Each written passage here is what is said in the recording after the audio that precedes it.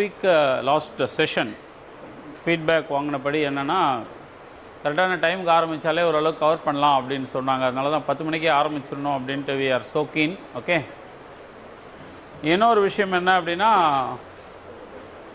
Sorry for whatever happen on Monday, because எல்லோரும் எழுத போயிருந்தாங்க. கம்யூனிகேஷன் மிஸ் ஆகிடுச்சு. We couldn't able to communicate. So we owe the responsibility and we will see that henceforth it won't happen. Because நான் எப்பயுமே சொல்வேன், sudden changes R ரீஷஃப்லிங் அப்படிங்கிறது எல்லா இடத்துலையும் நடக்கும். எல்லாமே சொல்ல முடியாது. இப்போ பாருங்கள், நான் வர ஐடியாலே இல்லை. ஐ வாஸ் திங்கிங் தட் கூலாக போய் இன்னொரு வாட்டி ரிவைஸ் பண்ணிவிட்டு ஒரு 11:15 எடுக்கலாம் அப்படின்னு தான் இருந்தேன். சரியா? But since he requested my assistance over there, I am rushing there. But it needs to be informed priorly அப்படிங்கிறது எப்பயுமே என் ப்ரையாரிட்டியாக இருக்கும். ஸோ அதனால் I apologise for whatever the communication lag that happened. Okay, start பண்ணலாமா?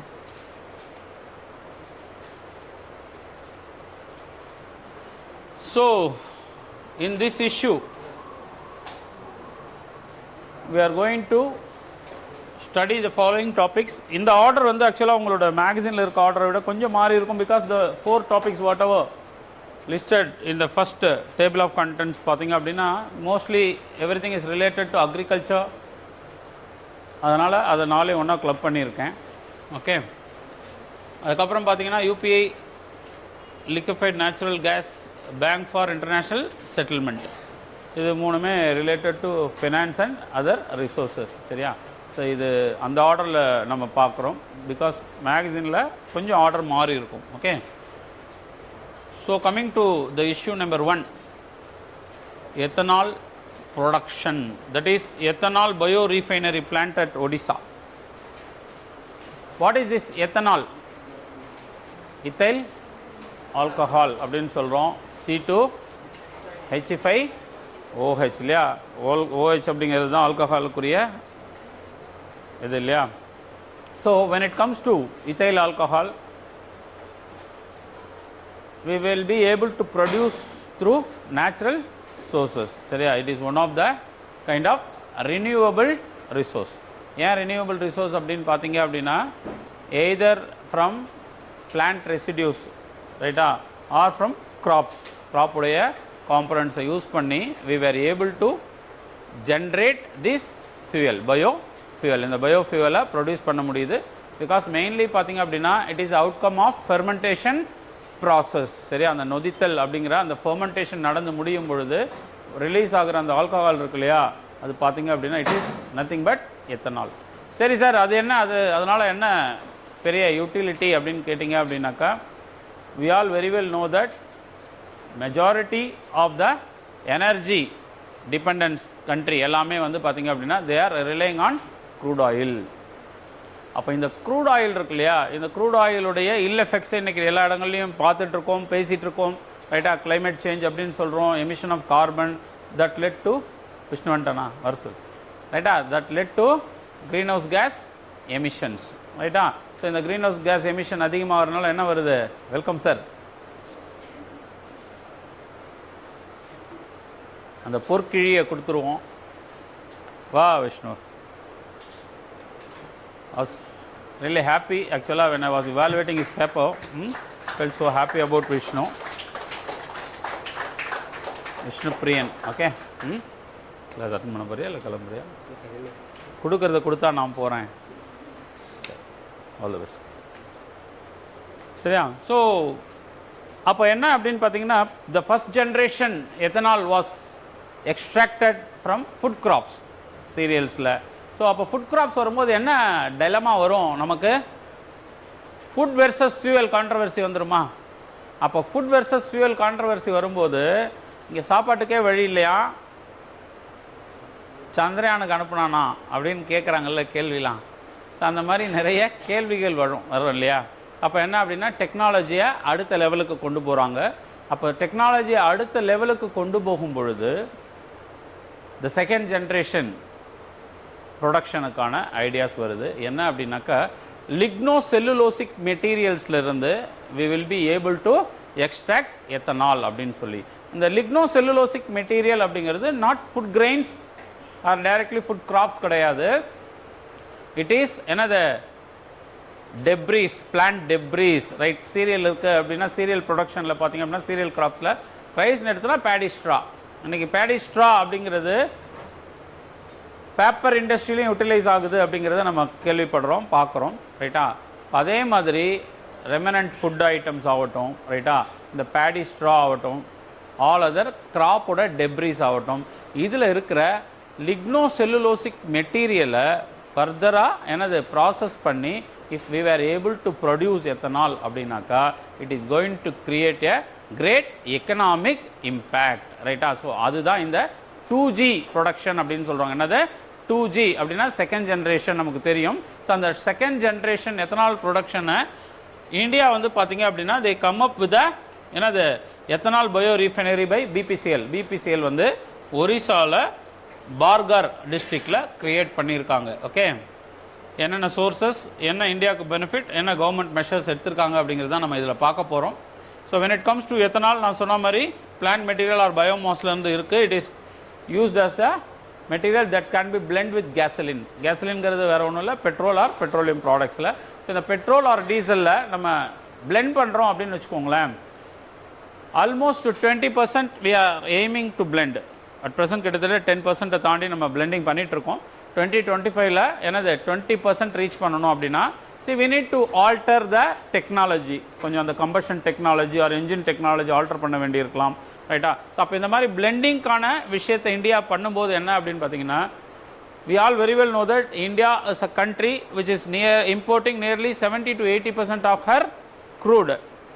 நமக்கு தேவையான எனர்ஜியை முக்காவாசி, ரைட்டா, நியர்லி 70%க்கு மேலே நம்ம we are dependent on import. அப்போ இது இம்போர்ட் டிபெண்ட் அப்படின்னு இருக்கும் பொழுது what will happen, automatically it will create various kind of issues. Energy செக்யூரிட்டியில் ஒரு ப்ராப்ளம் வரலாம். ரெண்டாவது, it may create a balance of payment crisis. என்ன பேலன்ஸ் ஆஃப் பேமெண்ட் கிரைசிஸ் எப்படி வரலாம், கம்ப்ளீட்டாக இம்போர்ட் பண்ணும்போது we need to give shell out our foreign exchange reserve, ரைட்டா. ஸோ அப்போது ஃப்யூச்சரில் பார்த்திங்க அப்படின்னா வார்னு ஒன்று நடந்தாலும் அது எனர்ஜிக்கான வாராக தான் இருக்கும் அப்படின்னு சொல்லும் பொழுது இந்தியாவோட எனர்ஜி செக்யூரிட்டியும் அதில் இன்வால்வ் ஆகிருக்கு. அப்படின்னா will be able to reduce 20% of the import cost. 20% நம்ம பிளெண்ட் பண்ணுறோம் அப்படின்னா will be able to reduce the 20%. Because India being agriculture country, நமக்கு கிராப் ரெசிடியூக்கோ இல்லை கிராப் ரெமனன்ஸ்க்கோ பஞ்சம் இல்லை, ரைட்டா. இது இல்லாமல் the problem associated with disposal of crop ரெசிடியூவே சில இடங்களில் பிரச்சனை. பஞ்சாப் ஹரியானாலலாம் பார்த்தீங்க அப்படின்னா கிராப் ஹார்வெஸ்ட்டுக்கு பின்னாடி என்ன பண்ணுறாங்க, what is the problem, Delhi பொல்யூஷனுக்கு ஒன் ஆஃப் த ரீசன் என்னது, ஸ்டப்பில் பேர்ன் பண்ணுறது, ரைட்டா. இப்படி ஸ்டப்பில் பேர்ன் பண்ணும்பொழுது ஆட்டோமேட்டிக்காக ஏர் பொல்யூஷனுக்கு அது லீட் பண்ணுதுன்னு ஒன்று சொல்கிறாங்க இல்லையா. அப்போ இஃப் திஸ் என்ன பிரச்சனை, ஏன் ஃபார்மர்ஸ் அதை எரிக்கிறாங்க அப்படின்னா அதை ரிமூவ் பண்ணுற அளவுக்கு அவங்கக்கிட்ட they don't have money first. அதுக்கான எக்கனாமிக் காஸ்ட் அப்படிங்கிறது ரொம்ப அதிகம். ஸோ அதனால் பேசாமல் கொளுத்தி விட்டால் ஆஷா மாதிரி நம்மளுடைய என்னது சாயிலுக்கே அது வந்து ஃபெர்டிலைசராக மாறும் அப்படிங்கிறனால அவங்க கொளுத்துறாங்க. இதையே சப்போஸ் சம் ப்ராடக்டாக மாற்றுறதுக்கு காசாக கிடைக்க போகுது அப்படின்னா obviously it will have some economic value. அப்போது இந்த பயோமாஸை யூஸ் பண்ணி நம்ம ப்ரொடியூஸ் பண்ணுறது தான் இதனோட ஐடியா. ஓகே, ஸோ இந்த ப்ராஜெக்டோட சிக்னிஃபிகன்ஸ் பார்த்திங்க அப்படின்னா நான் சொன்ன மாதிரி energy security and energy independence, சரியா. 2 டிஃப்ரெண்ட் பேராகிராஃப்ஸில் கொடுத்துருக்காங்க, அது ரெண்டையுமே நான் மெர்ஜ் பண்ணி தான் இங்கே கொடுத்துருக்கேன். So obviously it is going to give us energy independence, சரியா. ஸோ நம்ம வந்து இந்த க்ரூட் ஆயிலை நம்ம டிபெண்ட் பண்ணி இருக்கிறத குறைச்சிக்கலாம், ரைட்டா. அது one of the major reason. ரெண்டாவது, என்விரான்மெண்டல் பெனிஃபிட்ஸ் அப்படின்னு வரும்பொழுது ஆப்வியஸ்லி நான் சொன்ன மாதிரி இதனோட கம்பஷன் நடக்கும் பொழுது compare to crude oil it is less பொல்யூட்டிங்காக இருக்குது. ஸோ எமிஷன், கார்பன் எமிஷன் குறையுது அப்படின்னு சொல்கிறாங்க. ஓகே, அண்ட் தென் ரினியூவபிள் எனர்ஜியாக இருக்கிறதுனால நமக்கு என்னது எக்ஸாஸ்ட் ஆக போகிறதில்லை, ரைட்டா. எக்ஸாஸ்ட் ஆக போகிறதில்லை unlike crude. And reduced greenhouse gas emission and improved air quality. So these are all the environmental benefit we are going to get out of this ethyl alcohol or ethanol blending. Okay, then come to rural development. So in the rural development அப்படிங்கிறது வேற ஒன்றும் இல்லை, it is going to create what is called as a kind of circular economy. ஏன்னா இது circular economy அப்படின்னு பார்த்தீங்க அப்படின்னா இந்த ப்ரொடக்ஷனால் ஆட்டோமேட்டிக்காக ரிசோர்ஸ் ஆர் மணி அதிகமாக வரும். இந்த மணி அதிகமானா கன்சம்ஷன் அதிகமாகும், கன்சம்ஷன் அதிகமானா ப்ராடக்ட் சேல்ஸ் அதிகமாகும். ஸோ எக்கனாமிக்குள்ளே வந்து ஒரு சர்க்குலர் மொமெண்டம் கிரியேட் ஆகும். So it is going to support the rural development. Okay, then job creation and increased revenue. S obviously என்னது எந்த ஒரு எக்கனாமிக் ஆக்டிவிட்டி நடக்க போதுனாலும் அதை சுற்றி என்னது ஃபார்வர்ட் அண்ட் பேக்வர்ட் லிங்கேஜஸில் we are going to get various job opportunities. சிம்பிளாக என்ன சார் எத்தனால் ப்ரொடக்ஷனில் என்ன ஜாப் பெருசாக க்ரியேட் ஆகிடும், இண்டஸ்ட்ரியில் போயிட போகுது அப்படின்னா அந்த ஸ்டப்பில் அள்ளுறதும் ஒரு வேலை தான், அதை எடுத்து ஒரு லாரியில் போடுறதும் ஒரு வேலை தான், அதை டிரான்ஸ்போர்ட் பண்ணுறதும் ஒரு வேலை தான். ரைட்டா? அப்போது என்னது லேபரில் ஆரம்பித்து டெக்னிக்கலாக சர்வீஸ் இண்டஸ்ட்ரியில் ஆரம்பித்து மேனுஃபேக்சரிங் இண்டஸ்ட்ரி வரைக்கும் எல்லா இண்டஸ்ட்ரியிலையும் பார்த்தீங்க அப்படின்னா will be having a sequence of job that is going to be created because of this new avenue. இல்லையா? இப்போ இந்த பகுதி இது சோ கால்டு இந்த ஒரிசா இந்த டிஸ்ட்ரிக்டில் ரைட்டா it is kind of a rice belt அப்படின்னும் போது இங்கே என்ன ஆக போகுது, இனிமேல் பேடி க்ரோயிங் ஃபார்மர்ஸ்க்கு they are going to get a extra incentive or extra income for their agricultural produce. ஏன்னா எக்ஸ்ட்ரா இன்கம்மு அப்பார்ட் ஃப்ரம் கிரெயின்ஸை சேல் பண்ணும்போது எய்தர் மினிமம் சப்போர்ட் ப்ரைஸ்லையோ இல்லை டைரெக்டாக அக்ரிகல்ச்சர் மார்க்கெட்டிங் கமிட்டிலையோ அல்லது ட்ரேடர்ஸ் கிட்ட டைரெக்டாக சேல் பண்ணுறதோ கிரெயின்ஸை வித்தாச்சு. இப்போ என்ன இருக்கும், ஸ்ட்ரா இருக்க போகுது இல்லையா? இப்போ இந்த ஸ்ட்ரா பார்த்திங்க அப்படின்னா ஆஃப்லேட் பார்த்திங்க அப்படின்னா பேடி கல்டிவேட் பண்ணுறவங்களுக்கு தெரியும், இந்த பேடியை வந்து பண்டில் பண்ணுறதுக்கு ஒரு எக்யூப்மெண்ட் வந்துருச்சு. ரைட்டா? இப்போ இந்த பண்டில் பண்ணும்போது என்ன, ஸ்ட்ராவை வந்து உருட்டி ஒரு பண்டலாக கட்டிடுவாங்க. இப்போ ஆல்மோஸ்ட் வந்து ஒரு பண்டில் வந்து சீசனில் 70 ரூபாலேருந்து 80 ரூபா வரைக்கும் விற்குது. ரைட்டா? இப்போ சப்போஸ் நீங்கள் வந்து ஒரு 100 கட்டு கிடச்சிருக்கு உங்களுடைய அந்த பர்டிகுலர் பீஸ் ஆஃப் லேண்டில் அப்படின்னா 8000 ரூபா. இப்போ 8000 rupees you can shell out your money towards combined harvester use பண்ணியிருப்பீங்க, ரெண்ட்டுக்கு எடுத்துருப்பீங்க. அந்த கம்பைன்ட் ஹார்வெஸ்டர்காரனுக்கு 8000 ரூபா கொடுத்துட்டீங்க அப்படின்னா ஹார்வெஸ்டிங் காஸ்ட் நில்லு, because straw is managing your harvesting cost. இது சப்போஸ் ஃபியூவலுக்காக 150 ரூபா ஆகுது, 200 ரூபா ஆகுது ஒரு பண்டில் அப்படின்னு வச்சுக்கோங்களேன். Obviously the farmers is going to get a extra income out of this residue. இந்த கிராப் ரெசிடியூவால் அவங்களுக்கு என்னது மேலும் ஒரு வருமானம் கிடைப்பதற்கான வாய்ப்பு இருக்குது. Okay, then agriculture diversification and agriculture revenue as I told you, and balancing the trade deficit. Yes, obviously it is going to balance the trade deficit of the country because என்னது we are net importing country. ஏன்னா crude ஆயிலிருந்து எல்லாமே வந்து நம்ம import தான் பண்ணுறோம். And இன்னொரு முக்கியமான விஷயம் என்ன, இன்றைக்கி இருக்கிற global uncertainties is also creating some kind of problem. அதனால தான் நம்ம more and more renewable energy ரிசோர்ஸஸை நோக்கி நகர்த்துறோம். சரியா? சோலார் எனர்ஜியை நோக்கி பேசுகிறோம். ரைட்? இது எல்லாமே எதுக்கு அப்படின்னா to create something called as energy independence or energy security. So அப்போ இந்த மாதிரியான விஷயங்களை நம்ம இன்னும் இன்க்ரீஸ் பண்ணிட்டோம் அப்படின்னா will be able to ensure our energy security. Okay, so இதுதான் வந்து national biofuel policy. Additional income to the farmers, infrastructure investment in rural areas through setting up of 2G bio refineries, environmental friendly fuel for cleaner environment, employment generation, waste to wealth. Yes, obviously we are going to create what is called as waste to wealth. இதெல்லாம் தான் நீங்கள் use பண்ண வேண்டிய keywords. இப்போ மெயின்ஸில் நம்ம எழுதுகிறோம் அப்படின்னா so these are all the keywords. என்னது, circular economy, waste to wealth. ரைட்டா? ஸோ அந்த மாதிரி யூஸ் பண்ணோம் அப்படின்னா it will be having some catchy. இது reduce import dependency. Obviously it will reduce the import dependency of the country, and health benefits to encouraging utilization of used cooking oil as a feedstock for production of biodiesel. அதுதான் நான் சொன்னேன். அதாவது என்னது, unconventional inputs இது வரைக்கும் இன்புட்டாக use பண்ணலாமான்னு யோசித்த விஷயங்கள் எல்லாம் கூட இன்புட்டாக யூஸ் பண்ணுறதுக்கான வாய்ப்புகளை இந்த செகண்ட் ஜென்ரேஷன் பயோஃபியூவல் ரீஃபைனிங் வந்து கொடுத்துருக்கு. ஓகே, ஸோ இந்த இந்தியாவோட எத்தனால் பிளெண்டிங் ப்ரோக்ராம் நான் சொன்ன மாதிரி government launch its ethanol blending program to promote blending of ethanol up to 20% by 2025. 20% வரை நம்ம பண்ண போகிறோம் அப்படிங்கிறது. Okay, so obviously we are supposed to increase or improve our production capacity. அதுக்காக உருவாக்கப்பட்டது என்னது, பிரதான் மந்திரி ஜீவன் ஸ்கீம். ரைட்டா? பிரதான் மந்திரி ஜீவன் ஸ்கீம். இது promotion of second generation ethanol, as I told you, ligno cellulosic biomass or LC biomass. இதுதான் வந்து நான் சொன்ன மாதிரி composed of cellulose, hemicellulose and lignin. இந்த மூணும் இருக்கிற அந்த ப்ராடக்ட் எதாக இருந்தாலும் it can be forest residue, crop ரெசிடியூவாக இருக்கலாம். ரைட்டா? அண்ட் ஃபுட் வேஸ்ட்டாக இருக்கலாம். எதாக இருந்தாலும் அதிலிருந்து நம்ம என்ன பண்ண போகிறோம், we are going to generate. அப்போ அதுக்கான டெக்னாலஜி என்னவா இருக்கும் அப்படின்னா they would have identified some enzymes or some kind of bacteriaவோ இல்லை some other organismோ to ferment or இந்த பயோமெட்டீரியல் இருக்குல்லையே அந்த லிக்னோஸை அதை வந்து ஸ்ப்ளிட் பண்ணி கன்வெர்ட் பண்ணுறதுக்கான விஷயத்தை கண்டுபிடிச்சிருப்பாங்க.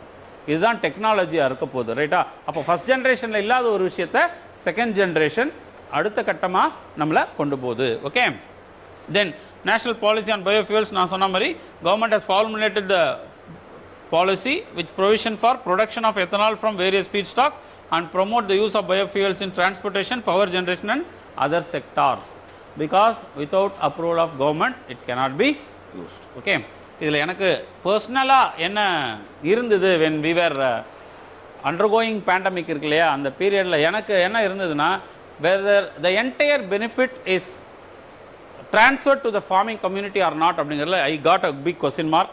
எனக்கு எப்படி இருக்கும் அப்படின்னா இந்த எத்தனால் இருக்குல்ல, அப்போ when we were undergoing this issue of pandemic எதுக்கு ரொம்ப யூஸ் ஆச்சு? ஹேண்ட் சானிடைசருக்கு ரொம்ப யூஸ் ஆச்சு, கரெக்டா? ஸோ சானிடைசருக்கு அவ்வளோ டிமாண்ட், தட் இஸ் எத்தனாலுக்கு அவ்வளோ டிமாண்ட் இருந்தது. பட் என்னுடைய அப்சர்வேஷனில் no sugar producing industries transferred the benefit to the farming community. They got windfall gains out of ethanol production, but that is not got transferred to the farming community. இனி ஒரு டன்னுக்கு இவ்வளோன்னு fix பண்ணால government, அந்த fix பண்ண அமௌண்ட்டை கொடுக்கறதுக்கு அதுக்கே அழுவானுங்க, கொடுக்கல. இப்போ இவ்வளோ தூரம் டிமாண்ட் ஆச்சு இல்லை, டிமாண்டால் காஸ்ட் எஸ்கலேட் ஆச்சு இல்லை, காஸ்ட் எஸ்கலேட் ஆகும்போது ஒரு பெனிஃபிட் வந்தது இல்லை, அந்த பெனிஃபிட்டை they doesn't transfer to the farming community. சரியா? ஸோ இப்போ என்ன அப்படின்னா இந்த பயோஃபியூல் இன்னும் என்ஹான்ஸ்மெண்ட் பண்ணுறாங்க, இல்லை எஃபிஷியன்சி என்ஹான்ஸ் பண்ணுறோம். பிகாஸ் சுகர் கேன் இண்டஸ்ட்ரியை பொறுத்த வரைக்கும் என்ன, பெகாசி இஸ் த ரிசோர்ஸ். ஃபியூச்சரில் இந்த மாதிரி ரெசிடியூஸ் எல்லாமே பண்ணாலும் that should not stop with the producers. ப்ரொடியூசர்ஸ்னா மேனுஃபேக்சரரோடு நின்றக்கூடாது. That benefit should be transfer to the farmers. அப்போ தான் அவனுக்கு இன்னும் ஒரு எக்ஸ்ட்ரா லைவ்லிஹுட் அவென்யூ கிடைக்கும். ஓகே, ஸோ அப்போ என்ன அப்படின்னா policy support and stability ensure பண்ணணும். Then technological grants for ethanol economy, obviously because technology அப்படிங்கிறது ரொம்ப ரொம்ப முக்கியம்.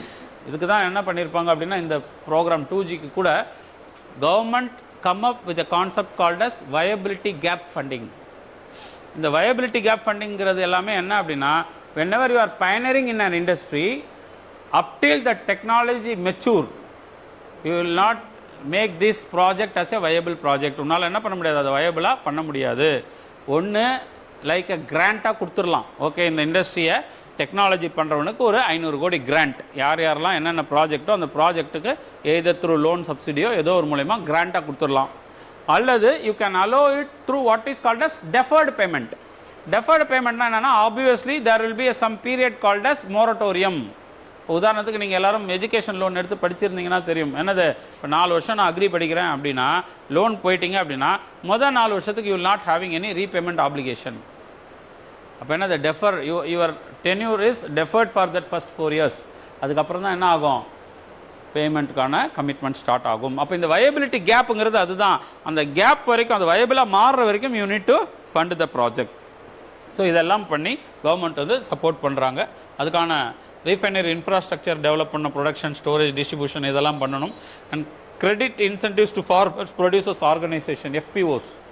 நமக்கு நல்லா தெரியும், of late we are having various farmers produce organisation. சரியா? FPOs இவங்க வந்து அக்ராஸ் த கண்ட்ரி வேரியஸ் செக்மெண்ட்டில் ஒர்க் பண்ணுறாங்க, வேரியஸ் கிளஸ்டர்ஸில் இருக்காங்க. சே ஃபார் எக்ஸாம்பிள் ஒரு பேடி ப்ரொடக்ஷன் ரீஜியன் அப்படின்னா பேடிக்கான FPOவாக இருக்கலாம், ரைட்டா? ஒரு கோகனட் ப்ரொடக்ஷன் ரீஜனாக இருந்தால் கோகனட்டுக்கான FPOவாக இருக்கலாம், ரைட்டா? ஆயில் ப்ரொடியூசிங் ரீஜனாக இருந்தால் ஆயில் பல்சஸ்க்கான FPOவாக இருக்கலாம். இந்த மாதிரி எது வேணால் இருக்கலாம், அவங்களுக்கு கொடுக்கணும் அப்படின்ட்டு. Then awareness and capacity building. So awareness obviously என்னது, we need to create awareness. எனக்கு என்ன, இந்த ஸ்டப்பில் எரிக்காத, இது காசாக்கலாம் அப்படின்னு சொன்னால் கண்டிப்பாக அவன் என்ன பண்ணுவான், யோசிப்பான்.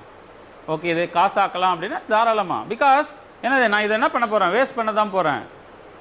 எனக்கு அவ்வளோலாம் கிராப் ரெசிடியூ உள்ளே போய் எனக்கு என்ன பண்ண போகிறதில்ல, மைக்ரோ நியூட்ரியன்ஸ் டெவலப் ஆக போகிறதில்ல. And apart from that I have been blamed as a polluter also. ஏன்னா என்னன்னு சொல்கிறாங்க, பொல்யூட்டர்னு சொல்கிறாங்க. இப்போ என்ன அப்படின்னா I am going to get a benefit, மணியாகவும் கிடைக்க போகுது. I will be a kind of a clean என்விரான்மெண்ட்டுக்கான ஒரு வாரியராகவும் நான் மாற போகிறேன் அப்படின்னா அந்த அவேர்னஸை ஃபார்மருக்கு கொடுத்தோம் அப்படின்னா they are going to adopt the technology or the innovation. Okay, then capacity building. Yes, obviously அதுக்குரிய ப்ரொடக்ஷன் கெப்பாசிட்டியை பில்ட் பண்ணாதான் சரி. அவங்க சொன்ன அடுத்த நிமிஷம் எனக்கு என்னது, ஆஹா ஒரிசா வரைக்கும் நம்மளுடைய வைக்கோலை அனுப்ப முடியாது. அப்போ ஒரிசா வரைக்கும் அனுப்ப முடியாதுன்னா என்ன பண்ணணும், தமிழ்நாட்டில் அல்லது இப்போ நான் இருக்கேன்னா என் டிஸ்ட்ரிக்டில் ஒரு பயோ ரிஃபைனரி வந்ததுன்னா I will be able to send it. Concept புரியுதா? ஸோ அப்போ கெப்பாசிட்டி பில்டிங் ரொம்ப முக்கியம். And collaboration and partnerships. Yes, obviously இன்றைக்கி எல்லாமே வெதர் இட் இஸ் G20 ஆகட்டும் இல்லை குளோபல் கான்க்ளேவ்ஸ் நீங்கள் எங்கே போனாலும் பார்த்தீங்க அப்படின்னா we are having various technology agreements. இன்றைக்கி இந்த பயோஃபியூவலை இனிஷியலாக டேப் பண்ண கண்ட்ரி, ரொம்பவே பர்ஃபெக்டாக பண்ண கண்ட்ரி யாரா அப்படின்னு கேட்டால் பிரேசில். பிகாஸ் நமக்கு தெரியும் என்னது, அவனுக்கு மேலே தான் கியூபா இருக்கான், சுகர் பவுல் ஆஃப் வேர்ல்டுன்னு சொல்கிறோம். இவங்களும் one of the major sugar producing country. அப்போ அவன் தான் வந்து பார்த்திங்க அப்படின்னா இந்த எத்தனால் என்னடா பண்ணுறது அப்படின்னு யோசிக்கும்போது சரி ஏன் இதை பயோஃபியூல், அப்போது என்ன they will be having technology. நீங்கள் நம்ம 2G பற்றி பேசுகிறோன்னா அவன் என்ன பண்ணியிருப்பான், 3rd ஜென்ரேஷன் போயிருப்பான். சொல்கிறது உங்களுக்கு புரியுதா? ஸோ அடுத்த கட்டமாக இன்னும் எவ்வளோ ஃபியூவலை எஃபிஷியண்ட்டாக எடுக்கலாம், இந்த மாதிரியான மெட்டீரியல்ஸ்லேருந்து வேறு என்னென்ன ப்ராடக்ட்லேருந்து எடுக்கலாம் அப்படிங்கிற டெக்னாலஜி அவன்கிட்ட இருந்ததுன்னா we can go for technology collaborations. சரியா? ஸோ இந்த மாதிரியான விஷயங்கள் எல்லாமே கவர்மெண்ட் வந்து ஸ்டெப் எடுக்கிறாங்க. these are all the things we considered as way forward in this area. Okay, ethanol production clarity இருக்கா? Right. So 2G bio refinery அப்படிங்கிறத ஒரிசா கிட்ட ஓப்பன் பண்ணியிருக்காங்க பார்கர் டிஸ்ட்ரிக்டில். ஸோ அதுதான் நியூஸ் ஆக்சுவலாக. ஸோ அது சரௌண்டிங் இருக்க இன்ஃபர்மேஷனை நம்ம இப்போ தெரிஞ்சுக்கிட்டோம். ஓகே, பொக்காளி ரைஸ், இது one more important thing pertaining to integrated farming. ஆக்சுவலாக இது இன்டகிரேட்டட் ஃபார்மிங் அப்படிங்கிறது அக்ரிகல்ச்சரில் one of the prominent technology. ஒரே வயலில் பார்த்தீங்க அப்படின்னா யூ கேன் க்ரோ வேரியஸ் ஸ்டேட்டாவை எக்ஸ்ப்ளாய்ட் பண்ணலாம். சே ஃபார் எக்ஸாம்பிள் பவுல்ட்ரிக்கு கீழே பேடி கல்டிவேஷனில் ஒரு ட்ரென்ச் கிரியேட் பண்ணி யூ கேன் க்ரோ ஃபிஷ். இந்த மாதிரி பண்ணிங்க அப்படின்னா மல்டி லேயரில் you will be able to have integrated farming. ரைட்டா? ஸோ இந்த மாதிரி இன்னொரு மெத்தடில் ட்ரெடிஷ்னலாக கேரளாவுடைய எர்ணாகுளம் டிஸ்ட்ரிக்ட்டு, ரைட்டா, திருச்சூர் டிஸ்ட்ரிக்ட்டு இங்கெல்லாம் பண்ணப்பட்டிருந்த ஒரு என்னது அக்ரிகல்ச்சர் ப்ராக்டிஸ் தான் கல்டிவேஷன் ஆஃப் பொக்காளி ரைஸ். இது வேறு ஒன்றுமே இல்லை, 2 டிஃப்ரெண்ட் சீசனில் எப்படி வந்து இந்த இன்டகிரேட்டட் ஃபார்மிங்கை வெவ்வேறு பீரியடில் தான் அதை பண்ணுறாங்க. ஆக்சுவலாக ஒரே டைமில் பண்ணல. Unlike integrated farming it is not done on the same base. வெவ்வேறு என்னென்னா லோ லேயிங் கோஸ்டல் ஏரியாவில் வாட்டர் செலைனாக இருக்கு இல்லையா, இந்த saline water before monsoon season ஸ்டாக்னேட்டடாக இருக்கும் பொழுது they are using it for prawn cultivation. என்னது இறால் வளர்ப்புக்கு பயன்படுத்துகிறாங்க. ஆஃப்டர் ப்ரான் கல்டிவேஷனுடைய பீரியட் முடியுது, மார்ச்சுக்குள்ளே முடிச்சிடுறோம் அப்படின்னாக்கா ஏப்ரல் டு அக்டோபர் சீசனில் we all very well know that மேலே மான்சூன் ஆன்செட் ஆகிடும். South west monsoon across the Kerala coast. ரைட்டா? இந்தியா ஃபுல்லாக வந்து பார்த்திங்க அப்படின்னா சவுத் வெஸ்ட் மான்சூன் பீரியடில் நல்ல மழை பெய்யும் இல்லையா. அதுக்கு முன்னாடி ட்ரையாக இருந்த இந்த லேண்டில் ஆட்டோமேட்டிக்காக என்ன இருக்கும், சால்ட் என்க்ரஸ்டேஷன்ஸ் இருக்குமா. இந்த சால்ட் என்க்ரஸ்டேஷன்ஸ் லீச் அவுட் ஆகுது மான்சூன் ரெயின்ஃபால்லனா. ஆஃப்டர் லீச்சிங் அவுட் ப்ராப்பராக பன் ஃபார்ம் பண்ணி நல்லா உயரமாக வளர்கிற இந்த Pokkali rice which is salt resistant because it is having a gene called as salton. ரைட்டா? இந்த salton அப்படிங்கிற அதுக்குள்ளே இருக்கிற அந்த ஜீன் தான் அதை சால்ட் செலைன் ரெசிஸ்டன்ட் வெரைட்டியாக வச்சுருக்கு. ஸோ இந்த வெரைட்டி ஆஃப் ரைஸை அவங்க க்ரோ பண்ணுறாங்க. ஸோ கிட்டத்தட்ட அதிக உயரத்துலேயும் இது வளருது அப்படிங்கிறது. ஓகே, ஸோ இதில் மலையாளமில் என்னது பொக்கம் அப்படின்னா ஹைட் அண்ட் ஆலி மீன்ஸ் பிளான்ட் அப்படிங்கிறாங்க. அதனால பொக்காளி அப்படின்னு பேர் வச்சுருக்காங்க அப்படின்னு சொல்கிறாங்க. ஓகே, so this Pokkali rice is also having huge health benefits because இன்றைக்கி என்னது India is a diabetic capital of world. Diabetic capital of வேர்ல்டுனா எல்லா பக்கமும் நம்ம திரும்பின இடம் எல்லாமே என்னது சுகர் அப்படிங்கிற அந்த பிரச்சனையை பெருசாக பேசுகிறாங்க. அதில் அதை சுற்றி இருக்கிற என்னது சரௌண்டிங் ஹெல்த் ஹசார்ட்ஸ் ஆல்சோ. ரைட்டா? அப்போ என்ன அப்படின்னா இந்த மாதிரியான ட்ரெடிஷ்னல் ரைஸ் வெரைட்டிஸ் பார்த்தீங்கன்னா they are low in glycemic index. இந்த கிளைசமிக் இண்டெக்ஸ் லோவாக இருக்கிறதுனால இது one of the good source carbohydrate source for those who are having diabetic. But நம்ம என்ன எல்லாமே ஃபைன் கிரெயினு அதில் இருக்கிற மேலே இருக்கிற அந்த இது கோட்டிங் கீட்டிங் எல்லாத்தையுமே பண்ண பிறகு இருக்கிறது வெறும் டைரக்ட் சுக்ரோஸ் தான், இல்லை குளுக்கோஸ் தான். டைரெக்டாக டைஜஸ்ட் ஆகி கார்போஹைட்ரேட் வந்து சுகராக கன்வெர்ட் ஆகிடுது. வேற அதனால தான் இப்போ என்ன சொல்கிறாங்க, ரெட் ரைஸ் சாப்பிடுங்க, இந்த மாதிரி பொக்காளி ரைஸ் சாப்பிடுங்க அப்படின்னு சொல்கிறாங்க இல்லையா. அதுக்கான காரணம் என்ன அப்படின்னா, குவான்டிட்டியும் ஸ்டஃப் ஆகிடும், போய் குவான்டிட்டியும் கம்மியாக சாப்பிடுவீங்க, நல்லா வலிச்சு வாரி சாப்பிட முடியாது. ரெண்டாவது என்ன அப்படின்னு பார்த்தீங்கன்னாக்கா, லோ இன் கிளைசிமிக் இண்டெக்ஸுங்கிறதுனால ஸ்லோ ரிலீஸ் ஆஃப் சுகர் இருக்கும், ரைட்டா. ஸோ அதுதான் இதனோட ஹெல்த் பெனிஃபிட். ஓகே, ஸோ இங்கே என்ன அப்படின்னு பார்த்தீங்கன்னா, ஆப்வியஸ்லி எப்பயுமே நடக்கிற மாதிரி தான், விவசாயம் அப்படிங்கிறது ரொம்பவே கடுமையான தொழில். ப்ரொடக்ஷன் இருக்கிற அளவுக்கு என்ன பண்ண முடியல, அவங்களால சேல் பண்ண முடியல. தட் டூ இன்னும் முக்கியமாக என்ன அப்படின்னா, 60,000 ஹெக்டேருக்கு மேலே இருந்த அந்த பகுதிகள் குறைஞ்சி 20,000 ஹெக்டேருக்குள்ளே சுருங்கிருச்சு இப்போது பொக்காளி ரைஸ் கல்டிவேட்டிங் ஏரியாவே. பட் ஆனால் என்ன அப்படின்னு பார்த்தீங்க அப்படின்னா, government also taking various measures, cooperatives மூலயமா வேரியஸ் ஸ்கீம்ஸ் மூலயமா கொடுக்கறதுக்கு நிறைய மெஷர்ஸ் எடுத்துக்கிட்டு இருக்காங்க. But still the farmers are suffering அப்படிங்கிறது தான் நியூஸ். ஓகே, ஸோ இந்த பொக்காளி ரைஸ் நான் சொன்ன மாதிரி it is a heritage crop. அது கிளவர் மேன்ஸ் ரைஸ் அப்படின்னு சொல்கிறாங்க. நான் சொன்ன மாதிரி ரைஸ் ப்ரான் ஃபார்மிங்கில் பெரிய அட்வான்டேஜ் என்ன அப்படின்னு பார்த்தீங்கன்னாக்கா, you need not to give any fertiliser substitution to this region. Prawn cultivate பண்ணுறீங்க இல்லையா, ப்ரான் கல்ச்சர் பண்ணும் பொழுது அதனோட ஃபீக்கல் மேட்டரும் அதனோட டெட் அண்ட் டெப்ரிஸுமே it is going to become a organic matter for rice cultivation. அப்போ ரைஸ் கல்டிவேட் பண்ணுறதுக்கு நீங்கள் தனியாக என்ன பண்ணுறதில்ல, உரம் அப்படிங்கிறது போடுறதில்ல, பெஸ்டிசைட் அப்படிங்கிறது யூஸ் பண்ணுறதில்ல. அப்போ ஆட்டோமேட்டிக்காக it is naturally organic farming. இப்போ தான் நம்ம அதை பற்றி ட்ரம்பட் பண்ணி பேசிகிட்டு இருக்கோம் இல்லையா. அதாவது 1966களுக்கு முன்னாடி வரைக்கும் இந்திய விவசாயம் அப்படிங்கிறது இயற்கை விவசாயமாக தான் இருந்தது. நமக்கு என்னென்ன கெமிக்கல்லாம் என்னென்னு தெரியாது. இன்றைக்கி பேசுகிற எல்லாமே என்னது, வேப்பம் புண்ணாக்காகட்டும், ரைட்டாக வேப்பெண்ணெய் ஆகட்டும், அந்த பஞ்சகாவியம் அப்படிங்கிற அந்த ப்ராடக்ட் ஆகட்டும், இந்த மாதிரி எதெல்லாமே நேச்சுரலாகவே நம்ம ஆட்கள் அப்போ பண்ணிட்டு தான் இருந்தாங்க. வேப்பெண்ணெய் எடுத்து அரைச்சி வேப்பங்கொட்டையை அரைச்சி தான் தெளிப்பாங்க, ரைட்டா. ஆனால் 1966 என்ன ஆகுது, we are moving towards what is called as green revolution. அந்த பசுமை புரட்சி அப்படின்னு வரும்பொழுது we gone towards what is called as technology intensive cultivation, where we started relying on what is called as chemical fertilizer, high yielding varieties, ரைட்டா.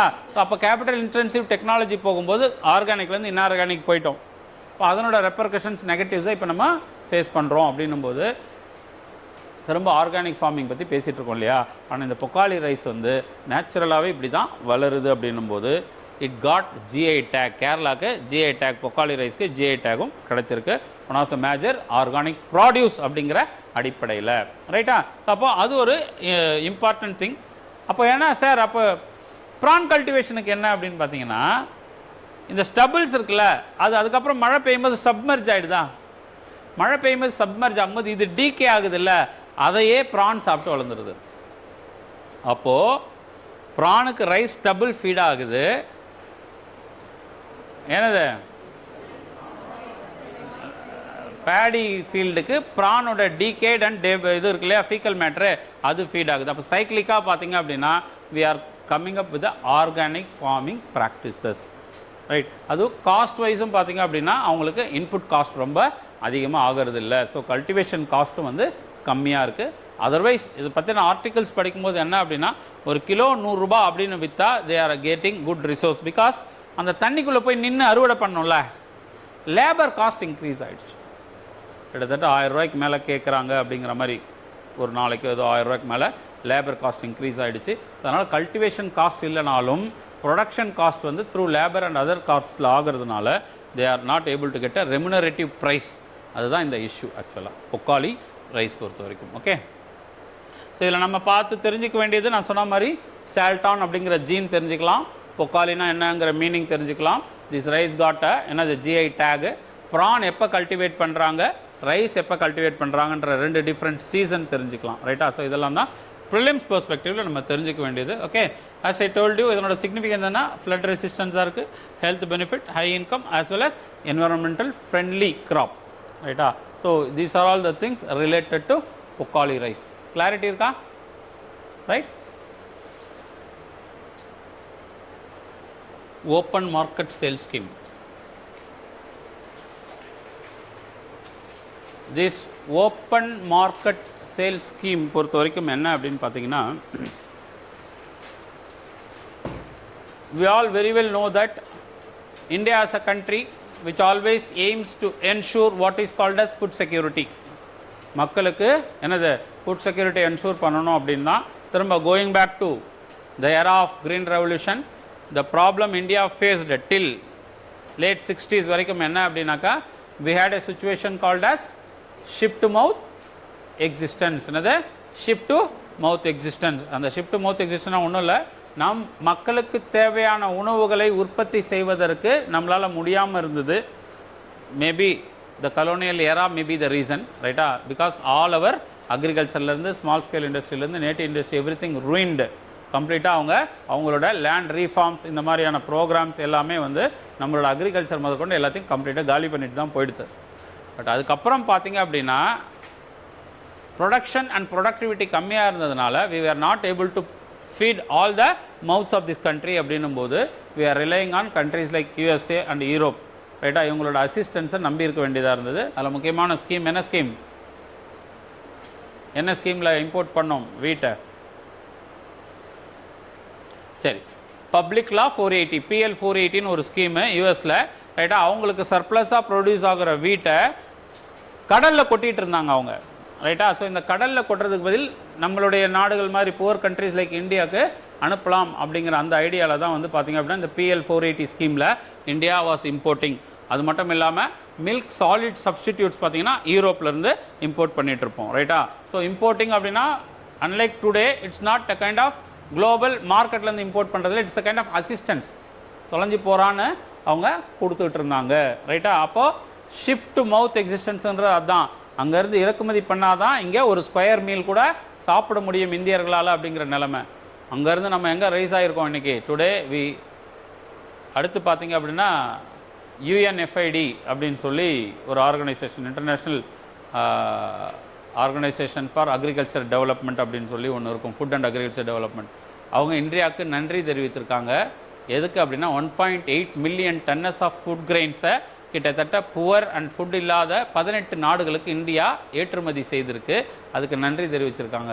So this is the status India attained from 1966 to 2023 because we were able to reach what is called as self sufficiency in food grain production. உணவு தானிய உற்பத்தியில் தன்னிறைவை நம்ம அடைஞ்சிட்டோம். So அந்த தன்னிறைவை அடைஞ்சதோடு மட்டும் இல்லாமல் in order to safeguard our people we are having something called as buffer stock norms.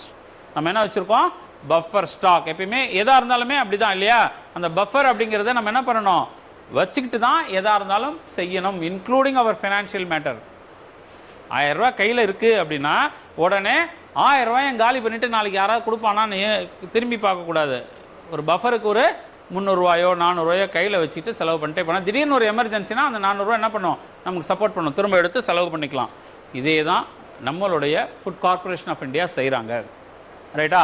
FCIயோட major primary role என்ன அப்படின்னு பார்த்தீங்க அப்படின்னா, ப்ரொக்யூரிங் தீஸ் ரைஸ் அண்ட் வீட், மெயினாக சீரியல் தான் பஃபரில் வச்சுருக்கோம். Rice also being a staple crop in India as well as wheat is also a staple crop in India. இந்த ஸ்டாப்பிள் ஃபுட் அப்படிங்கிறதுனால இந்த ஸ்டாப்பிள் ஃபுட்டு ரெண்டுத்தையுமே நம்ம என்ன பண்ணுறோம்? பஃபர் ஸ்டாக் மெயின்டைன் பண்ணுறோம். And we are having a kind of obligation towards the farmer through what is called as minimum support price mechanism. இந்த MSP அப்படிங்கிற மெக்கானிசம் என்ன அப்படின்னு பார்த்தீங்கன்னா, உணவு தானியம் உற்பத்தி செய்கின்ற விவசாயிகளுக்கு குறைந்தபட்ச ஆதரவு விலையை கொடுக்கணும் அப்படிங்கிறதுக்காக அரசு பார்த்தீங்க அப்படின்னா they are declaring MSP for various crops. Particularly they are conveying the message to the people that என்னது, கவலைப்படாத நான் இருக்கேன். என்ன மெசேஜ் சொல்கிறாங்க? கவலைப்படாத நான் இருக்கேன். பிகாஸ் MSPயோட லாஜிக் என்ன அப்படின்னா, even in the period of கிளட்னா என்ன, விளைந்து குவிந்து விட்டாலும், எனக்கு என்னது தக்காளி 120 அப்படின்னோடனே வீடு கட்டிட்டான் ஒருத்தன், தக்காளி போட்ட விவசாயினோடனே எல்லா பயப்புலையும் போய் தக்காளி போட்டான், திரும்ப 2 ரூபாய்க்கு வந்து நின்றுடுது, ரைட்டா? 120 ரூபா விற்ற அன்னைக்கு டன்டனா தக்காளி ஏற்றினவன் வீடு கட்டிட்டான், கார் வாங்கிட்டான், கிரெட்டா வாங்கி போஸ்ட் பண்ணுறான். இதை நம்பி ஊர் பூரா தக்காளி விளைவிக்கும் போது என்ன ஆகிடுது? It is flooding the market. Once the crop is flooding the market என்ன ஆகிடும்? வீழ்ச்சி அடையுது இல்லையா? ஸோ அப்போ உணவு தானியத்துக்கு அப்படி ஒரு நிலைமை வரக்கூடாது அப்படிங்கிறதுக்காக தான் இனிஷியலாக தே கம் அப் வித் MSP. அப்புறம் நிறைய கிராப்ஸ்க்கு அதை எக்ஸ்பேண்ட் பண்ணாங்க. ரைட். அப்போ என்னன்னா அரசு என்ன ஒரு உறுதி சொல்லுதுன்னா, எவ்வளோ விளைஞ்சு குவிஞ்சாலும் கவலைப்படாத, இந்த குறைந்தபட்ச ஆதரவு விலையில் என்னுடைய ப்ரொக்யூர்மெண்ட் சென்டரில் நான் வாங்கிக்கிறேன். என்னது அவங்களுடைய ப்ரொக்யூர்மெண்ட் சென்டர்ஸில் அவங்க அந்த ரேட்டுக்கு வாங்கிக்கிறாங்க, ஆக்சுவலாக வாங்கிக்கிறாங்க. But the problem is it is not highly decentralised, ரொம்ப டீசென்ட்ரலைஸ்டாக இல்லை, எல்லா ஃபார்மருக்கும் ரீச்சபிளாக அது இல்லை, ஸ்மால் ஃபார்மர்ஸாக அங்கே எடுத்துகிட்டு போய் போட முடியல. ஸோ அது பெரிய டாபிக், அதுக்குள்ளே இப்போ நான் போக விரும்பல. பட் FCI இருக்குல்லையா, ஃபுட் கார்பரேஷன் ஆஃப் இந்தியா, அவங்க என்ன பண்ணுறாங்க, இந்த மாதிரி ரைஸையும் பேடியும் MSPயில் ப்ரொக்யூர் பண்ணுறாங்க ஆல் இண்டியா லெவலில். அங்கங்கே அவங்களோட FCI குடோன்ஸில் வச்சுருக்காங்க இல்லையா. This they are using to give for the central government வந்து பார்த்தீங்க அப்படின்னா வேரியஸ் ஸ்கீம்ஸ் இருக்குது இல்லையா. ரைட். இப்போ என்ன நேஷனல் ஃபுட் செக்யூரிட்டி ஆக்டுடைய கமிட்மெண்ட், கிட்டத்தட்ட 80 கோடி மக்களுக்கு நேஷனல் ஃபுட் செக்யூரிட்டி ஆக்ட் படி தே ஆர் ப்ரொவைடிங் என்னது ஃபுட்டு, ரைட்டா. ஸோ அப்போ ஃப்ரீயாக வந்து கவர்மெண்ட் கொடுக்குதில்ல. ஸோ அப்போ அந்த மாதிரி அந்தியோத்திய அன்ன யோஜனா இந்த மாதிரியான ஸ்கீம் வழியாக அவங்க கொடுக்குறாங்கல்ல, அது ஃபுட் செக்யூரிட்டி என்ஷூர் பண்ணுறதுக்கு. ஸோ இந்த மாதிரி என்டைட்டில்மெண்ட்டுக்கு போக they are giving to the state governments through what is called a central issue price. Central issue ப்ரைஸில் கொடுத்துட்ருக்காங்க ஸ்டேட் கவர்மெண்ட்டுக்கும், அதை வாங்கி தான் அவங்க PDSக்கு எல்லாமே யூஸ் பண்ணிகிட்ருக்காங்க. பட் இது இல்லாமல் சர்ப்ளஸ் நிறைய வந்துடுது இல்லை சில நேரங்களில்.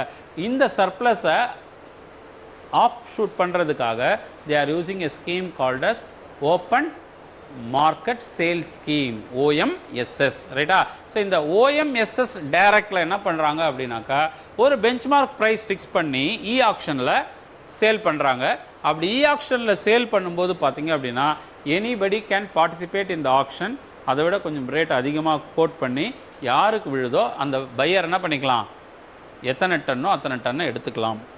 இப்போ இந்த ஸ்கீமில் என்ன பிரச்சனை ரீசண்டாக அப்படின்னு பார்த்தீங்க அப்படின்னா, கார்ட்டல் மாதிரி ஃபார்ம் பண்ணி ஒரு சிலர் மட்டுமே எடுத்துகிட்டு போய் பதுக்கி வச்சுட்டு பின்னாடி ரைஸ் விலை ஏறும்போது விற்கிறாங்க. ஹோர்டிங்க்கு அது லீட் பண்ணுது, இன்ஃப்ளேஷனுக்கு அது லீட் பண்ணுது அப்படிங்கிற காரணங்களாலும்.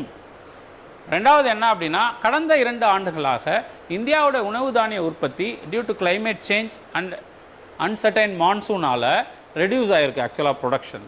அப்போ பஃபர் ஸ்டாக்கையும் மெயின்டைன் பண்ணணும் அப்படிங்கிற ஆப்ளிகேஷன் இருக்கிறதுனால இனிஷியலாக என்ன பண்ணிட்டாங்க அப்படின்னாக்கா, இந்த ஓப்பன் மார்க்கெட் சேல் ஸ்கீமை நாங்கள் நிப்பாட்டிக்கிறோம், விட்ரா பண்ணிக்கிறோம், இல்லை ஆல்டர் பண்ணுறோம்னா என்னென்னா, small and medium buyers can buy in A small lot, கம்மியாக வாங்கிக்கலாம்.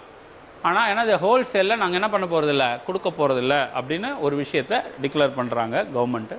அதோடு மட்டும் இல்லாமல் இந்த ஸ்கீமில் ஆல்ரெடி இஷ்யூ ப்ரைஸ் போக மீதி எனக்கு தேவைன்னா ஸ்டேட்ஸும் என்ன பண்ணிட்டு இருந்தாங்க இது வரைக்கும் பார்த்தீங்கன்னா, they are also participated in the scheme OMSS and they are also ஆக்ஷனில் பார்ட்டிசிபேட் பண்ணி அவங்க ஒரு ஃபிக்ஸட் ப்ரைஸில் வாங்கிட்டு இருந்தாங்க, ரைட்டா. அப்போ அந்த ஃபிக்ஸட் ப்ரைஸில் கிடைச்சிட்டு இருந்த இந்த மாநிலங்கள் இருக்குல்ல, இவங்களுக்கும் தரமாட்டோன்னு சொல்லிட்டாங்க.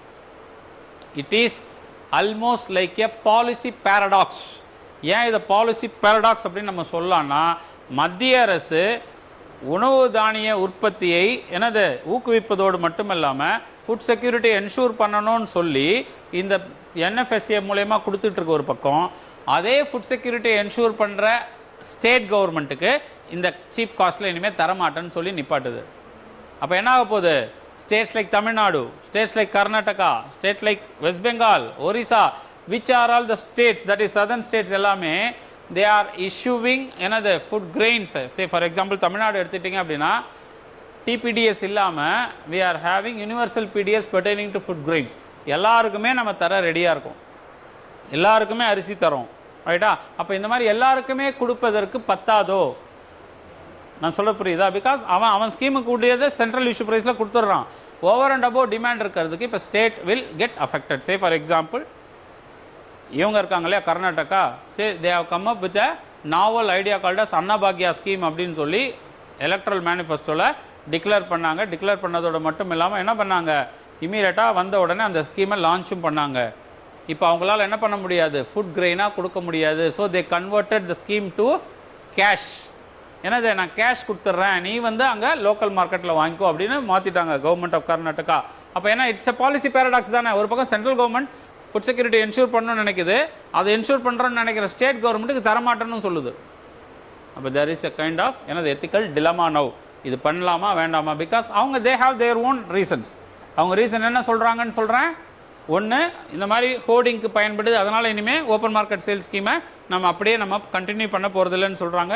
ரெண்டாவது, பஃபர் ஸ்டாக் நார்ம்ஸை நம்ம என்ன பண்ணி ஆகணும், மெயின்டைன் பண்ணி ஆகணும். அப்படியே வாரி வாரி ஓப்பன் மார்க்கெட்டில் சேல் பண்ணிட்டா திரும்ப பின்னாடி அடுத்தடுத்த வருஷங்களில் ப்ரொடக்ஷன் இல்லைன்னு வச்சுக்கோங்களேன், பேசிக் ரெக்குயர்மெண்ட்டுக்கே இல்லாமல் போயிடும்.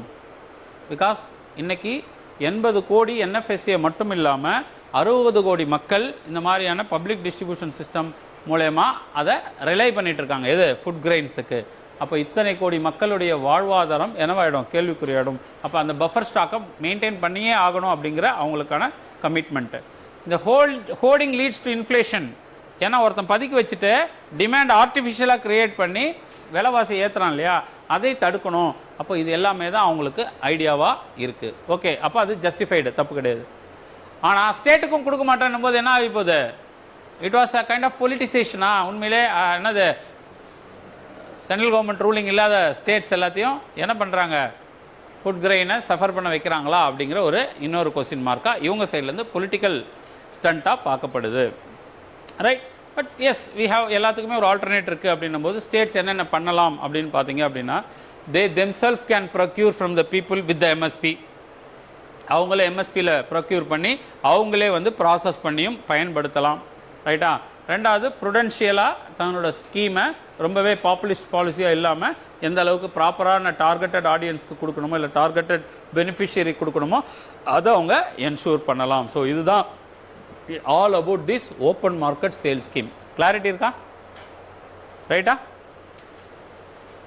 ரைட். ஸோ ஓஎம்எஸ்எஸ்னால் என்னென்னு பார்த்தோம். Why central government took the decision, state எப்படி அஃபெக்ட் ஆச்சு, என்னென்ன ஆல்டர்னேட் மெஷர்ஸ் அப்படிங்கிறது. We all very well know the FCI இது வந்து 1964 முதல்ல கிரியேட் பண்ணாங்க. Ministry of consumer affairs, food and public distribution. இவங்களுக்கு கீழே தான் இந்த ஃபுட் கார்பரேஷன் ஆஃப் இந்தியா செயல்படுது. So they are the one who maintain this buffer stock norms.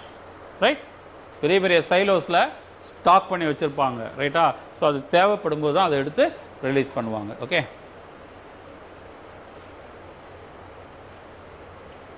நான் சொன்ன மாதிரி ஓஎம்எஸ்எஸ் டொமஸ்டிக்கை தான் வந்து ஸ்டேட் கவர்மெண்ட் கொடுத்துட்டு இருந்ததை டிஸ்கண்டினியூ பண்ணிட்டாங்க. Okay, so to bring food inflation control பண்ணணும், ஹோர்டிங்கை கண்ட்ரோல் பண்ணணும். Okay, central has made it clear that the reason for restricting supplies per பிட்டரை வந்து சப்ளை குறைக்கணும் அப்படிங்கிறது. Then wider reach of open market sale scheme, centres fulfilment of national food security மிஷனுக்கு தேவைப்படுது. மோனோபோலியை பிரேக் பண்ணணும்னு நினைக்கிறாங்க. And to manage the supply in hot times. இதுதான் ரொம்ப முக்கியமான reason, to manage the supply in hot times. Because ட்ரவுட்டால், that is சரியான டைமில் மான்சூன் பெய்யாதனாலையும் தவறான நேரங்களில் பெய்யறதுனாலையும் சமீப காலங்களில் 2 வருஷமாக நமக்கு என்னது ப்ராப்பர் ப்ரொடக்ஷன் இல்லை. அப்போ இப்போயே சேவ் பண்ணி வச்சதான், எல்லாத்தையும் விற்றுட்டா கஷ்டம். ஓகே, தென் ஸ்ட்ரீம் லைனிங் த டிஸ்ட்ரிபியூஷன் சேனல்ஸ், இதுதான் அவங்களோட முக்கியமான விஷயம். அஃபெக்டட் ஸ்டேட்ஸ் நான் சொன்ன மாதிரி நான் இம்ப்ளிமெண்டேஷன் ஆஃப் ஸ்டேட் பிடிஎஸ் பண்ண முடியல. Karnataka, Tamil Nadu hard hit by this decision. Okay, besides Karnataka, Tamil Nadu, Orissa, West Bengal, Chhattisgarh, Telangana இவங்களும் இதே மாதிரியான ஆல்ரெடி என்னது கிரெயின்ஸ் கொடுத்துட்ருக்க ஸ்டேட். அதான் most of the states they are issuing for free even. சரியா? இலவசமாக அந்த உணவு தானியங்களை கொடுத்துட்ருக்காங்க. ஓகே,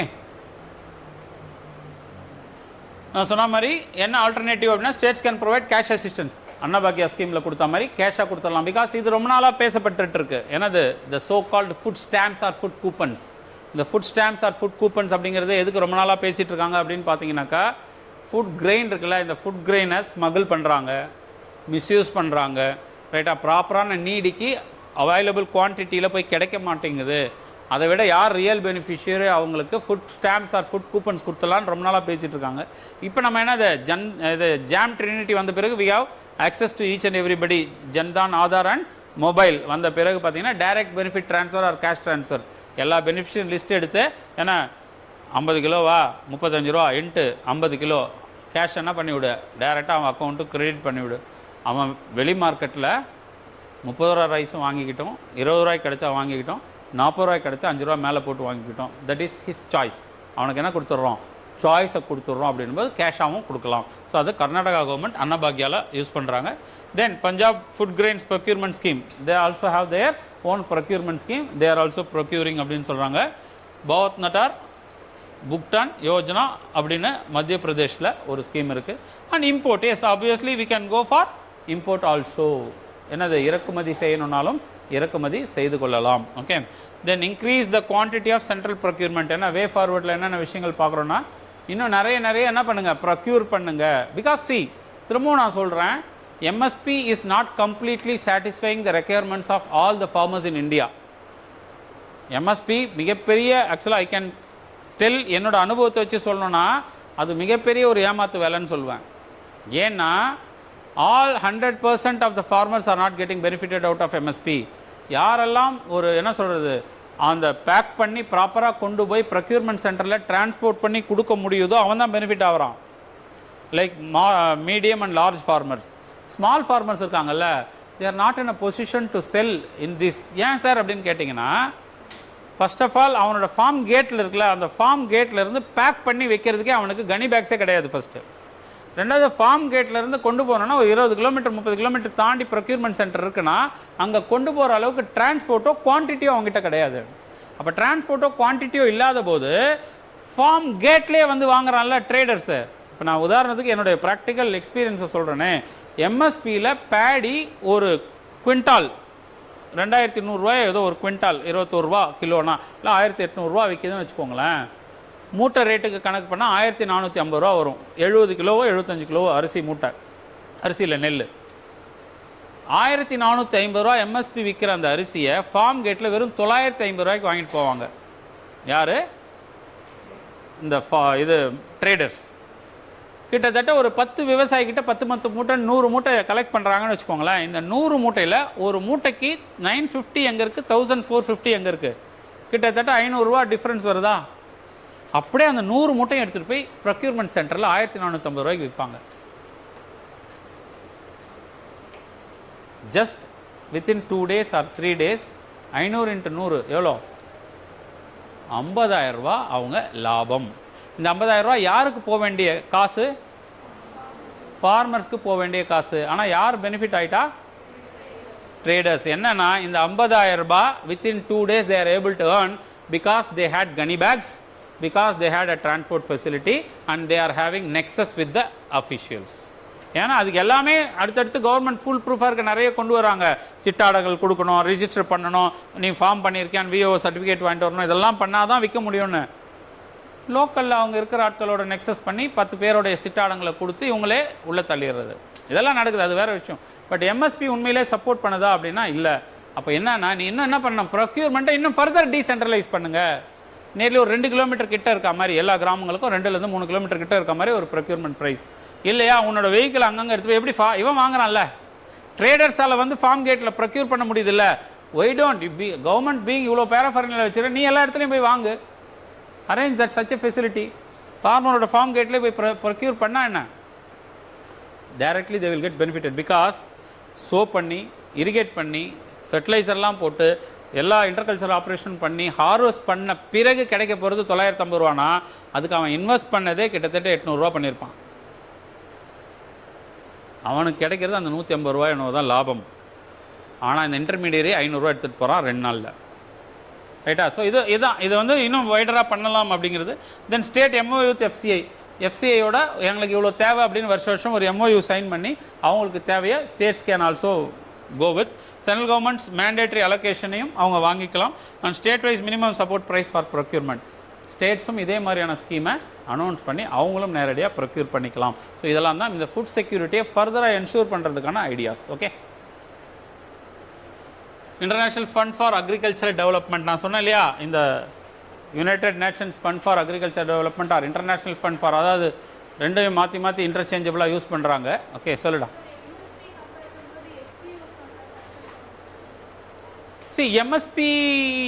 FPOs வந்து MSPங்கிறது என்ன அப்படின்னா டைரெக்டாக ஃபார்மர்ஸ் கேன் செல்.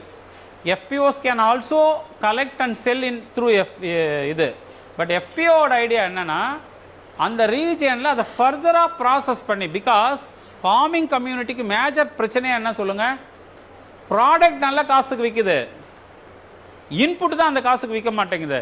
உன்னால் அந்த இன்புட்டை ப்ராடக்டை மாற்றி விற்க முடியல. அரிசியாக விற்கும்போது 60 ரூபாய்க்கு விற்குது கிலோ, 60 ரூபாய்க்கு விற்கிற அரிசி, அதுக்கப்புறம் அதுலேருந்து வெளியே வர தவிடு எல்லாமே காசு. FPO என்ன பண்ணலான்னா ஒரு 500 ஃபார்மரையோ 1000 ஃபார்மரையோ கலெக்ட் பண்ணி ஒரு ஃபார்மர் ப்ராடியூஸ் ஆர்கனைசேஷனை உருவாக்கி அவங்களுக்குள்ள ஒரு நல்ல கோஆப்ரேஷன் இருந்ததுன்னா இந்த 1000 பேர் உற்பத்தி பண்ணுற நெல்லை மாடர்ன் ரைஸ் மில் எஸ்டாப்ளிஷ் பண்ணி ரைஸாக கன்வெர்ட் பண்ணி you can sell in the market at 60 rupees per kg. அப்படி பிராண்ட் பண்ணி விற்கும்போது பார்த்தீங்கன்னா இந்த என்டையர் பெனிஃபிட் யாருக்கே கிடைச்சிரும், அந்த மெம்பர்ஸ் இருக்காங்களா கோஆப்ரேட்டிவ் அவங்களுக்கே கிடைக்கும். அதுதான் எஃபிஓவோட லாஜிக். பிகாஸ் ஃபுட் ப்ராசஸிங்கான ஒரு மேஜர் ரெவென்யூ தான் food processing or grading, packing and மார்க்கெட்டிங்க்கு தான் எஃபிஓ. எஃபிஓ நீங்கள் ப்ராப்பராக அசார்ட் பண்ணி கிரேட் பண்ணி மார்க்கெட் பண்ணால் அதனோட ரேட் வேறு. ரைட்டாக இப்போ முந்திரி இருக்குது அப்படின்னா ஃப்ளாட்டாக போய் வாங்கினீங்க அப்படின்னா அதனோட ரேட் வேறு. 320யா 280யா கர்னலோடைய இது பற்றி கிரேடு, அது என்னென்ன கிரேட் பண்ணினா அதுக்கேற்ற ரேட் வேறு. ரைட்டா? ஸோ அந்த கிரேடிங் அசார்ட்டிங் தான் எஃபிஓஸ் கேன் டூ. ஓகே. ஸோ இந்த international fund for agricultural development இருக்கு இல்லையா, அந்த யுஎன்எஃப்ஏடி ஆர் ஐஎஃப்ஏடி, இவங்க என்ன பண்ணியிருக்காங்கன்னா நான் சொன்ன மாதிரி இந்தியாவை ப்ரைஸ் பண்ணியிருக்காங்க. எதற்காக அப்படின்னா இன்றைக்கி நமக்கு நல்லா தெரியும், இந்த Ukraine Russia war emerge as a major curse for the world. இப்போ G20லையும் சம்ஹவ் டெல்லி டிக்ளரேஷனில் அதை பற்றி ஒரு ஸ்ட்ராங்கான வார்த்தை, இது வரைக்கும் யாருமே சொல்ல முடியாத வார்த்தைகளை கூட பயன்படுத்தி இதை அவாய்ட் பண்ணுங்கள், ஸ்டாப் பண்ணுங்கன்னு ரெண்டு தரப்பையும் பேசியிருக்காங்க. அட்லீஸ்ட் நியூட்ரல் வேர்டுன்னு கூட சொல்லிக்கலாம். அந்த நியூட்ரல் வேர்டை கூட இது வரைக்கும் யாரும் பயன்படுத்த முடியாமல் இருந்து யூஸ் பண்ணியிருக்கோம். தட் மேபி த ரீசன் புத்தின் வந்து அவாய்ட் பண்ணதுக்கான முக்கியமான ரீசனாக இருக்கலாம், டெல்லி வராமல். Right. But the thing is India had a very good gesture whenever the globe is in crisis, because நம்ம என்னது we are talking not only about one nation one எலெக்ஷன்லாம் இல்லை, உலகத்தையும் என்ன பேசுகிறோம் ஒன்று தான். ஒருவேளை உலக அளவில் நம்ம ஆளுக்கு விஷன் இருக்குமான்னு தெரில, சரியா? So one man one humanity, one world one ஹியூமனிட்டின்னு பேசுகிறோம் இல்லையா? அப்போ இந்த humanity is coming as a core.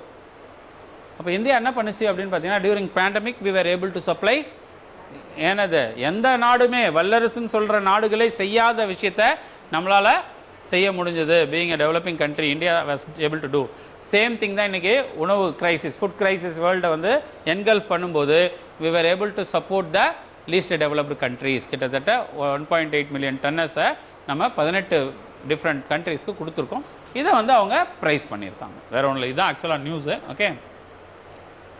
So இந்த ஐஎஃப்ஏடி அப்படிங்கிறது it's an international financial institution specialised UN agency based on ரோமில் இருக்காங்க அவங்க, சரியா, இட்டாலியில். ஸோ ஐஎஃப்ஏடி வந்து யுனைடெட் நேஷன் டெவலப்மெண்ட் குரூப். இது வந்து இனிஷியலாக யுஎன்டிஜி, யுனைடெட் நேஷனல் டெவலப்மெண்ட் குரூப்னு இருந்தது. ரீசன்ட் பாஸ்ட்டில் நீங்கள் எதை எழுதினாலும் கூட என்னத்தை சேர்த்துக்கணும், சஸ்டைனபிள்னு சேர்த்துக்கணும்.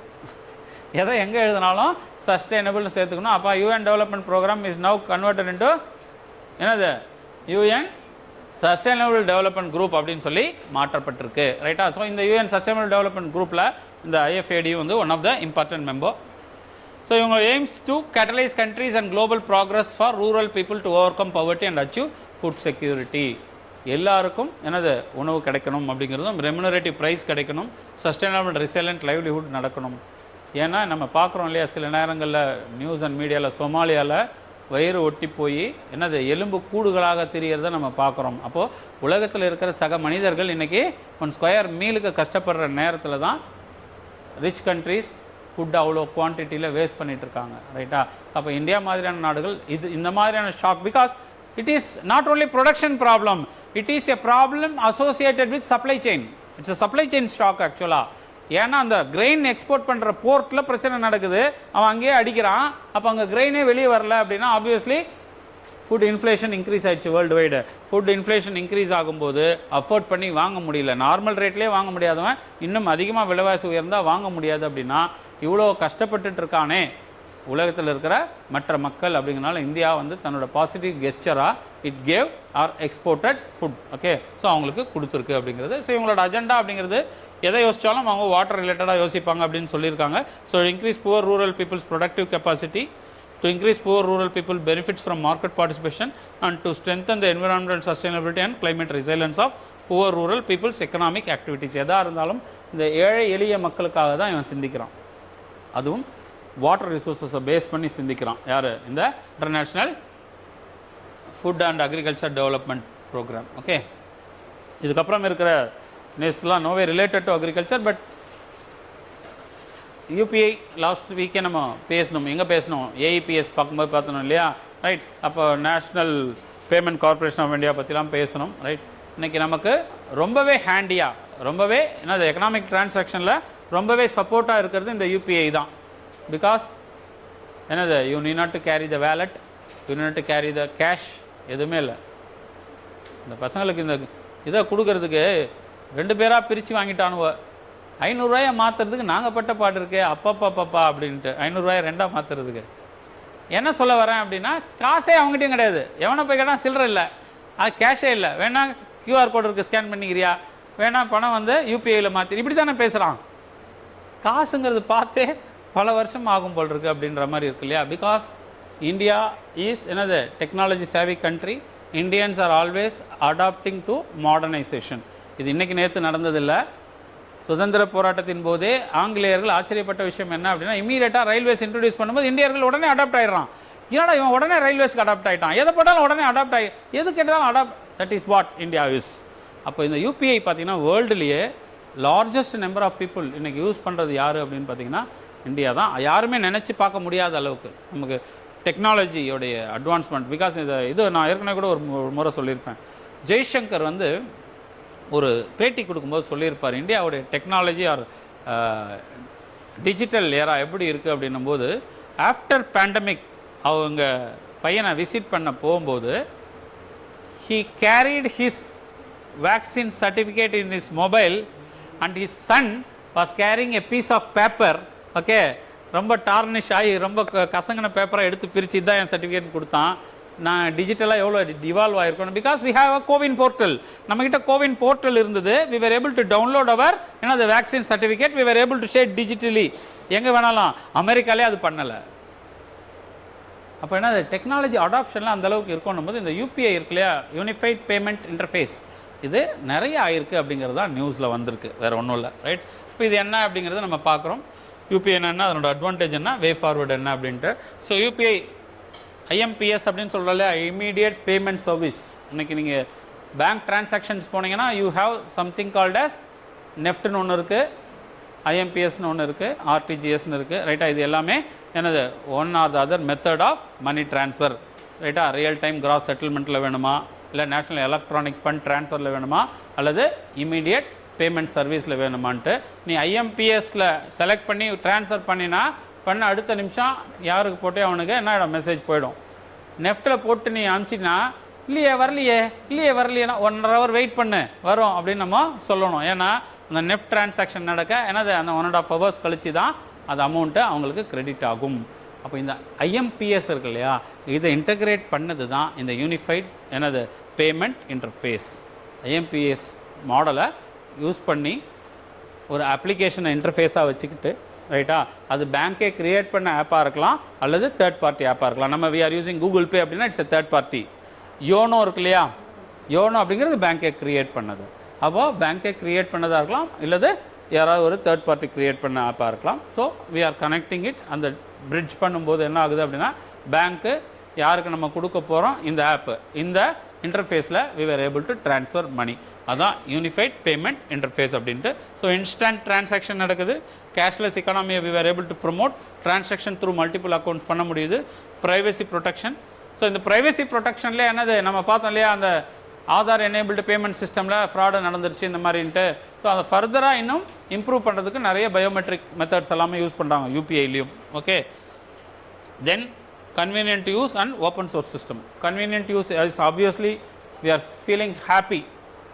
என்னது வேலெட் எடுத்துகிட்டு வரல, எதுவும் இல்லை, ஃபோனை மறக்காமல் இருந்தால் போதும்.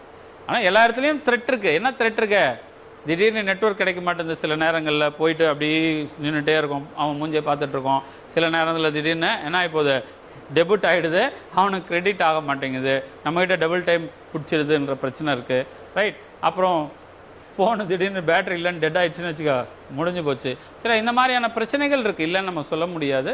Always better to carry some, நான் சொன்னல பஃபர் ஸ்டாக், அந்த பஃபர் ஸ்டாக்கை கையில் வச்சுக்கிறது எப்பயுமே நல்லது கேஷாக.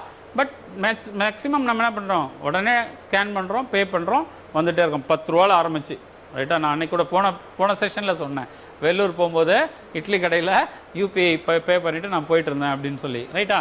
ஸோ இதுதான் வந்து நம்மளுது. அண்ட் தென் என்பிசிஐ என்ன பண்ணியிருக்கான் அப்படின்னா, இதுக்கான இன்டர்ஃபேஸ் இருக்குல்ல டெக்னாலஜி, அதை ஓப்பன் சோர்ஸில் வச்சுருக்கான். இன்னும் ஃபர்தராக டெவலப் பண்ணணும்னு நினைக்கிற company they can develop and use it. So it's a open source சிஸ்டமாகவும் அவைலபிளாக இருக்குது. Okay, then increase in volume of transaction நடந்திருக்கு 1 yearல. நம்பர் வேல்யூ அண்ட் வால்யூம் ரெண்டுமே வந்து இன்க்ரீஸ் ஆகிருக்கு. Okay, the volume of UPI transaction in million between April 2016 and May 2023.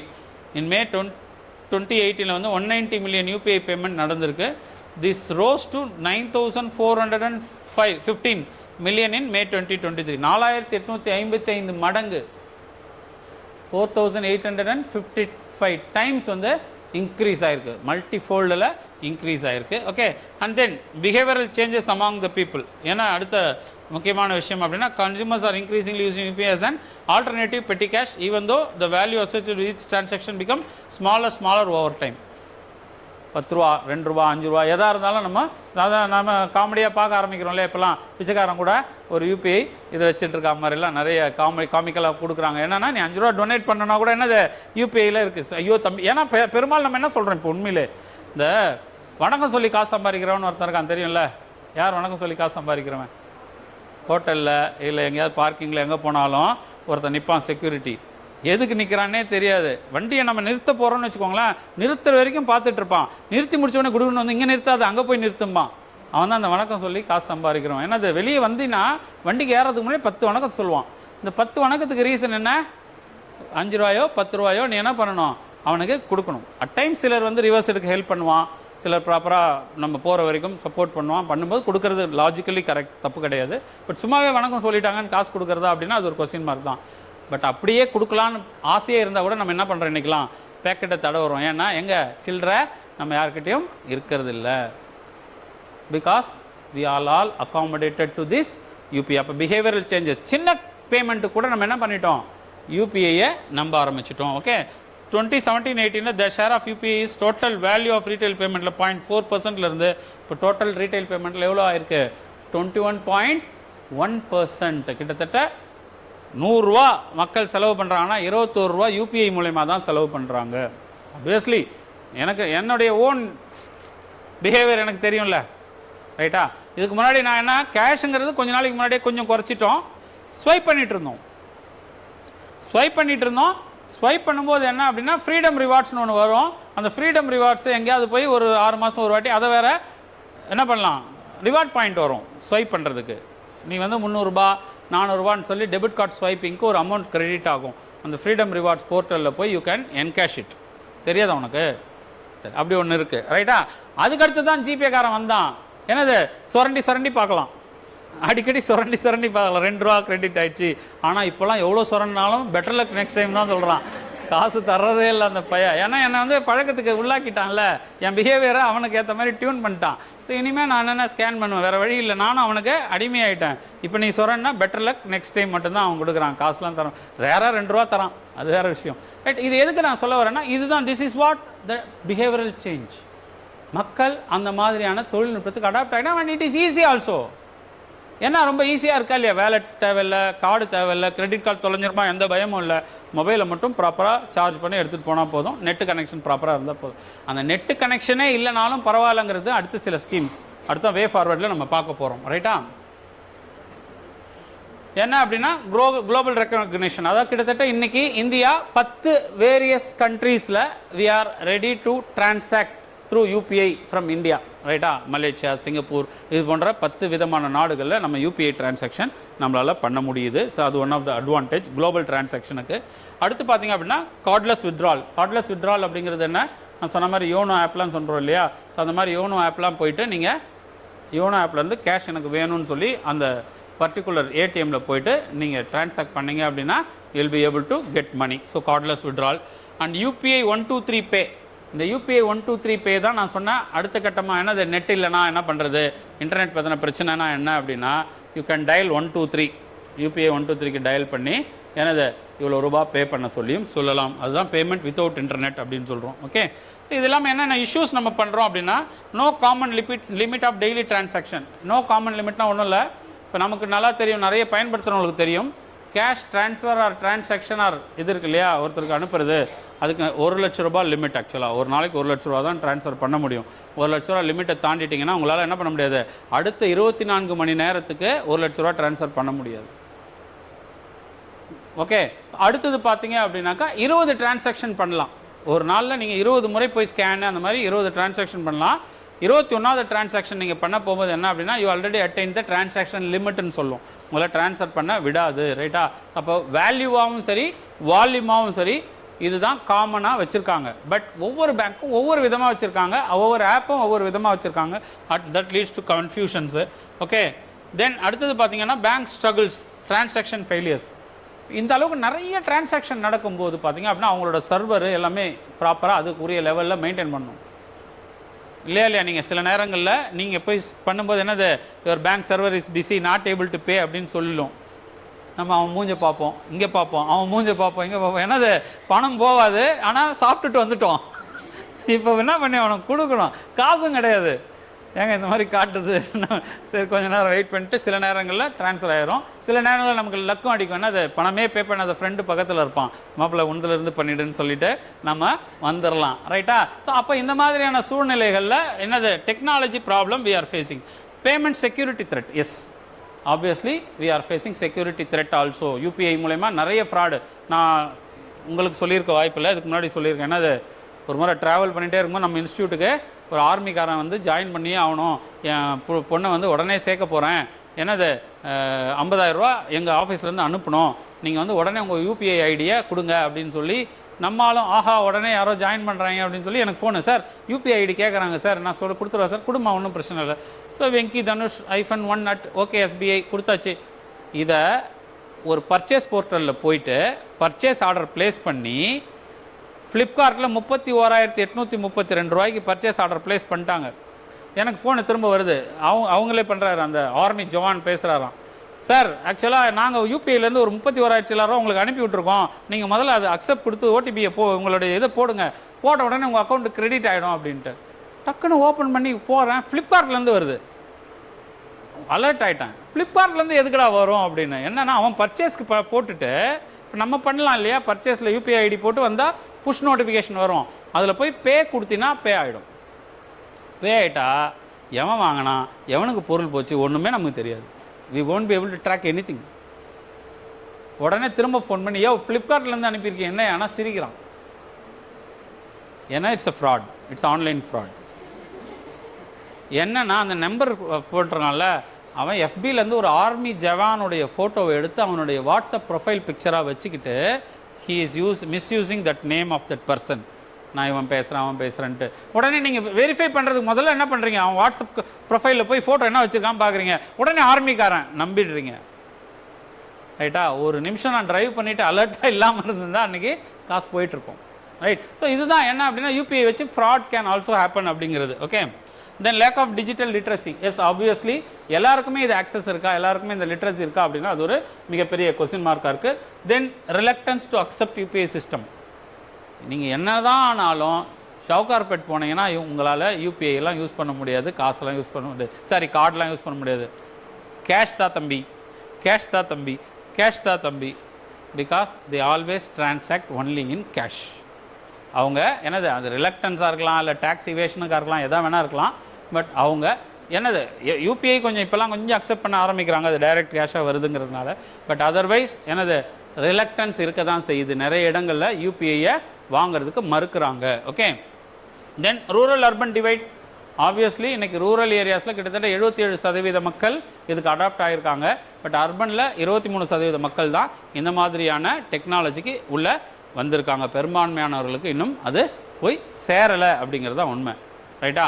But பெரும்பான்மையானவருக்கு போய் சேரலை அப்படிங்கிறது உண்மை.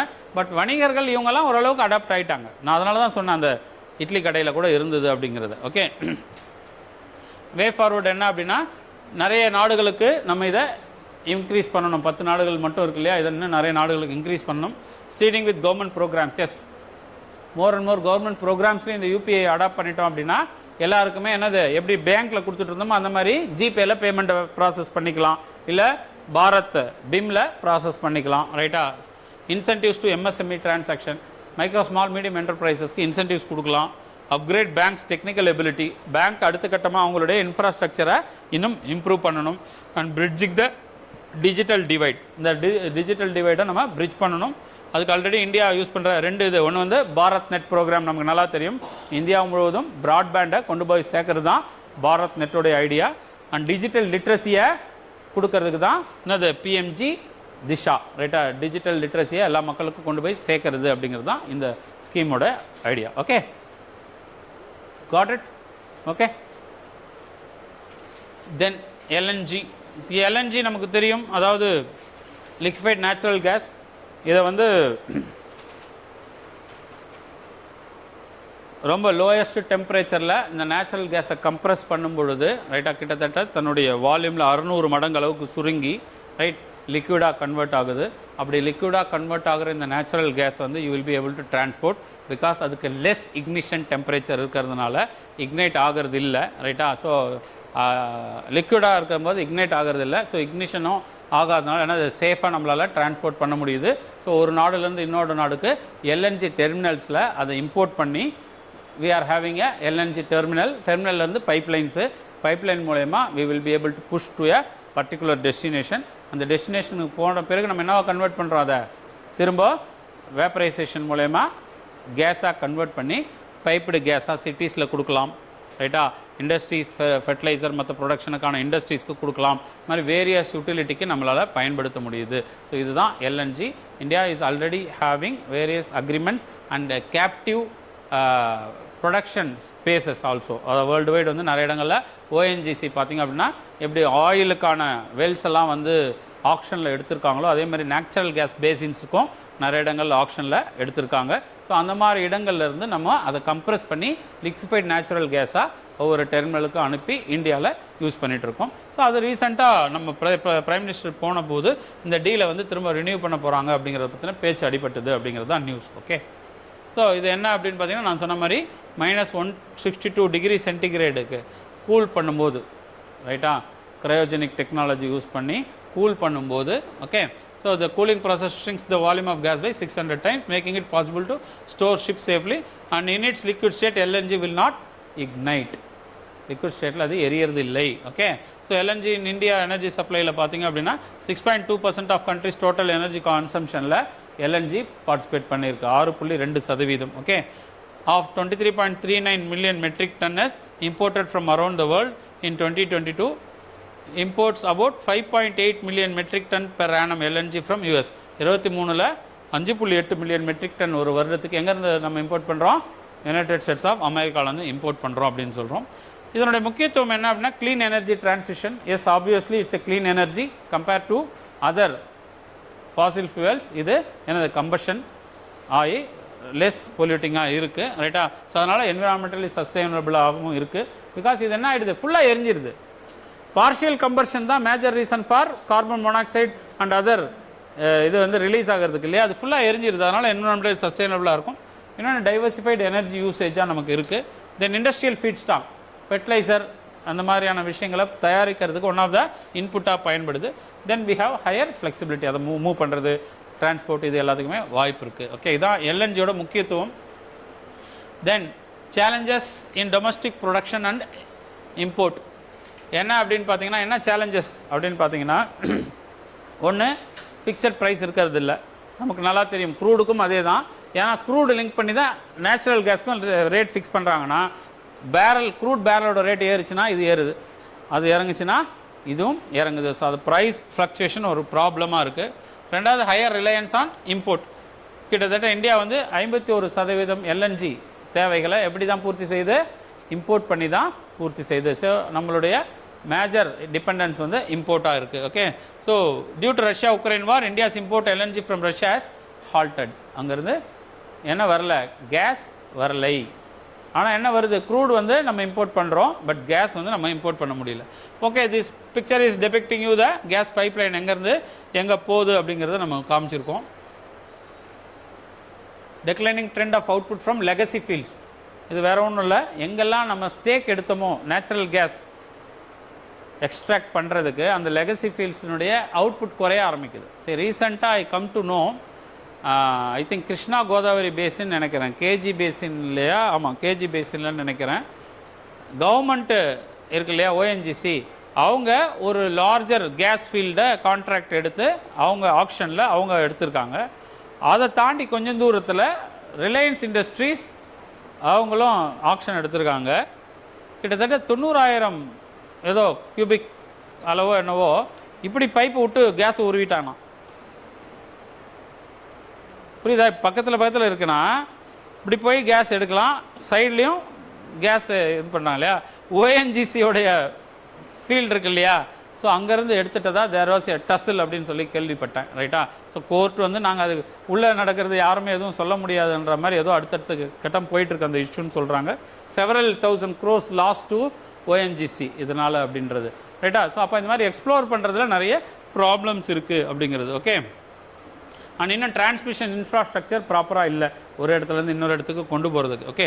கவர்மெண்ட் என்னென்ன பண்ணாங்க இதை இன்னும் கொஞ்சம் ஸ்ட்ரீம்லைன் பண்ண அப்படின்னா, administrated price mechanism as per Kirit Parekh committee. அந்த கிருத் பரேக் கமிட்டி சொன்னதன்படி they come up with what is called as administrated price mechanism for LNG. இன்னைக்கு இந்தியாவில் ப்ரைஸ் ஃபிக்ஸேஷன் அப்படிங்கிறது இதன் அடிப்படையில் தான். What is administrated price mechanism? இதுக்கு முன்னாடி ஏதாவது கேள்விப்பட்டிருக்கீங்களா? எனக்கு என்ன நடக்குது ஆக்சுவலாக பெட்ரோலில், பெட்ரோல் டீசலில், பெட்ரோல் டீசல் ப்ரைஸ் என்ன நடக்குது?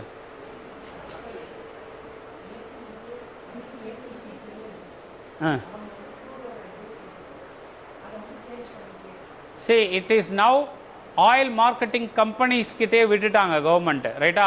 பட் இதுக்கு முன்னாடி டீசல் அண்ட் பெட்ரோல் ப்ரைஸஸில் கூட we had what is called as administered price mechanism.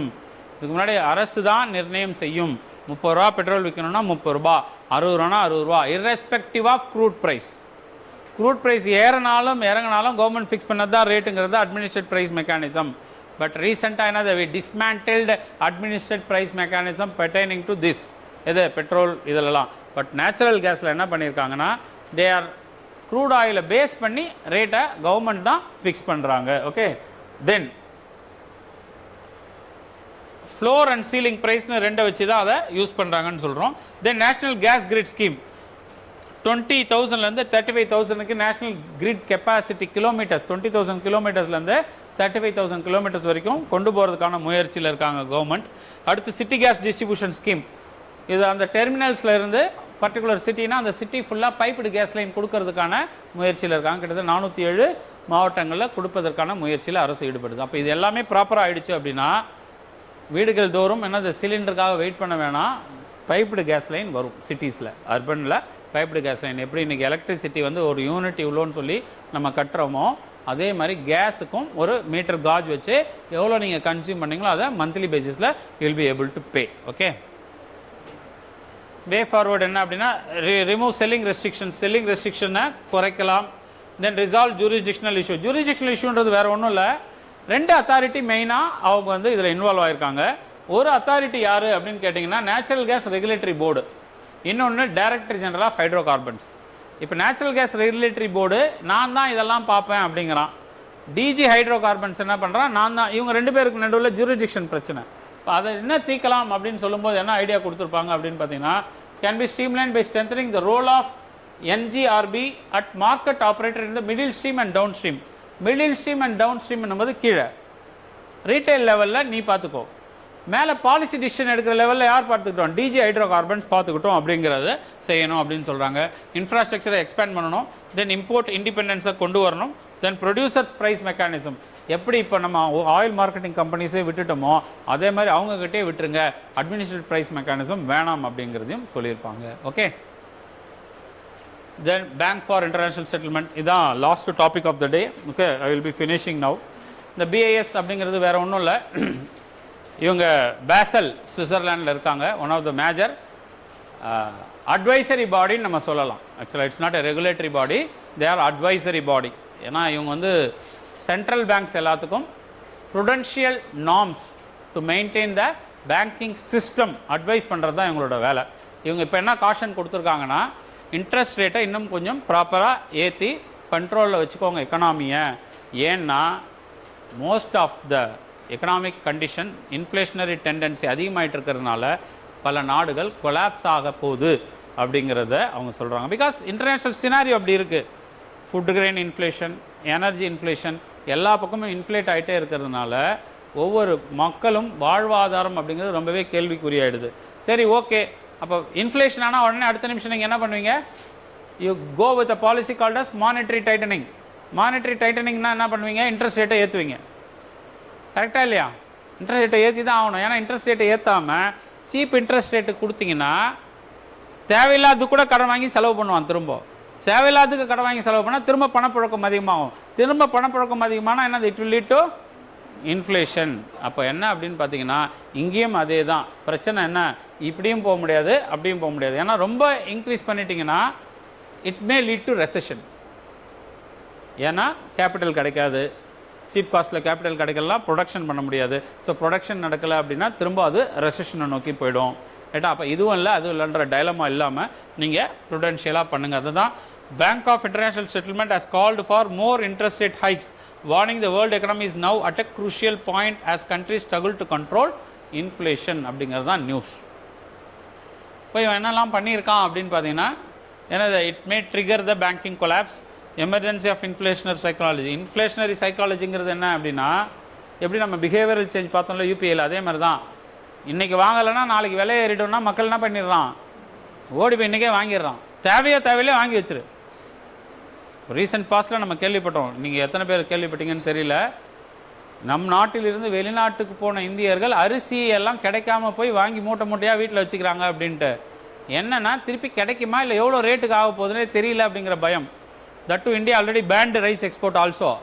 அப்போ இன்னும் ரைஸ் கிடைக்க போகிறது இல்லை அப்படின்னா இன்றைக்கே தட் இஸ் வாட், என்னது, இன்ஃப்ளேஷனரி சைக்காலஜி. அப்போ மக்கள் வாங்கி குவிச்சிடுறாங்கன்னா திரும்ப அது it will lead to problem, price rise ஆகிடும். தென் டெட் சுச்சுவேஷன்ஸ் ரொம்ப மோசமாக இருக்குது உலக அளவில், பிகாஸ் பல நாடுகள் என்ன பண்ணுது, டெட் ட்ராப்பில் இருக்குது. Then soft landing, BS thinks that economic soft or softish landing where rate rise without triggering the recession or major banking crashes is still possible. இன்னும் ஒன்றும் பெருசாக கெட்டு போயிடல, இன்னும் கொஞ்சம் ரைஸ் பண்ணி ஸ்டெபிலிட்டியை அட்டைன் பண்ணலாம் அப்படிங்கிறது தான் BISோட ஐடியா. யார் இந்த BIS? 1930 முதல்ல ஆரம்பித்தாங்க பேசல், சுவிட்சர்லாண்டில். ஓகே, 2 ரெப்ரசன்டேட்டிவ் ஆஃபீஸ் இருக்குது அவங்களுக்கு. ஒன்று வந்து ஹாங்காங்கில், இன்னொன்று வந்து மெக்சிகோ சிட்டியில். வேறு பல இடங்களில் இனோவேஷன் ஹப்ஸ் வச்சுருக்காங்க. RBI is also a member of it. To support central bank to pursuit of monetary and financial stability through international cooperation and acts as a bank for central bank. அனைத்து மத்திய வங்கிகளுக்கும் ஒரு வங்கி போல் bank for international settlement செயல்படுது. ரைட்டா? நம்ம RBI என்னது, பேங்கர் டு பேங்க்னு சொல்கிறோம் இல்லையா, இந்த பேங்கர் டு பேங்கருக்கே பேங்கராக இருக்காங்க.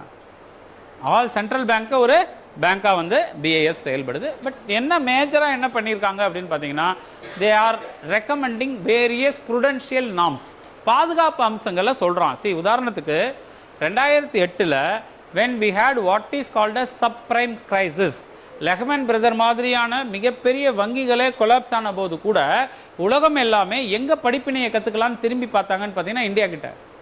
ஏன்னா இவ்வளோ பிரச்சனைகள் இருக்குது, இவ்வளோ அதிர்வலைகள் இருக்குது, இந்திய வங்கிகள் மட்டும் எப்படி பாதுகாப்பாக இருக்குது அப்படின்னா, நாங்கள் எப்பயுமே என்னது எதாக இருந்தாலும் ரொம்ப பாதுகாப்பாக தான் இருப்போம்.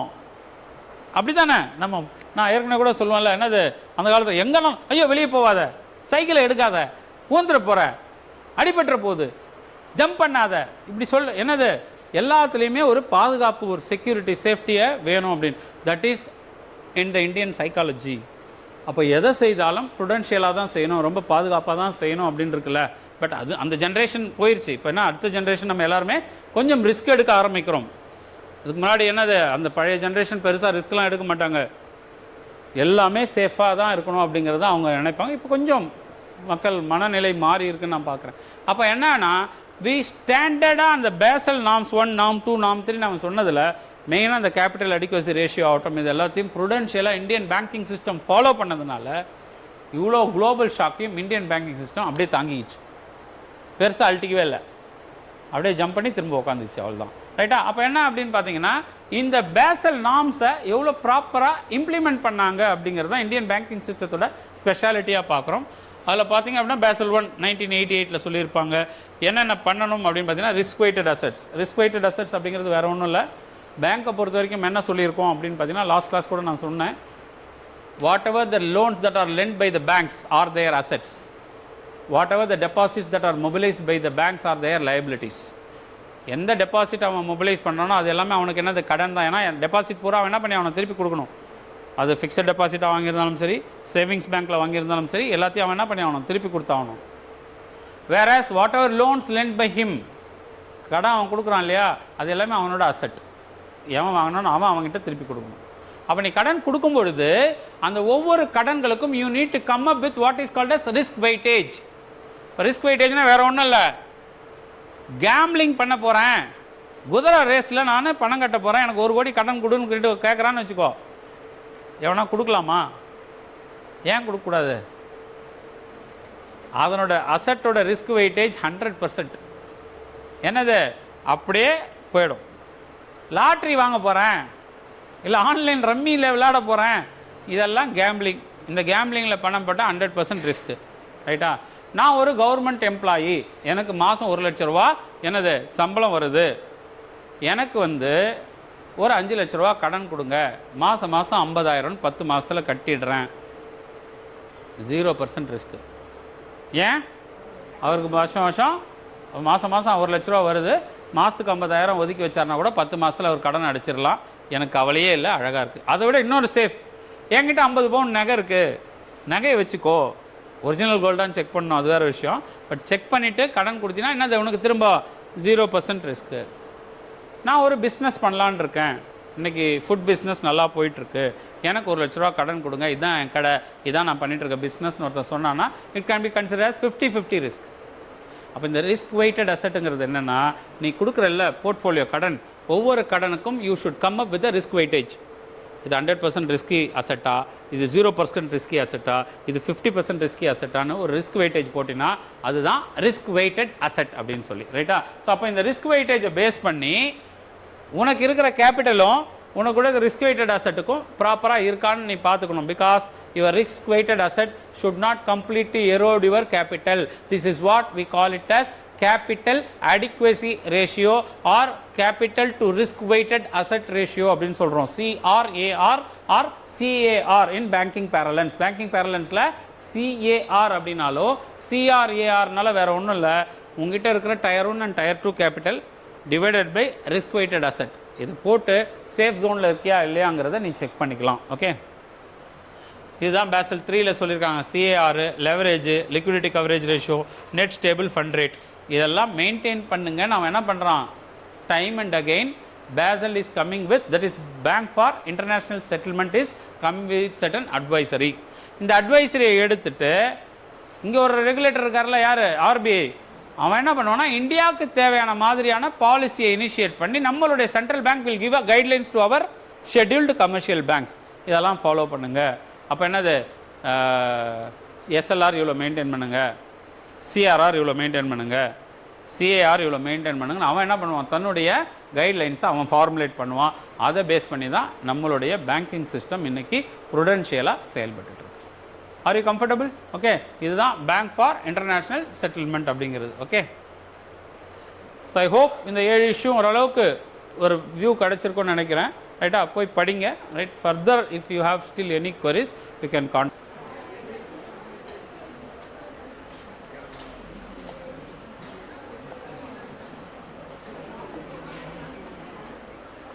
ஸோ இன்டர்நேஷ்னல் ரிலேஷன்ஸ் பார்த்தீங்கன்னா இந்தியா வித் அதர் கண்ட்ரீஸோட ரிலேஷன்ஸ் எப்படிலாம் இருக்குது அப்படின்னு தான் பார்க்க போகிறோம்.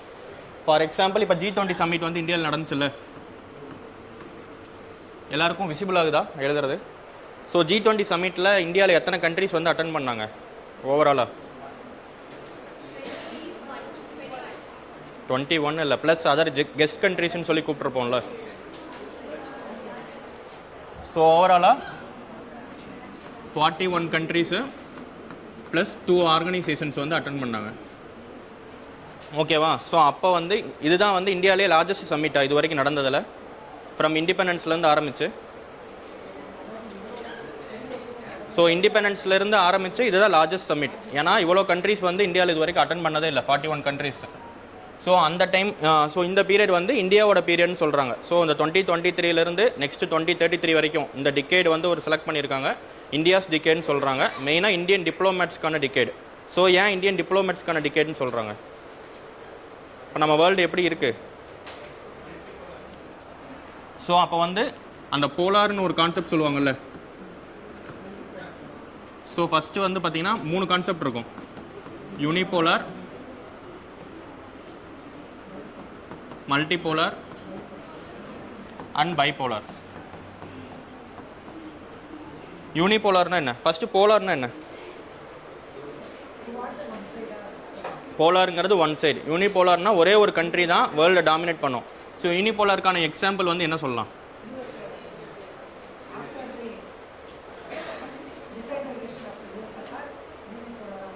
ஸோ முன்னாடி ஹிஸ்ட்ரியில் சொல்லணும்னா யூஎஸ்எஸ்ஆர் டிஸ்இன்டகிரேஷனுக்கு அப்புறம் இருக்கக்கூடிய அந்த 10 இயர் பீரியடை வந்து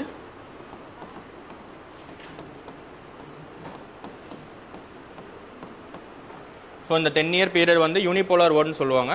மெயினாக யூஎஸ் வந்து dominate பண்ணியிருந்துச்சு.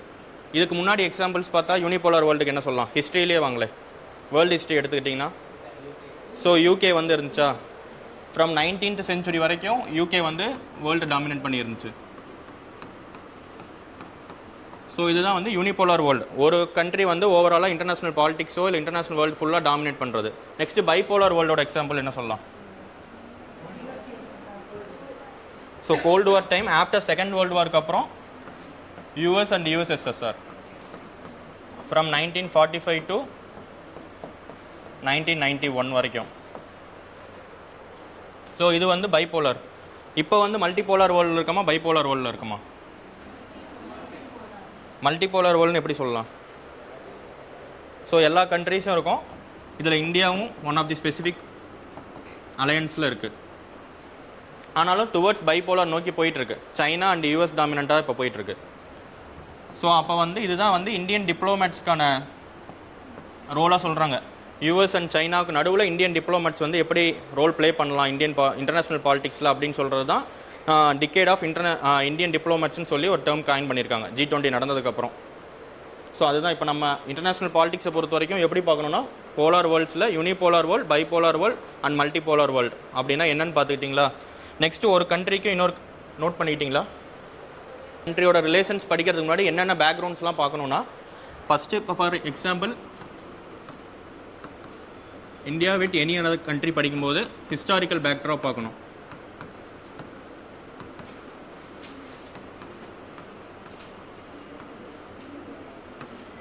So for example US எடுத்துக்கலாமே, யூஎஸோட ஹிஸ்டாரிக்கல் பேக்ட்ராப் என்ன? ஸோ அவங்களும் வந்து ஒரு கலோனியல் கண்ட்ரியாக தான் இருந்து வந்திருக்காங்க, டெமோக்ராட்டிக் வேல்யூஸ் ஃபாலோ பண்ணுற கண்ட்ரி. ஸோ அப்போ ஹிஸ்டாரிக்கல் பேக்ட்ராப்பில் அவங்களோட வேல்யூஸ் பார்க்கணும். எய்தர் டெமோக்ராட்டிக் கண்ட்ரியா ஆர் சோசியலிஸ்டிக் நேஷனா ஆர் மொனார்கியல் நேஷனான்னு பார்க்கணும். ஸோ இந்த மொனார்கிங்கிறது என்னென்ன கண்ட்ரிஸ் குறிக்கும்? சவுதி அரேபியா, பூட்டான் கூட மொனார்க்கின்னு தான் சொல்லுவாங்க. ஸோ அந்த மாதிரி அந்த கண்ட்ரியோட பொலிட்டிக்கல் சிஸ்டம் என்னவா இருக்குது ஹிஸ்டாரிக்கலாக அப்படின்னு பார்க்கணும். ஸோ ஃபஸ்ட்டு ஹிஸ்டாரிக்கல் பேக்ட்ராப் வந்து நீங்கள் ஒரு கண்ட்ரிக்கு வந்து பார்க்கணும். அதில் அந்த கண்ட்ரிஸோட வேல்யூஸ். ஸோ இப்போ இந்தியா யூஎஸ் பற்றி படிக்கிறீங்கன்னா இந்தியாவுக்கும் யூஎஸ்க்கும் காமனான வேல்யூஸ் வந்து democratic system. So India USSR படிக்கிறீங்கன்னா அவங்க வந்து சோசியலிஸ்ட், நம்ம டெமோக்ரஸி. சாரி, இந்தியா ரஷ்யா படிக்கும்போது ரஷ்யா வந்து சோசியலிஸ்ட், நம்ம வந்து டெமோக்ராட்டிஸ்ட். ஸோ அது ரெண்டுக்குமான டிஃப்ரென்சஸ் தான் நம்ம ரிலேஷன்ஸை டிஸ்கிரைப் பண்ணோம். ஸோ அதே மாதிரி தான் சைனாவும். இந்தியா சைனா படிக்கும்போது சைனா சோசியலிஸ்ட், இந்தியா வந்து டெமோக்ராட்டிஸ்ட். இந்தியா சவுதி அரேபியா படிக்கிறீங்கன்னா அவங்க மொனார்கிஸ்ட், நம்ம டெமோக்ராட்டிஸ்ட். அந்த மாதிரி ஒவ்வொரு கண்ட்ரிஸோட டிஃப்ரென்ஸை நோட் பண்ணிக்கோங்க. நெக்ஸ்ட்டு வந்து பொலிட்டிக்கல் லீடர்ஸோட பர்ஸ்பெக்டிவ்ஸ். ஸோ அந்த ஒவ்வொரு பொலிட்டிக்கல் லீடர்ஸும் எப்படி அலைன் ஆயிருக்காங்கன்னு பார்க்கணும். ஃபார் எக்ஸாம்பிள் 2005க்கு அப்புறம் இந்தியா வந்து டில்டட் டுவர்ட்ஸ் யூஎஸ் மாறிடுச்சு. அதேமாதிரி 2014க்கு அப்புறம் இஸ்ரேல் பக்கம் டில்ட் ஆனாங்க. ஸோ அந்த மாதிரி ரெண்டு பொலிட்டிக்கல் லீடர்ஸ்களோட ஆப்பவும் பார்க்கணும். மோடி அண்ட் இல்லை போர்ட் தெரியாதுங்கிறதுக்கு தான். ஓகே. ஸோ மோடி அண்டு இஸ்ரேலோட பிஎம் நேம் என்னது? நத்தனியாகுன்னு சொல்லுவாங்கள்ல. ஸோ இஸ்ரேலோட பிஎம்க்கும் இந்தியன் பிஎம்க்கான ரிலேஷன்ஷிப் தான் இந்தியா இஸ்ரேல் ரிலேஷன்ஸ் வந்து டெவலப் ஆனதுக்கு ஒரு காரணமாக இருந்துச்சு. சேம் அந்த 2005ல் வந்து பார்த்தீங்கன்னா நியூக்ளியர் அக்ரிமெண்ட் சைன் பண்ணியிருப்பாங்க மன்மோகன் Singh and George Bush. So அவங்களோட ரிலேஷன்ஸ் தான் அந்த கண்ட்ரியோட ரிலேஷன்ஸ் டெவலப் ஆகிறதுக்கு காரணமாக இருந்துச்சு. ஸோ ஃபஸ்ட்டு பர்ஸ்பெக்டிவ் வந்து அந்த வேல்யூஸ் பார்க்கும்போது, செகண்ட் பர்ஸ்பெக்டிவ் வந்து பொலிட்டிக்கல் லீடர்ஸோட இல்லை பொலிட்டிக்கல் ஐடியாலஜியோட பர்ஸ்பெக்டிவ்ஸ் பார்க்கணும். இதே இந்தியா யூஎஸில் பார்த்தீங்கன்னா ட்ரம்ப் அப்போ வந்து டவுன் ஆச்சு, இதே ஜோ பைடன் அப்போ பார்த்தீங்கன்னா இன்க்ரீஸ் ஆகிருக்கும். ஸோ அந்த மாதிரி பொலிட்டிக்கல் லீடர்ஸோட பர்ஸ்பெக்டிவும் பார்க்கணும்.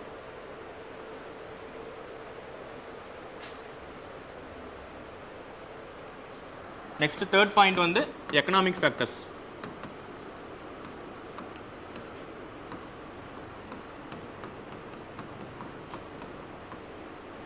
ஸோ இன்டர்நேஷ்னல் பாலிடிக்ஸில் வந்து எப்போவுமே என்ன சொல்லுவாங்கன்னா ஈஸ் ஈக்குவல் டு ஈம்பாங்க. Economy is equal to emperor.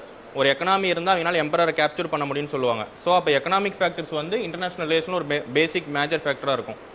So இப்போ இந்தியாவும் யூஎஸும் அலைன் ஆகிறதுக்கு மேஜர் காரணமே வந்து எக்கனாமிக் ஃபேக்டர்ஸ் தான். சேம் அதேமாரி தான் இஸ்ரேலோடவும். ஸோ அப்போ வந்து ஈக்குவல் டு வச்சுட்டு நீங்கள் எக்கனாமி எங்கெல்லாம் டெவலப் ஆகுதோ அப்போல்லாம் வந்து கண்ட்ரீஸோட ரிலேஷன்ஸும் அதிகமாக போகும்.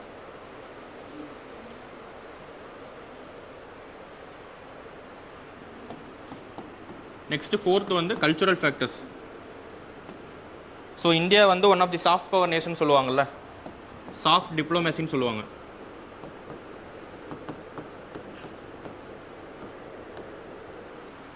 ஸோ சாஃப்ட் பவர் நேஷன்ஸாக இந்தியா வந்து கல்ச்சரை ப்ரொடெக்ட் பண்ணுவாங்க. இதுக்கு மெயின் எக்ஸாம்பிள் சொல்லலாம்னா யோகா சொல்லலாம். ஸோ யோகா டே வந்து இந்தியா வந்து செலிப்ரேட் பண்ணுறதுக்கு மெயின் ரீசனே வந்து சாஃப்ட் பவர் டிப்ளமேசி இது பண்ணுறதுக்கு தான்.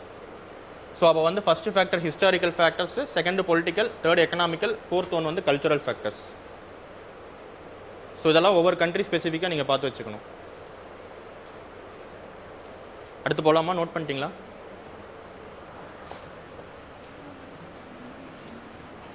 நெக்ஸ்ட் ஃபிஃப்த் ஒன் வந்து defence factors R security relationship.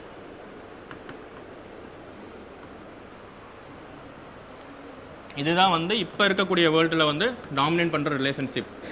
So மெயினாக இந்தியாவுக்கு வந்து த்ரெட்ஸ் நிறையா இருக்குல்ல. So both sides of the border, பாகிஸ்தான்லேருந்தும் த்ரெட் இருக்குது, சைனாலேருந்தும் த்ரெட் இருக்குது. ஸோ ஒவ்வொரு ரிலேஷன்ஷிப் கண்ட்ரீஸ்க்கு முன்னாடி போகிறதுக்கு முன்னாடி இந்தியா மேஜராக யோசிக்கிறது அவங்க செக்யூரிட்டி பர்ஸ்பெக்டிவ் தான் யோசிப்பாங்க. ஸோ இந்த செக்யூரிட்டி பர்ஸ்பெக்டிவ் தான் வந்து இப்போ யூஎஸோட ரிலேஷன்ஷிப் அதிகமாகிறதுக்கு காரணம். யூஎஸ் வந்து இந்தியாவை டிஃபென்ஸ் பார்ட்னர்னு சொல்லி அட்ரஸ் பண்ணியிருப்பாங்க. ஸோ அந்த மாதிரி டிஃபென்ஸ் வந்து இப்போ மேஜர் ரிலேஷன்ஷிப்பில் ஒன் ஆஃப் தி கீ டேர்ம்ஸாக இருக்குது.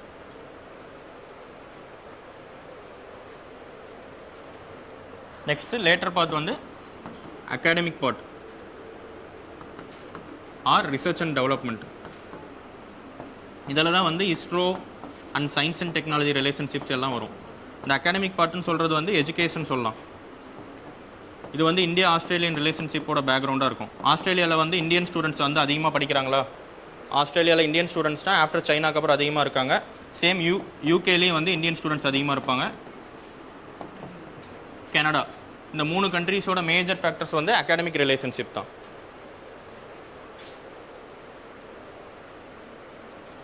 அடுத்து வந்து 7th பாயிண்ட் வந்து energy security.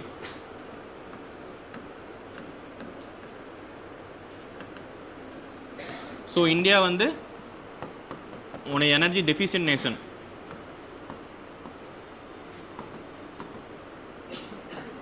So energy deficient நேஷனுக்கு வந்து யார் யாரெல்லாம் எனர்ஜி தராங்களோ அவங்ககிட்ட நம்ம கார்டியலாக தான் இருக்க பார்ப்போம்.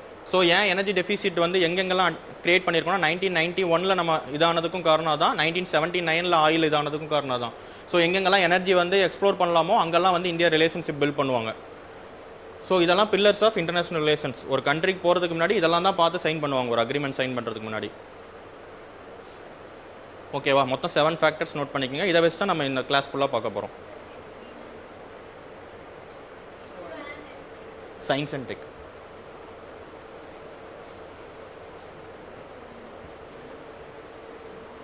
ஓகே, நோட் பண்ணிட்டு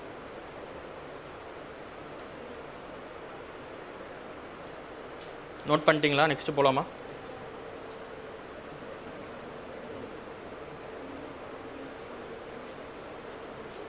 ஸோ இந்த பர்ஸ்பெக்டிவ்ஸ்லாம் மைண்டில் வச்சுக்கோங்க. இப்போ ஒவ்வொரு ரிலேஷன்ஷிப்பாக பார்ப்போம்.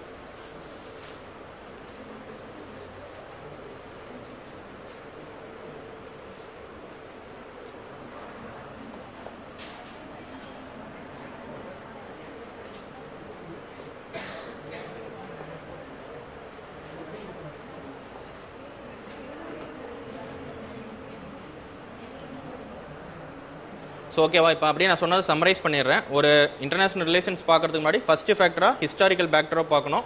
செகண்ட் வந்து பொலிட்டிக்கல் லீடர்ஸ்க்கான ஃபேக்டர்ஸ். தேர்டு வந்து எக்கனாமி. ஃபோர்த்து வந்து செக்யூரிட்டி. ஃபிஃப்த்து வந்து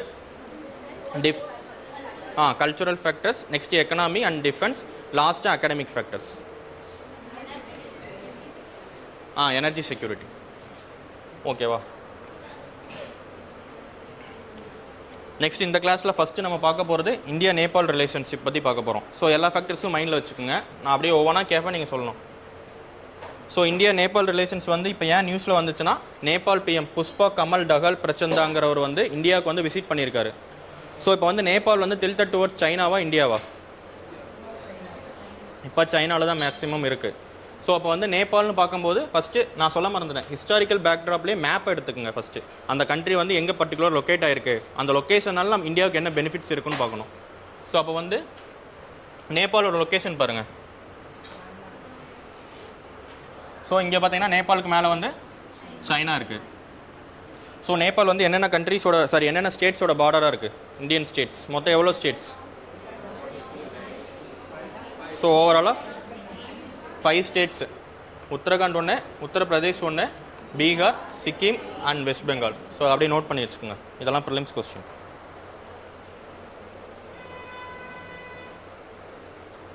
பூட்டான் வந்து எவ்வளோ எவ்வளோ ஸ்டேட்ஸோட பார்டராக இருக்குது? சிக்கிம், அருணாச்சல் பிரதேஷ், வெஸ்ட் பெங்கால். ஸோ இதையும் தனியாக நோட் பண்ணி வச்சுக்கோங்க. அதேமாதிரி நீங்கள் ஃப்ரீயாக இருக்கும்போது பங்களாதேஷ் என்னென்ன கண்ட்ரிஸோட பார்டர் பண்ணியிருக்குன்னு பார்த்து, என்னென்ன ஸ்டேட்ஸோட பார்டர் பண்ணியிருக்குன்னு பார்த்து.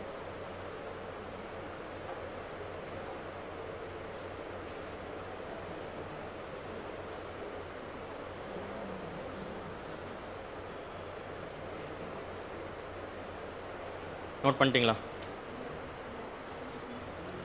So Uttarakhand, Uttar Pradesh, Bihar, Sikkim and west Bengal 5 ஸ்டேட்ஸோட பார்டராக இருக்குது.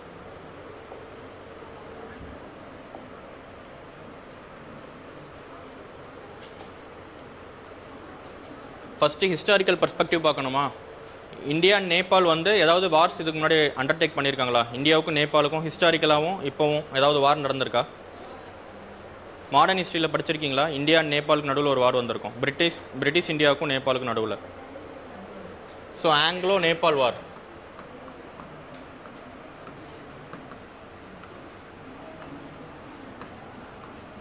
இதில் எழுதுறது தெரியுதுல்ல? ஆங்கிலோ நேபாள் வார் வந்து 1813 நடந்திருக்கும் between British India and Nepal. So இந்த வார் வந்து 1816 வந்து முடிஞ்சிருக்கும், ட்ரீட்டி ஆஃப் சகுலி. இது மட்டும் நமக்கு போதும், நெக்ஸ்ட் எல்லாமே மாடர்ன் இந்தியாவில் படிச்சுக்கோங்க. இந்த ட்ரீட்டி ஆஃப் சகுலிங்கிறது மைண்டில் வச்சுக்கோங்க, சேலஞ்சஸில் வருவோம் நம்ம. ஸோ இந்த ட்ரீட்டி ஆஃப் சகுலியில் தான் வந்து இந்தியாவுக்கும் நேபாளுக்கும் நடுவில் பவுண்ட்ரிஸ் பிரிச்சிருப்பாங்க. அந்த பவுண்ட்ரிஸ் தான் இப்போ வரைக்கும் நம்ம ஃபாலோ பண்ணிகிட்ருக்கோம்.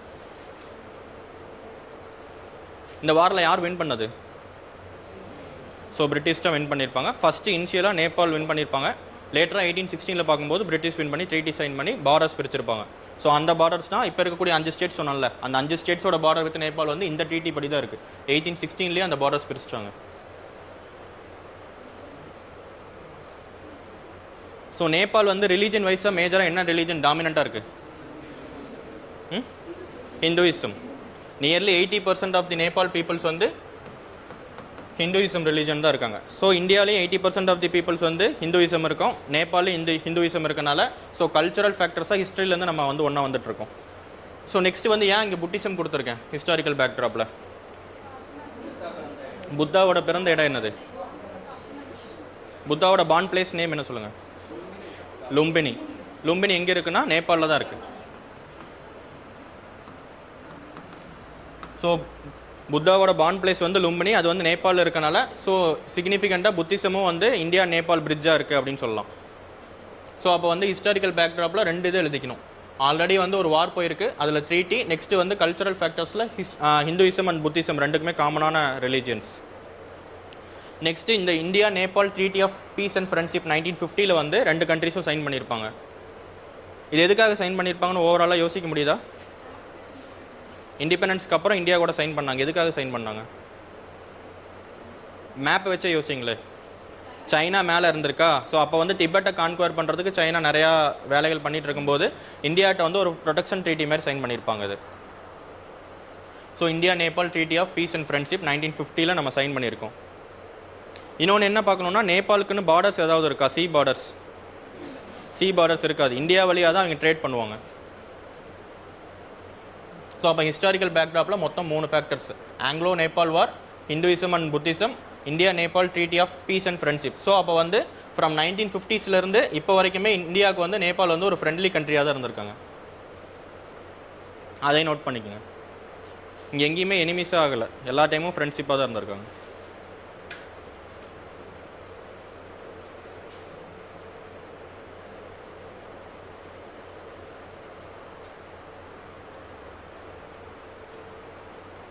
அடுத்து போலாமா?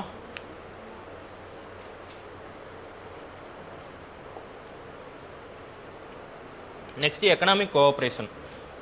நேபாளை பொறுத்த வரைக்கும் இந்தியா தான் லார்ஜஸ்ட் ட்ரேடிங் பார்ட்னர். நான் சொன்ன மாதிரி நேபாளுக்குன்னு எந்த ரூட்டுமே கிடையாது, ஒன்லி இந்தியா வழியாக தான் ட்ரேட் பண்ணும்போது இந்தியா கூட தான் அதிகமாக ட்ரேட் பண்ணி ஆகணும். ஃப்ரம் அக்ரிகல்ச்சரில் ஆரம்பித்து பெட்ரோல் வரைக்கும் எல்லாமே. Nearly 100% of the petroleum imports of Nepal வந்து இந்தியாவில் வந்து எடுக்கிறாங்க.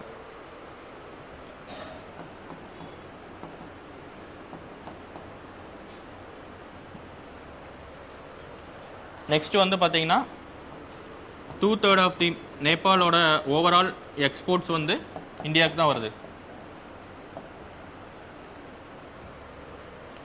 அடுத்து நேபாளில் இருக்கக்கூடிய 1/3 எஃப்டிஐ. எஃப்டிஐனா என்னது? Foreign direct investment. So investments மொத்தம் 1/3 வந்து இந்தியா தான் வந்து கான்ட்ரிபியூட் பண்ணுறாங்க. நேபாளோட 1/3 எஃப்டிஐ இன்வெஸ்ட்மெண்ட்ஸ்.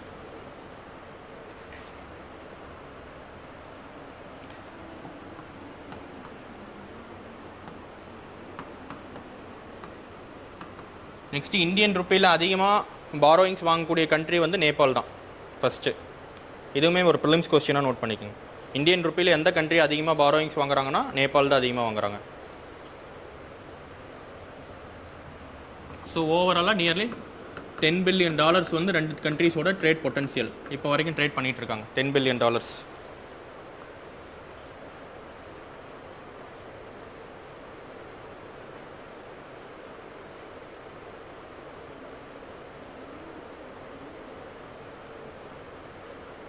ஓகேவா?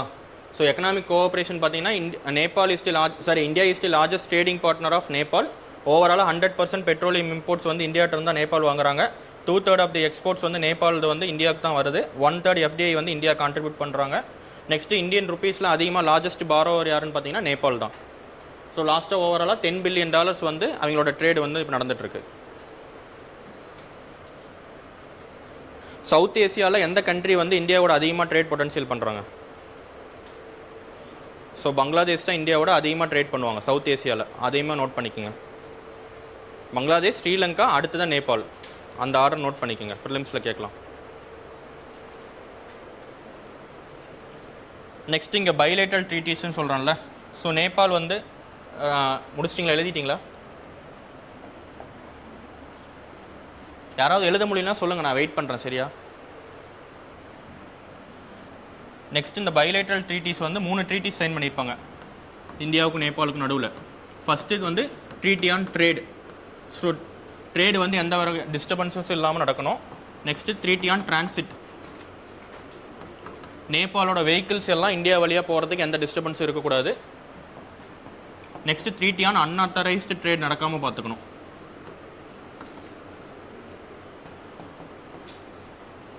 ஸோ இந்த அன்ஆத்தரைஸ் ட்ரேடுங்கிறது மைண்டில் வச்சுக்கோங்க, சேலஞ்சஸில் பார்ப்போம்.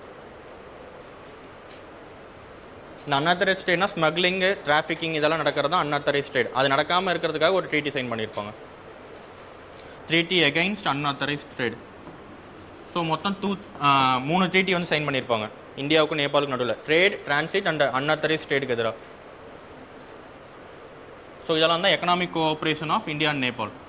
Largest trading partner and bilateral 3 treaties வந்து சைன் பண்ணியிருக்கோம்.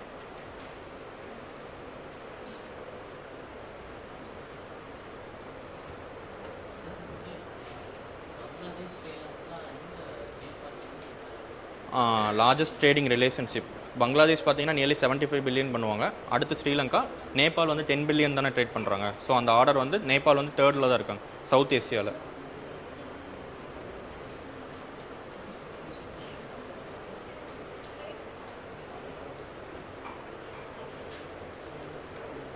ஓகேவா? Next connectivity. ஸோ நான் ஆல்ரெடி சொன்ன மாதிரி நேபாள் வந்து லேண்ட் லாக் ரீஜியன். ஸோ ஒரு ட்ரேடு வந்து மேக்ஸிமம் எந்த வழியாக நடக்கும்?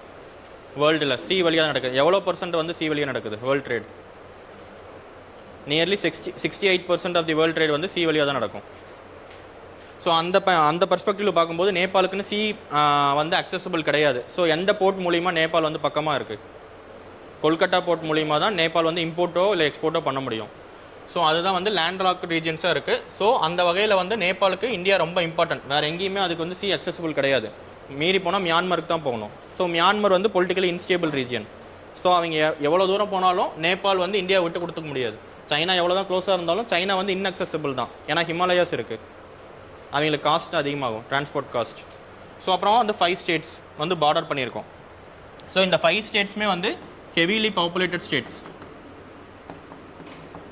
பாப்புலேஷன் வைஸ் இந்த 5 ஸ்டேட்ஸும் அதிகமாக. ஸோ வந்து நேபாள் நினச்சா யூபியோட வந்து யூபியோட வந்து ஈஸியாக ட்ரேட் பண்ணலாம். ஸோ யூபியோட பாப்புலேஷன் வந்து அதிகமாக இருக்கனால நேபாளுக்கு வந்து ட்ரேட் பொட்டன்ஷியல் வந்து இந்த 5 பார்டர் ஸ்டேட்ஸ்லேருந்து அதிகமாக கிடைக்கும். ஸோ கனெக்டிவிட்டியில் பார்த்தீங்கன்னா land lock region and 5 bordering states இருக்கனால இந்தியா வந்து நேபாளுக்கு ரொம்ப இம்பார்ட்டன்ட். நமக்கு அவங்க அவ்வளோ இம்பார்ட்டன்ட் கிடையாது. நேபாளை பொறுத்த வரைக்கும் இந்தியா வந்து ரொம்ப இம்பார்ட்டன்ட். ஓகேவா, நெக்ஸ்ட் போலாமா?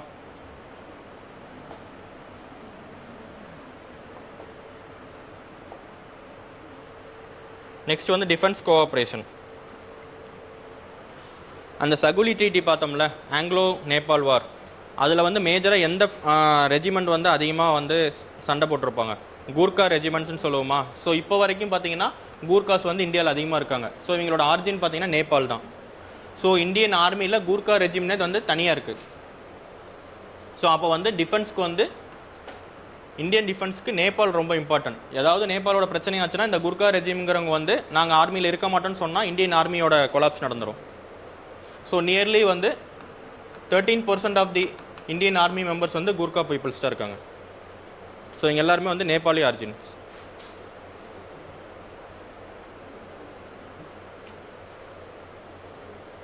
எப்படி இப்போ ஆர்மியில் வந்து சிக் ரெஜிம் தனியாக இருக்க மாதிரி கூர்கா ரெஜிம் தனியாக இருக்குது.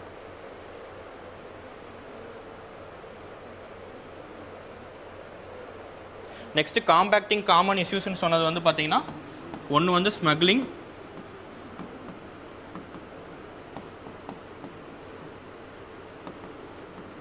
Trafficking and counterfeit currencies.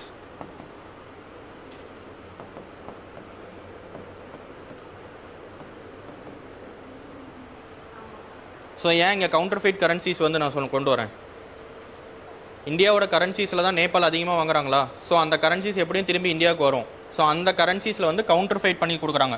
Fake currencies வந்து நிறைய அடிச்சு கொடுக்கறனால இந்தியன் இன்டர்னல் செக்யூரிட்டி இஷ்யூஸ் வரும். ஸோ இந்த காம்பன் இஷ்யூஸ் எல்லாத்தையுமே வந்து இந்த 2 கண்ட்ரீஸும் சேர்ந்து தான் டேக்கிள் பண்ணணும். Smuggling and trafficking as well as counterfeit currencies. இது இல்லாமல் வந்து இன்சர்ஜென்சி.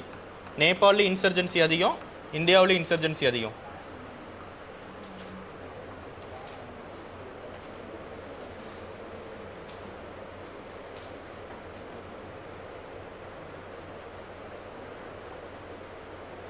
ஓகேவா, டிஃபென்ஸ் கோஆப்ரேஷன்ஸ் புரிஞ்சா? இந்தியா அண்ட் நேபாள் வந்து ஒரு காமன் எக்ஸைஸ் பண்ணுவாங்களா, ஆர்மி எக்ஸைஸ்? அதுக்கு நேம் யாராவது சொல்ல முடியுமா? ப்ரிலிம்ஸ் கொஸ்டினாகவும் கேட்டிருந்தாங்க already previous year கொஸ்டின்ஸில்.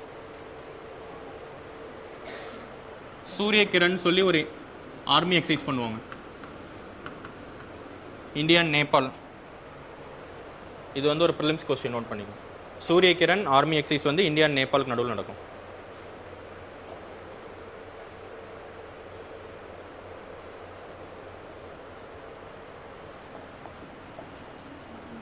Next energy cooperation. So நம்ம கண்ட்ரீஸ்க்கு வந்து எங்கேருந்து ரிவர்ஸ் ஆர்ஜின் ஆகுது? ஹிமாலயாஸ்லேருந்து ஆகுதா? ஸோ நேபாள் வந்து one of the Himalayan country தான். ஸோ அங்கே வந்து ஹைட்ரோ எலக்ட்ரிக் பொட்டன்ஷியல் வந்து ரொம்ப அதிகமாக இருக்கும். ஸோ ரிவர்ஸ் வந்து அதிகமாக இருக்கும். மேக்ஸிமம் நம்ம கண்ட்ரீஸ் வரக்கூடிய ரிவர்ஸ் எல்லாமே நேபாள் போய் தான் வரும். ஸோ ஹைட்ரோ எலக்ட்ரிக் பொட்டன்ஷியல் வந்து அதிகமாக இருக்குது. ஸோ இப்போ இருக்கக்கூடிய எனர்ஜி கோஆப்ரேஷன் படி இந்தியா தான் வந்து largest investor.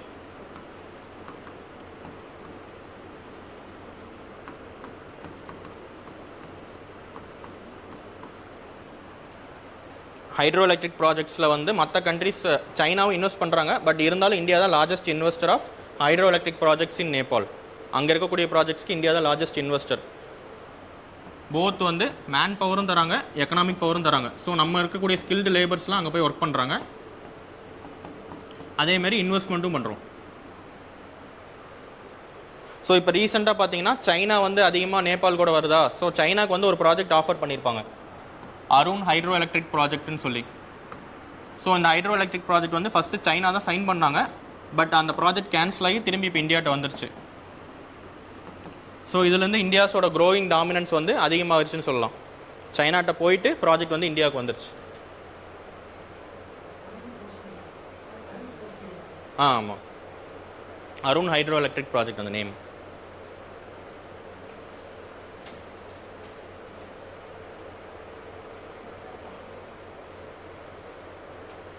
Next river agreements எழுதிட்டிங்களா? நெக்ஸ்ட் நான் ஆல்ரெடி சொன்ன மாதிரி நம்ம ரிவர்ஸ்லாம் அங்கேருந்து தான் வருதில்ல. ஸோ டிரான்ஸ்பவுண்டரி ரிவர்ஸ் வந்து இந்தியாவுக்கும் நேபாளுக்கும் நடுவில் அதிகம்.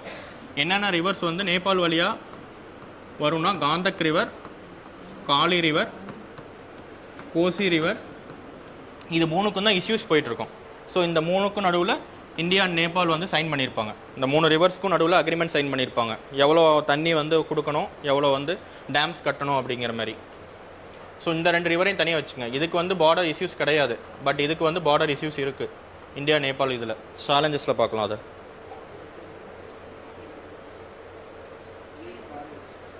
காண்டக் அண்ட் காளி ரிவர்ஸ்க்கு வந்து இந்தியாவுக்கும் நேபாளுக்கும் நடுவில் பார்டர் இஷ்யூஸில் வரும். ஸோ நான் சேலஞ்சஸில் சொல்கிறேன். அந்த கோசி ரிவருக்கு வந்து எந்த பிரச்சனையும் இல்லை அந்த அக்ரிமெண்ட் சைன் பண்ணதுக்கப்புறம்.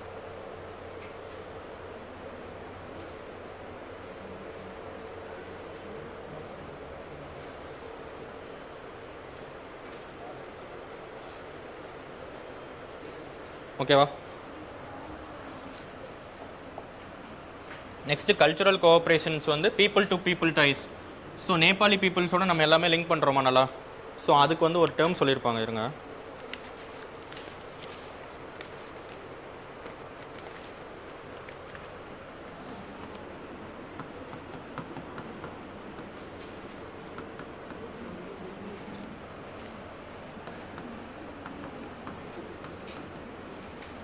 இது வந்து நம்மளோட இந்தியன் ஃபாரின் மினிஸ்டர் வந்து சொல்லியிருப்பாரு,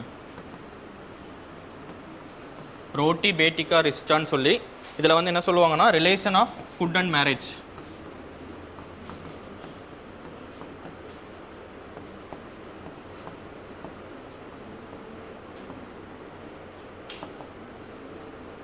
ஏன்னா இந்தியன் ஃபுட்ஸும் நேபாளி ஃபுட்ஸும் மேக்ஸிமம் காமனாக இருக்கும். கூர்க்கா சொல்கிறோம்ல, ஸோ அவங்க எல்லாமே நம்ம வீட்டில் வந்து சாப்பிடக்கூடிய அளவுக்கு தான் இருக்காங்க. ஸோ அதேமாதிரி கூர்காஸ்க்கும் இந்தியன்ஸ்க்கும் நடுவில் நிறைய மேரேஜ் வந்து நடக்கும். ஸோ அதனால் ரோட்டி பேட்டிகா ரிக்ஸ்டான்னு சொல்லி ஃபாரின் மினிஸ்டர் சொல்லுவாங்களா. ஸோ இதை வந்து கன்க்ளூஷன் எழுதுறதுன்னு எழுதிக்கங்க. இந்தியா நேபாள் ரிலேஷன்ஸ் வச்சு ஒரு மெயின்ஸ் கொஸ்டின் வருதுன்னா கன்க்ளூஷன் இந்த டேர்ம் எழுதிக்கலாம், relation of food and marriage, ரோட்டி பேட்டிகா ரிக்ஷா.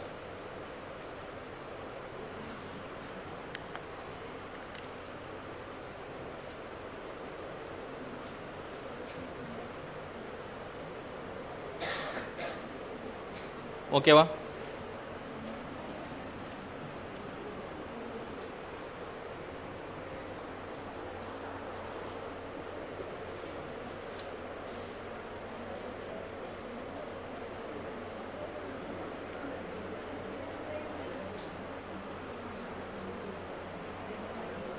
போலாமா?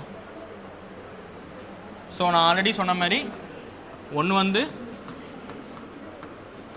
Gorkha peoples or Gurkha peoples சொல்லுவாங்க. ஸோ இவங்க வந்து காமனா. இன்னொன்று வந்து மதேசி பீப்புள்ஸ்னு சொல்லுவாங்க,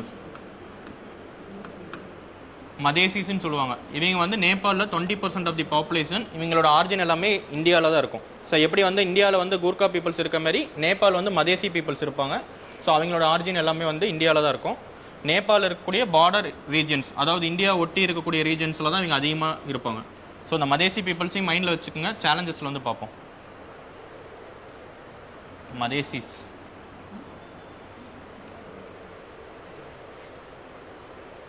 ஸோ இந்த 2 எத்னிக் பாப்புலேஷன் தான் பீப்புள் டு பீப்புள் டைஸ்க்கு வந்து ரொம்ப இம்பார்ட்டண்ட்டாக இருக்காங்க.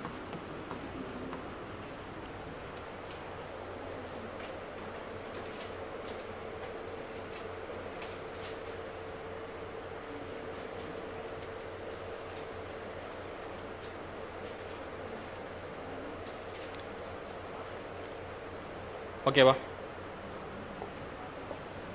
Next religion and sister cities. Sister சிட்டிஸ்னால் என்ன சொல்லலாம்? ஸோ கனெக்டிவிட்டி இருக்கணும். Either cultural connectivity or business or political, எந்த கனெக்டிவிட்டி இருந்தாலும் அது வந்து சிஸ்டர் சிட்டி. ஒரே மாதிரியே இருக்கக்கூடிய சிட்டிஸ் தான் சிஸ்டர் சிட்டிஸ் சொல்லுவாங்க. ஸோ அப்போ இந்தியாவுக்கும் நேபாளுக்கும் நான் ஆல்ரெடி சொன்ன மாதிரி ஹிந்துயிசம் அண்ட் புத்திசம் வந்து காமனாக இருக்கனால ஒரு 3 சிஸ்டர் சிட்டிஸ் வந்து கவர்மெண்ட் வந்து அனௌன்ஸ் பண்ணியிருப்பாங்க. ஃபஸ்ட்டு பார்த்தீங்கன்னா நேபாளோட கேபிட்டல் என்ன? காட்மண்டு. இந்தியாவோட கல்ச்சரல் கேபிட்டல் என்ன சொல்லலாம்? ஸோ வாரணாசி அண்ட் காட்மண்டு வந்து சிஸ்டர் சிட்டிஸ், ரெண்டுமே கல்ச்சுரல் கேபிட்டல்ஸ்.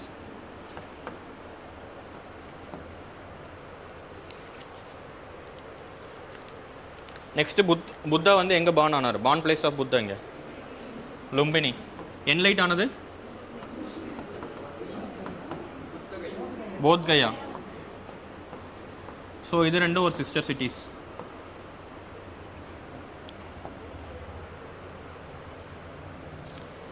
நெக்ஸ்ட் ராமாவோட பார்ன் பிளேஸ் என்னது? சீதாவோடது ஜானக்பூர். ஸோ அது வந்து நேபாளில் இருக்குது. ஜானக்பூர் ஆர் ஜானக்பூரின்னு சொல்லுவாங்க. ஸோ இங்கே தான் வந்து ராமாயண் சர்க்கியூட் ட்ரெயின் வந்து போகும். இந்தியாவுக்கும் நேபாளுக்கும் நடுவில் ஒரு ட்ரெயின் விட்டுருப்பாங்க ரிலீஜன் இதுக்காக. ராமாயண் சர்க்கியூட் ட்ரெயின்னு சொல்லுவாங்க. ஜானக்பூர் அண்ட் அயோத்தியாவை கனெக்ட் பண்ணும். ஸோ 3 சிஸ்டர் சிட்டிஸ் இருக்குது.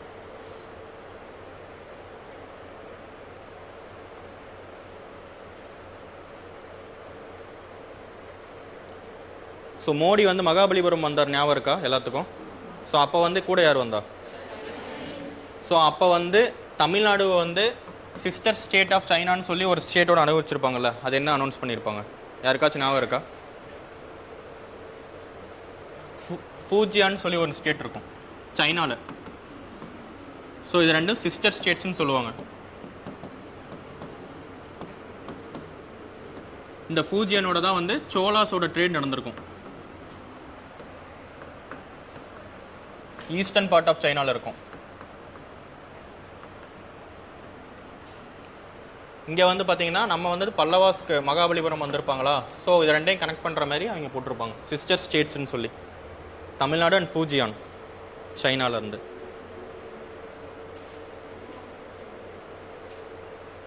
ஸோ அந்த மாதிரி தான் இந்த 3 சிஸ்டர் சிட்டிஸ் வந்து ஹிந்துயிசம் அண்ட் புத்திசம். இது ஓவராலாக கல்ச்சுரல். ஸோ 3 வச்சு சிஸ்டர் சிட்டிஸ்ன்னு போட்டிருக்காங்க. ஓகேவா? எழுதிட்டிங்களா?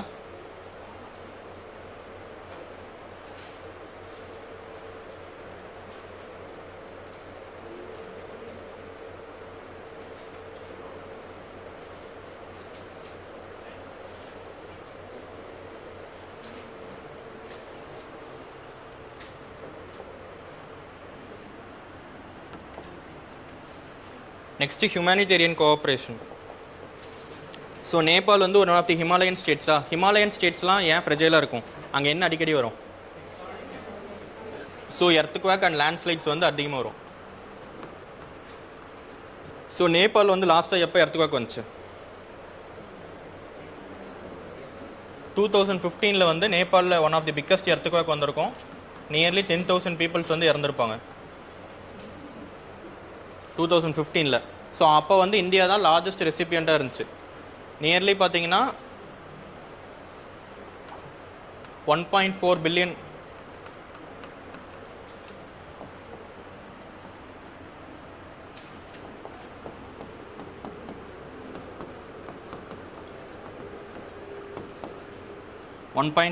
ருபீஸ் வந்து இந்தியா வந்து டொனேட் பண்ணியிருப்பாங்க நேபாளுக்காக. ஸோ இந்த எர்த்குவேக் அப்படியே மைண்டில் வச்சுக்கோங்க. சேலஞ்சஸில் வந்து இங்கிருந்தால் நேபாள் இந்தியாவுக்கான சேலஞ்சிங் ரிலேஷன்ஸ் ஸ்டார்ட் ஆகும். இந்த எர்த்குவேக் வந்தப்போ நிறைய இந்தியா தப்பு பண்ணியிருப்பாங்க. ஸோ அதனால தான் இந்தியாவுக்கும் நேபாளுக்கும் ரிலேஷன்ஸ் வந்து ப்ராப்ளம் ஆயிருக்கு. 2015 எர்த்குவேக் வந்துச்சு. ஸோ அதுக்கு வந்து இந்தியா வந்து லார்ஜஸ்ட் ரெசிபியண்ட்டாக டொனேட் பண்ணாங்க. ஸோ அது மட்டும் போதும். ஓகேவா?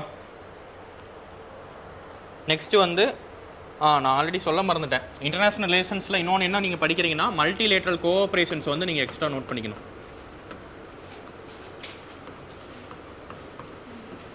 ஸோ ஒவ்வொரு கண்ட்ரி இன்னொரு கண்ட்ரி வந்து multilateral cooperations, for example India யூஎஸ்லாம் பார்த்தீங்கன்னா குவாட்லேயே இருப்பாங்க.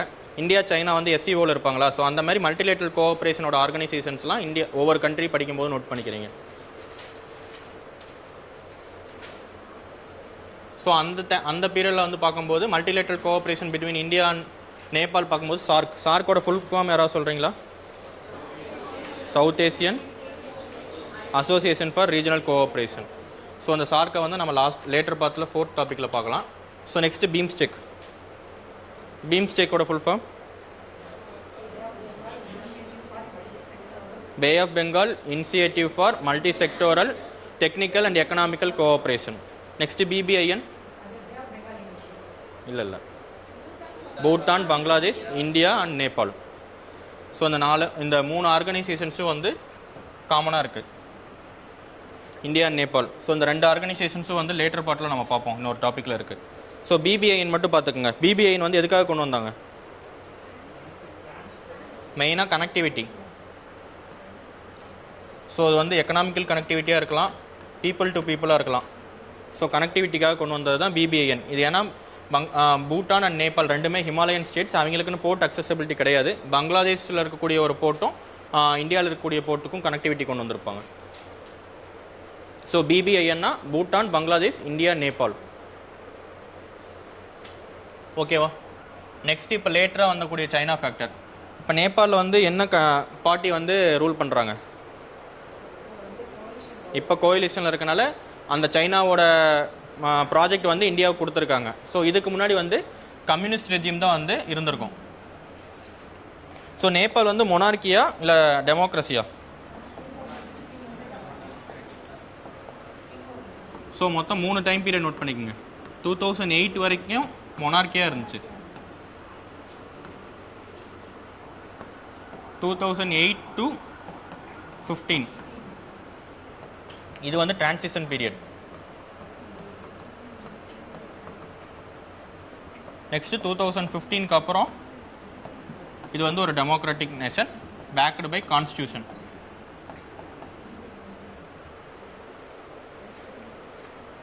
ஸோ இந்த மொனார்க்கியாக இருந்த வரைக்கும் இஷ்யூஸ் இல்லை. டிரான்சிஷன் வரும்போது இந்தியாவுக்கும் நேபாளுக்கும் நடுவில் எந்த இஷ்யூஸும் இல்லை. இங்கே 2015க்கு அப்புறம் இந்தியாவுக்கும் நேபாளுக்கும் நடுவில் இஷ்யூஸ் ஆக ஆரம்பிச்சிருச்சு. ஸோ 2008 மொனார்க்கியா 2008 வரைக்கும் ஃப்ரம் அந்த பிரிட்டிஷ் ஆங்கிலோ பிரிட்டிஷ் வார்லேருந்து 2008 வரைக்கும் மொனார்க்கியல் நேஷனாக தான் இருந்திருப்பாங்க. 2008 தான் வந்து கான்ஸ்டியூஷன் அசம்பிளி வந்து ஃபஸ்ட்டு கிரியேட் பண்ணியிருப்பாங்க. நெக்ஸ்ட் வந்து அந்த 15 வரைக்கும் பார்த்தீங்கன்னா கான்ஸ்டியூஷன் அசம்பிளி ஒர்க் போயிட்டு இருக்கும். 15க்கு அப்புறம் democratic nation backed by constitution வந்திருப்பாங்க. ஸோ அந்த இதில் இந்த கம்யூனிஸ்ட் ரெஜிம் வந்து 15th எலெக்ஷனுக்கு அப்புறம் 15லேருந்து கிட்டத்தட்ட 22 வரைக்கும் இந்த கம்யூனிஸ்ட் ரெஜிம் தான் இருப்பாங்க. ஸோ அந்த கம்யூனிஸ்ட் ரெஜிம் எல்லாமே வந்து சைனாவுக்கு பேக்கப்பாக போவாங்க. ஸோ அங்கே சைனாலேருந்து பொலிட்டிக்கல் ஃபண்டிங் வரும், அதை வச்சு அவங்க வின் பண்ணியிருப்பாங்க. ஸோ அதனால் கம்யூனிஸ்ட் ரெஜிம் எல்லாமே சைனாக்கு தான் சப்போர்ட் பண்ணியிருப்பாங்க.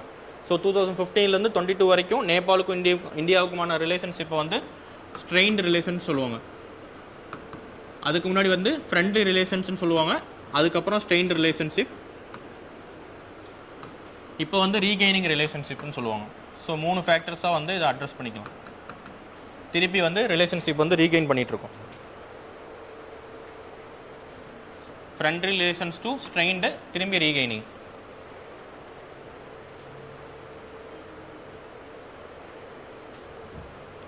ஸோ அப்போ வந்து சைனா ஃபேக்டர் வரும்போது நேபாள் வந்து பெல்ட் அண்ட் ரோடு இனிஷியேட்டிவில் 1 கண்ட்ரியாக ஜாயின் பண்ணியிருப்பாங்க.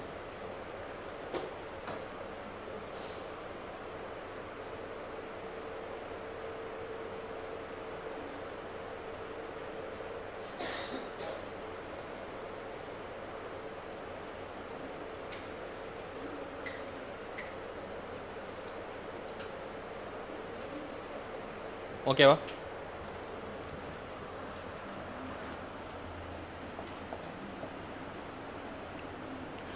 இந்த பெல்ட் அண்ட் ரோடு இனிஷியேட்டிவ்னு சைனா எதுக்காக கொண்டு வந்தாங்க? மெயினாக இன்ஃப்ராஸ்ட்ரக்சருக்காக கொண்டு வந்தது. So road infrastructure, sea as well as airways இன்ஃப்ராஸ்ட்ரக்சர்ஸ் எல்லாத்தையுமே கிரியேட் மல்டி மாடல் இன்ஃப்ராஸ்ட்ரக்சர்னு சொல்லலாம்.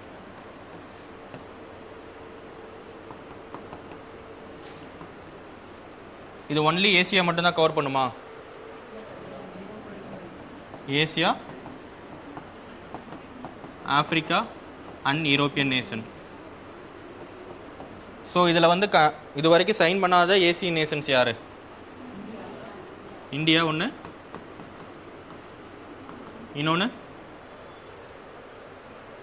பூட்டான். ஸோ அதுக்கு தான் வந்து அந்த டாக்லாம் கிரைசிஸ்ன்னு சொல்லி படிச்சிருப்பீங்கள்ல. பூட்டான் சைன் பண்ணாதனால தான் சைனா வந்து அவங்கள ட்ரெட் பண்ணுறதுக்காக டாக்லாமில் வந்து 2018-19 வந்து பிரச்சனை பண்ணியிருப்பாங்க, அவங்கள த்ரெட்டன் பண்ணியிருப்பாங்க. ஸோ அதுக்கு தான் வந்து இந்தியா சப்போர்ட் போயிருப்பாங்க, விட்டால் பூட்டானும் வந்து பிஆர்ஐக்கு போயிடுவாங்க அப்படின்னு.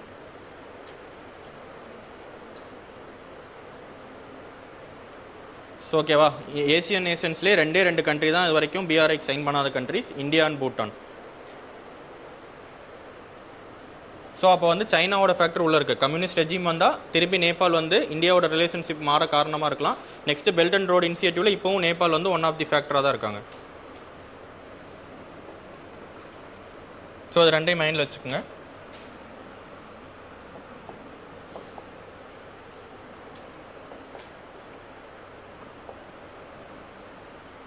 நெக்ஸ்ட் வந்து சேலஞ்சஸ். ஸோ சிக்னிஃபிகன்ஸ் என்னென்னு ஒவ்வொருத்தர் அப்படி சொல்கிறீங்களா? இந்தியா நேபாள் ரிலேஷன்ஷிப்போட சிக்னிஃபிகன்ஸ் ஏன் இந்தியாவுக்கு நேபாள் தேவை? So Nepal is a buffer state for India.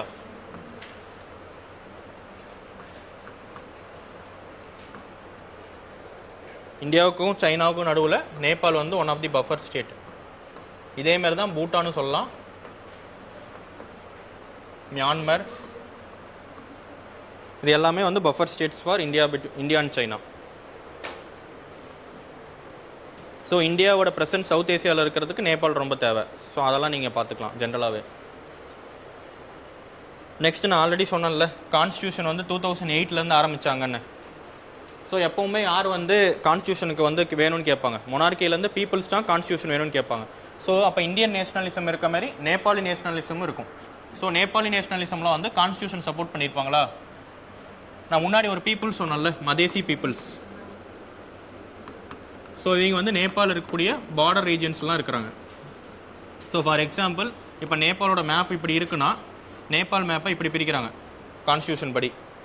For ஒரு 5 ஸ்டேட்ஸாக பிரிக்கிறாங்கன்னு வச்சுக்கோங்க. மதேசி பீப்புள்ஸ் எல்லாம் இங்கே ஸ்கேட்டர் ஆகிருக்காங்க. ஸோ அவங்க எப்படி வேணும்னு கேட்குறாங்கன்னா, இப்படி இருக்க மேப் வந்து எங்களுக்கு இப்படி வேணும், அப்போ தான் எங்களோட மெஜாரிட்டி டாமினன்ட் வேணும்னு சொல்கிறாங்க. ஸோ இப்படி பிரிச்சிட்டாங்கன்னா இந்த 20% பீப்புள் வந்து எல்லா இடத்துலையும் பார்க்கும்போது ஒரு 5% ஸ்கேட்டர் ஆயிடுவாங்க. பட் இப்படி பிரிக்கும்போது 20% வந்து ஒரு கான்ஸ்டியூஷன் டாமினேட் பண்ணலாம்ல. ஸோ அதேமாதிரி தான் இங்கே தமிழ்நாடுவாக இருக்கலாம், எல்லா இடத்துலையுமே அந்த மெஜாரிட்டி பீப்புள்ஸ் டாமினேட் பண்ணணும்னு நினைப்பாங்கல்ல. ஸோ இதுக்கு முன்னாடி வரைக்கும் அந்த கான்ஸ்டியூஷன் வந்து மொனார்க்கியாக தான் இருந்துச்சு, அவங்களுக்கு அந்த பொலிட்டிக்கல் ரெப்ரசன்டேஷன் தேவைப்படல. பட் இப்போ வந்து மெஜாரிட்டியாக 80% நேபாளி பாப்புலேஷன் இருக்கும்போது 20% மதேசி பாப்புலேஷன் வந்து மைனாரிட்டி பாப்புலேஷன்ஸாக ஃபீல் பண்ண ஆரம்பித்தாங்க. ஸோ இந்தியன் கவர்மெண்ட் என்ன பண்ணாங்கன்னா மதேசி பாப்புலேஷன்ஸோட டிமாண்டை வந்து சப்போர்ட் பண்ண ஆரம்பித்தாங்க. ஸோ அங்கே தான் வந்து ஆன்டி இந்தியா சென்டிமெண்ட்ஸ் வந்து ஆரம்பிக்கும். ஸோ ஏன் மதேசி பீப்புள்ஸ்க்கு வந்து நீங்கள் சப்போர்ட் பண்ணீங்க, அப்போ நேபாள் பீப்புள்ஸோட எங்களோட கான்ஸ்டியூஷன் வந்து வரக்கூடாதுன்னு சொல்லுவோம். ஏன்னா கான்ஸ்டியூஷன் வந்து இப்படி தான் வந்து ஸ்ப்ளிட் அப் பண்ணி கான்ஸ்டியூஷன் வந்து ரைட் பண்ணிடுவாங்க. ஸோ இந்தியன் கவர்மெண்ட் வந்து கான்ஸ்டியூஷன் ஆஃப் நேபாளை வந்து ஸ்டில் வந்து நாட் ரெடின்னு தான் சொல்லுவாங்க, இன்னும் அந்த அளவுக்கு ஆப்ட் ஆகலை அப்படின்னு தான் சொல்லியிருப்பாங்க. ஸோ இது வந்து பொலிட்டிக்கலாக கமெண்ட் பண்ணியிருப்பாங்க. எப்போவுமே ஒரு பீப்புள் சென்டிமெண்ட்ஸை பொலிட்டிக்கலாக கமெண்ட் பண்ணும்போது அங்கே ஆப்போசிட்டாக மாறிடுறாங்க. ஸோ அப்போ வந்து அந்த மதேசி பீப்புள்ஸோட டிமாண்டை சப்போர்ட் பண்ணனால இந்தியன் கவர்மெண்ட்டுக்கு எதிராக பீப்புள்ஸ் வந்து வர ஆரம்பிச்சிட்டாங்க. நேபாளி பீப்புள்ஸே வந்து இந்தியன் கவர்மெண்ட்ஸ்க்கு ஆப்போசிட்டாக போக ஆரம்பிச்சிட்டாங்க. இதனால இந்தியன் ஒர்க்கர்ஸோ இல்லை இந்தியன் மைனாரிட்டி பீப்புள்ஸோ நேபாள் ஒர்க் பண்ணுறவங்களுக்கு சேஃப்டி இஷ்யூஸ் வர ஆரம்பிச்சிருச்சு. நெக்ஸ்ட் நான் அந்த எர்த்குவேக் சொன்னேன்ல 2015. ஸோ அந்த டைமில் தான் வந்து கான்ஸ்டியூஷன் வந்து போயிருக்குமா. ஸோ அப்போ வந்து இந்த மதேசி பீப்புள்ஸ்டான பார்டர் ஸ்டேட்ஸ்லாம் இருந்திருப்பாங்க. ஸோ அப்போ வந்து இந்தியாவிலேருந்து போகக்கூடிய ஃபுட்டோ இல்லை ஃபுட் வாட்டர் எல்லாத்தையுமே வந்து இந்த மதேசி பீப்புள்ஸ் வந்து இந்த நேபாளி பீப்புள்ஸுக்கு போகாமல் தடுத்திருப்பாங்க. அது மட்டும் இல்லாமல் ஒரு எக்கனாமிக் பிளாக்கேட் வந்து கிரியேட் பண்ணியிருப்பாங்க.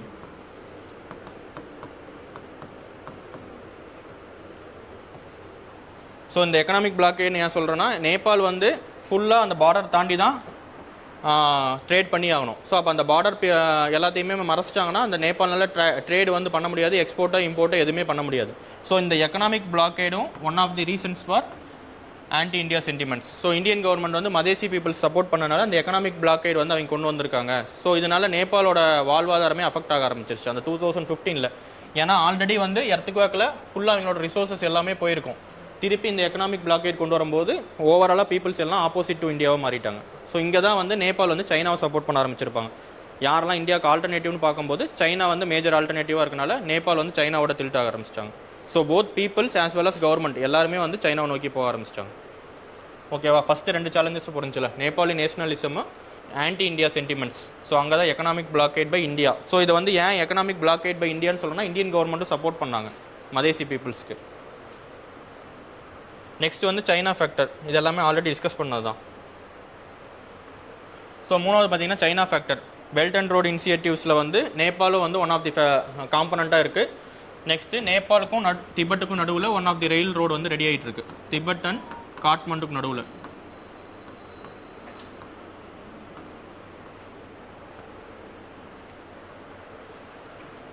அடுத்து பார்டர் டிஸ்பியூட்ஸ். ஸோ இங்கே தான் வந்து நான் சொன்னேன்ல காலி ரிவர் அண்ட் காந்தக் ரிவர். இதை மைண்டில் வச்சுக்கோங்க, மேப் அப்படி பார்க்கலாம்ல. ஸோ பார்டர் டிஸ்பியூட் வந்து சுஸ்டா அண்ட் காலப்பானி இஷ்யூஸ் மட்டும் மைண்டில் வச்சுக்கோங்க, மேப்புக்கு போய்க்கலாம்.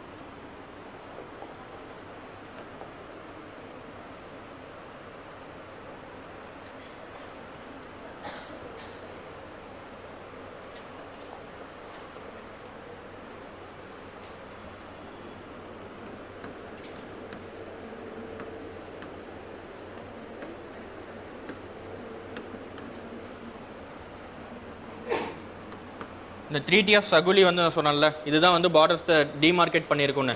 ஸோ அந்த ட்ரீட்டி ஆஃப் சகுலி என்ன சொல்லியிருப்பாங்கன்னா, காலி ரிவர் தான் வந்து இந்தியாவுக்கும் நேபாளுக்குமான நார்த்தன் பார்டர்ஸ். அதாவது உத்தரகாண்டில் இருக்கக்கூடிய உத்தரகாண்டுக்கும் நேபாளுக்கும் நடுவில் அந்த காலி ரிவர் தான் பார்டர்னு சொல்லியிருப்பாங்க. பட் அங்கே இன்டர்பிரேஷனில் என்ன பிரச்சனை ஆகும்னா, காலி ரிவரோட ஆர்ஜின் வந்து ஒரு இடத்துல இருக்கும். ஸோ ஆர்ஜின் இங்கே இருக்குன்னா அந்த ஒரு ரிவர் ஃப்ளோவாக வரது வந்து இந்த இடத்துல ஆரம்பிக்கும், ரிவர் ஃப்ளோ. ஸோ வந்து இந்த இன்டர்பிரேஷன் தான் பிரச்சனையாகும். நேபாள் வந்து எனக்கு ஆர்ஜின் தான் வந்து பார்டர்னு சொல்லுவாங்க, இந்தியா வந்து ரிவர் ஃப்ளோ தான் வந்து பார்டர்னு சொல்லுவாங்க. ஸோ இங்கே தான் வந்து பிரச்சனையாகும் காலாபானி ரிவர் டிஸ்பியூட்டு. ஸோ இது வரைக்கும் பேசியிருக்க மாட்டாங்க காலாபானி ரிவர் டிஸ்பியூட்டை. ஆஃப்டர் 2020 வந்து நேபாள் வந்து ஒரு பொலிட்டிக்கல் மேப் விட்டுருப்பாங்க. ஸோ அதில் வந்து இந்த காலாபானியோட ஆர்ஜினே வந்து நேபாளோட டெரிட்டரியாக வந்து அவங்க டிமார்க்கெட் பண்ணியிருப்பாங்க. இவ்வளோ நாளாக ஃப்ரெண்ட்லியாக இருந்த நேஷன்ஸ் வந்து ஸ்ட்ரெயின்டு ரிலேஷன்ஸ் வந்துச்சுல, அந்த ஸ்ட்ரெயின்டு ரிலேஷன்ஸில் தான் வந்து காலாபானி ரிவர் டிஸ்பியூட் பற்றி பேசியிருப்பாங்க. ஸோ அப்போ வந்து Kalapani river dispute is related to which of the following கண்ட்ரிஸ்னு கேட்டால் India and Nepal. Next Gandak river.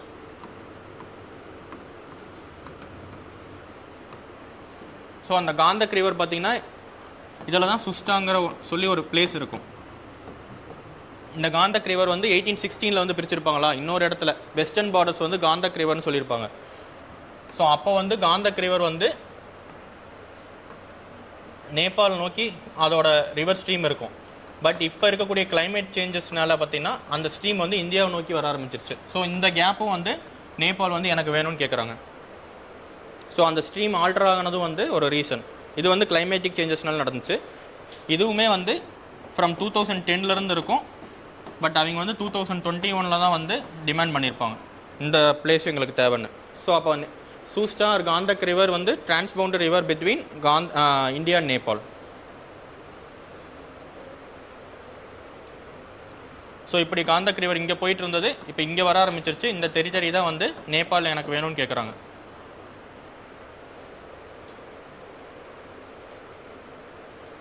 ஓகேவா?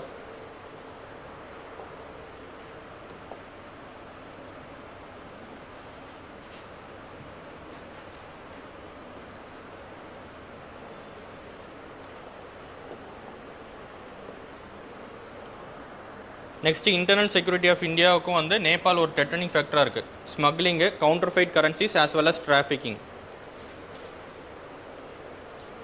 ஸோ ஸ்மக்லிங் வந்து உத்தரப்பிரதேஷ் வழியாக அந்த பீஃப்லாம் எடுத்துகிட்டு போகிறாங்கல்ல, ஸோ அதனால வந்து அந்த கூர்கா பீப்புள்ஸை வந்து கில் பண்ண ஆரம்பிச்சிடுறாங்க அங்கே இருக்கக்கூடிய பீப்புள்ஸ்.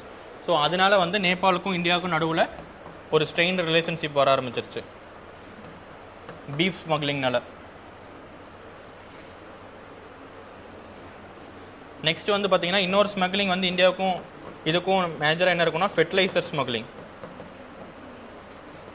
ஏன் வந்து ஃபெர்டிலைசர்ஸ் வந்து நேபாளுக்கு மேக்ஸிமம் ஸ்மகிள் பண்ணிட்டு போகிறாங்க? இந்தியாவில் வந்து காஸ்ட் கம்மி, ஃபெர்டிலைசர்ஸ்க்கு வந்து நிறையா சப்சிடிஸ் கொடுக்குறோமா. ஸோ இங்கே இருக்கக்கூடிய யூரியா ஃபெர்டிலைஸோட காஸ்ட்டும் நேபாளில் இருக்கக்கூடிய யூரியா ஃபெர்டிலைஸோட காஸ்ட்டும் ரொம்ப டிவேட் ஆகும். ஸோ அதனால் இந்தியாவிலேருந்து யூரியா ஃபெர்டிலைசர்ஸை மேக்ஸிமம் வந்து ஸ்மகிள் பண்ணிட்டு போவாங்க நேபாளுக்கு.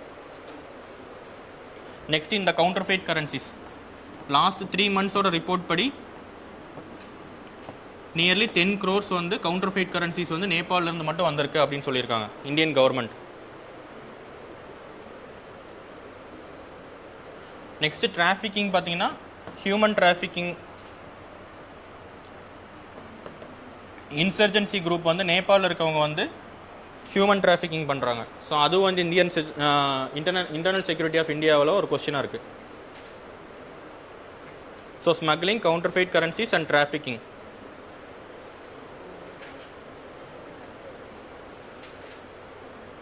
நெக்ஸ்ட் வந்து இந்த மதேசி பீப்புள்ஸ் நம்ம ஆல்ரெடி பார்த்துட்டோம், அவங்களோட strained relationship.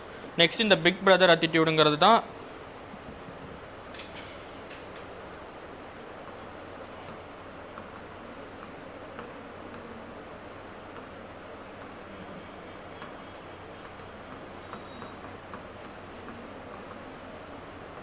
So big brother அட்டிடியூட்னா என்னது?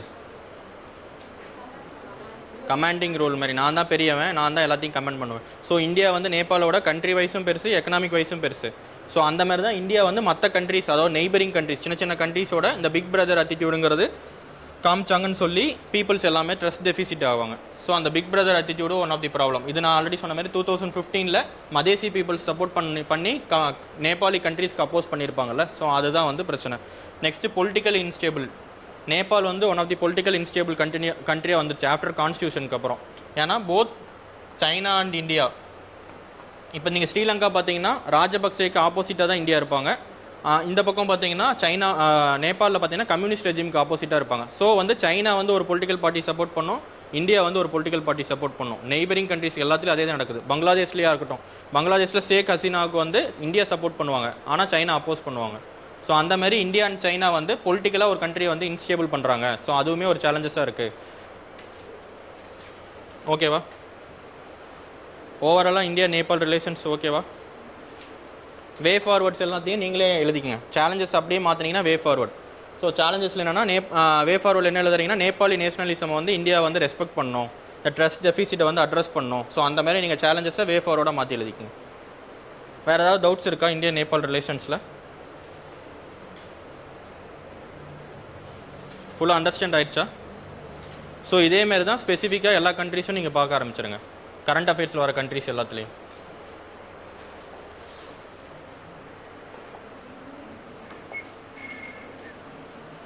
ஸோ இந்தியா எகிப்ட் வந்து அப்புறம் பார்த்துக்கலாம்.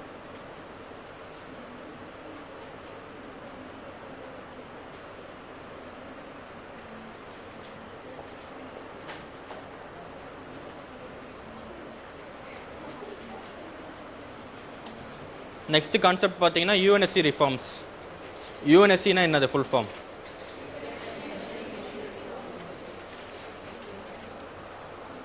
United nation security council.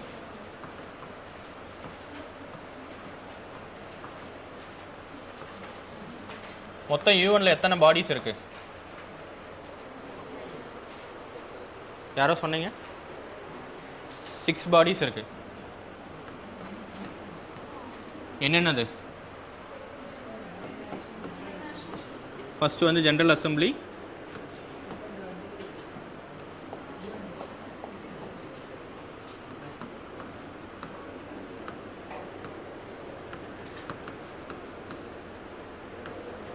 Second வந்து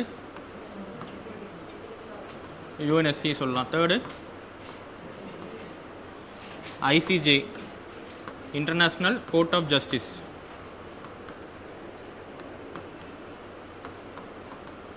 fourth economic and social council,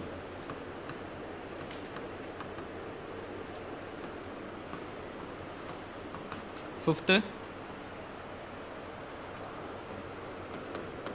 trusteeship council,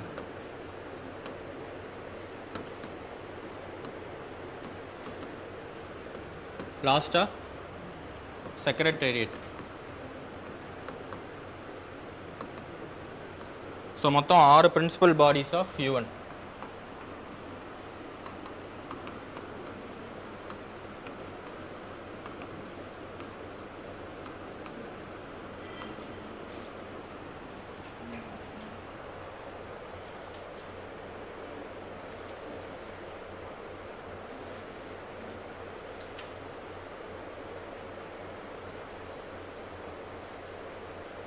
so first one வந்து ஜென்ரல் அசம்பிளி, செகண்ட் வந்து united nations security council, third வந்து ஐசிஜேன்னு சொல்கிற international court of justice, next fourth வந்து எக்கோசேக்குன்னு சொல்லுவாங்க, economic and social council, fifth வந்து ட்ரஸ்டிஷிப் கவுன்சில், லாஸ்ட்டாக secretariat.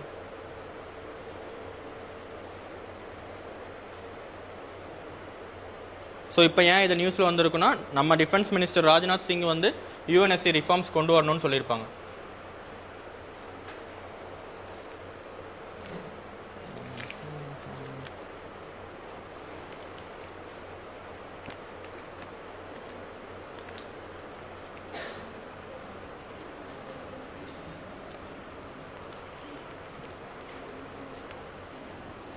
So 4 pillars of UN அப்படி பார்த்துக்குங்க.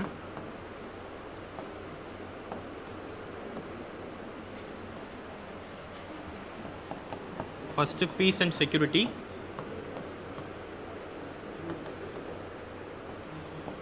Human rights,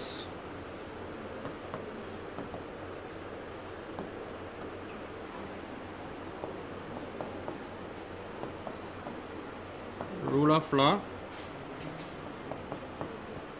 development.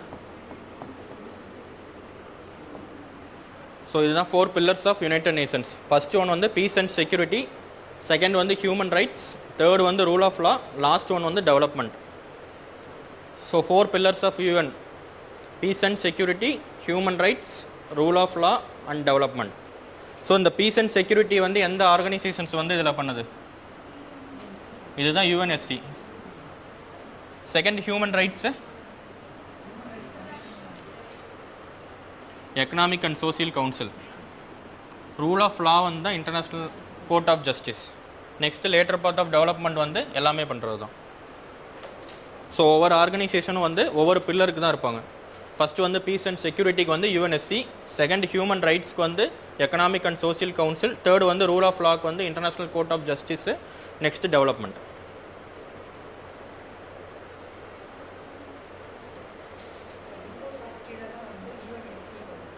யுஎன் ஈகோசாக் கீழே தான் வருவாங்க.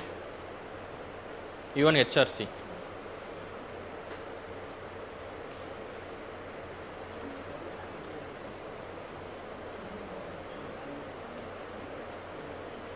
ஓகேவா? எழுதிட்டிங்களா?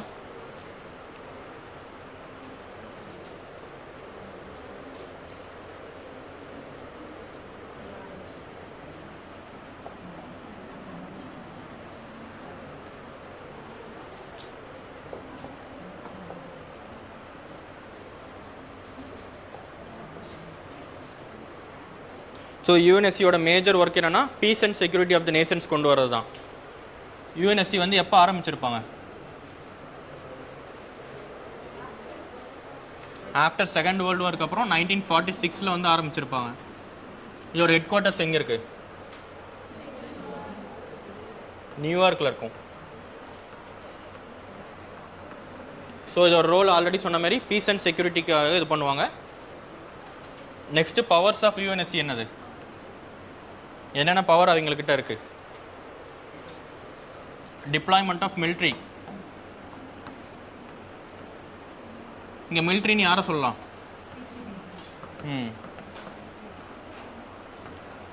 So UN piece keeping force.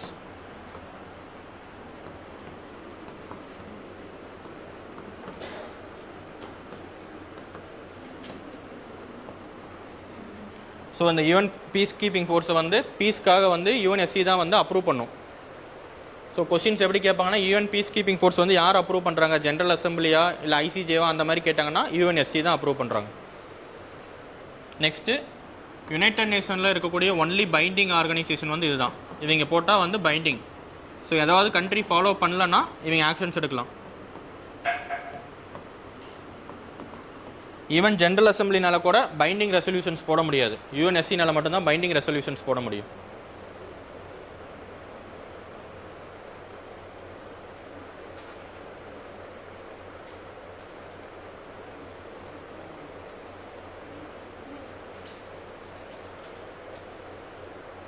அந்த 6 பாடி சொன்னதில் ஒரே ஒரு பைண்டிங் ரெசல்யூஷன்ஸ் வந்து யூஎன்எஸ்சினால மட்டும்தான் போட முடியும்.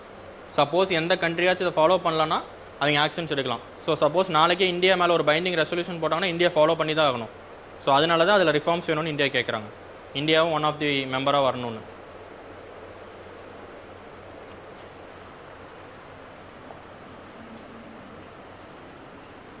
எழுதிட்டிங்களா? Next members. மொத்தம் யூஎன்எஸ்சியில் எத்தனை மெம்பர்ஸ் இருப்பாங்க? ஸோ ஓவராலாக 15 மெம்பர்ஸு. அதில் 5 வந்து பர்மனெண்ட் மெம்பர்ஸ், 10 வந்து நான் பர்மனெண்ட் மெம்பர்ஸ். ஓகேவா? இந்த 5 பர்மனெண்ட் மெம்பர்ஸுங்கிறத யார் அப்பாயின் பண்ணுவா? ஸோ அவங்க பர்மனெண்ட்டாக இருக்கனால அவங்க எப்போவுமே தான் இருப்பாங்க. இந்த நான் பர்மனெண்ட் மெம்பர்ஸை யார் அப்பாயின் பண்ணுவா? யார் அப்பாயின் பண்ணுவா? இந்த கண்ட்ரி தான் உள்ளே வரணும்னு யார் சொல்லுவா? ஜென்ரல் அசம்பிளியில் வந்து இது பண்ணுவாங்க. யூஎன் ஜென்ரல் அசம்பிளியில் ஓட்டிங் நடக்கும். அதில் 2/3 மெஜாரிட்டி வந்து எந்த கண்ட்ரீஸ்க்கெலாம் கிடைக்குதோ அந்த கண்ட்ரீஸ் வந்து நான் பர்மனெண்ட் மெம்பர்ஷிப் வருவாங்க. அவங்களோட டேர்ம் வந்து 2 இயர்ஸ். பர்மனெண்ட் வந்து லைஃப் லாங் மெம்பர்ஷிப். நான் பர்மனெண்ட் மெம்பர்ஸ் வந்து 2 இயர்ஸ் தான், நோ ரெனியூ கிடையாது. ஸோ அவங்க வந்து நெக்ஸ்ட் டைம் வர முடியாது. ஒன்ஸ் முடிஞ்சதுக்கப்புறம் இன்னொரு டென்யூர் முடிஞ்சதுக்கப்புறம் வேணால் 3rd டென்யூரில் வரலாம். ஒன்ஸ் முடிஞ்சோடனே அடுத்து கண்டினியூவாக பண்ண முடியாது.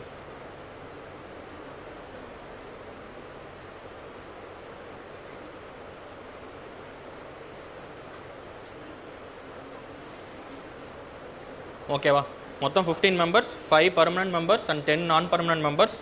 நான் பர்மனெண்ட் மெம்பர்ஸ் வந்து யூஎன் ஜென்ரல் அசம்பிளியில் ஓட்டிங்கில் எடுப்பாங்க. 2/3 மெஜாரிட்டி ஓட் யாருக்கு கிடைக்குதோ அவங்க எல்லாமே எலெக்ட் ஆவாங்க. நெக்ஸ்ட் போலாமா?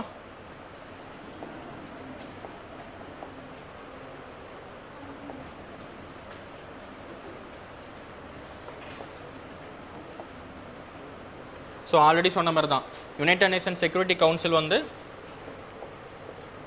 One of the six main organs of UN. அவங்களோட வேலை என்னென்னா இன்டர்நேஷ்னல் பீஸ் அண்ட் செக்யூரிட்டி பார்க்குறது.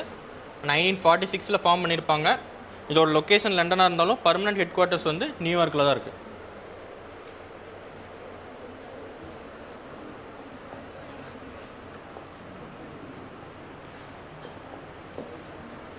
நெக்ஸ்ட்டு பர்மனெண்ட் மெம்பர்ஸ் பார்த்து 5 பர்மனெண்ட் மெம்பர்ஸ் வந்து நோட் பண்ணிக்கோங்க என்னென்ன கண்ட்ரீஸ்னு. ஃபர்ஸ்ட் ஒன் வந்து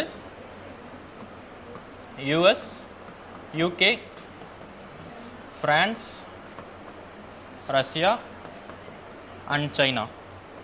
ஸோ இந்த 4 கண்ட்ரீஸும் யார்? செகண்ட் வேர்ல்டு வார் வின் பண்ண கண்ட்ரீஸ். ஓகேவா?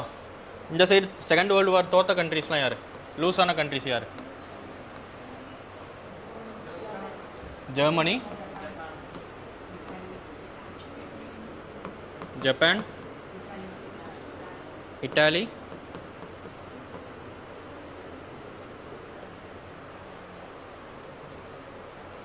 ஓகேவா?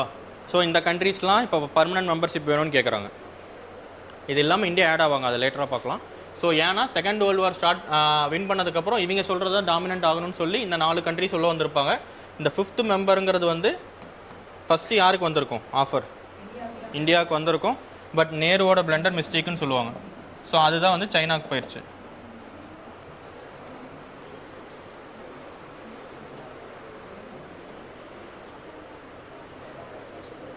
ஸோ ஏன் வந்து நேரு வந்து அது வேணான்னு சொன்னார்? சைனாக்கு ஏன் விட்டு கொடுத்தாரு? சைனாவுக்கு விட்டு கொடுக்கல, நேரு வேணான்னு சொன்னனால சைனாவுக்கு போயிடுச்சு. ஏன் நேரு வேணான்னு சொல்லியிருப்பார்? டெவலப்பிங் ஸ்டேட்டு இது எல்லாமே இங்கே ஒரு போலார் வேர்ல்டு இருந்துச்சு, இங்கே ஒரு polar world. Maybe 3rd world war வந்தால் இந்தியாவும் அஃபெக்ட் ஆகும்னு சொன்னனால வேணான்னு சொல்லியிருப்பார். பட் இப்போ வந்து அது பிளண்டர் மிஸ்டேக் ஆயிடுச்சு. ஓகேவா? இந்த பர்மனெண்ட் 5 கண்ட்ரீஸ்ன்னு சொல்கிறவங்களுக்கு அவங்களுக்கு என்ன பவர்?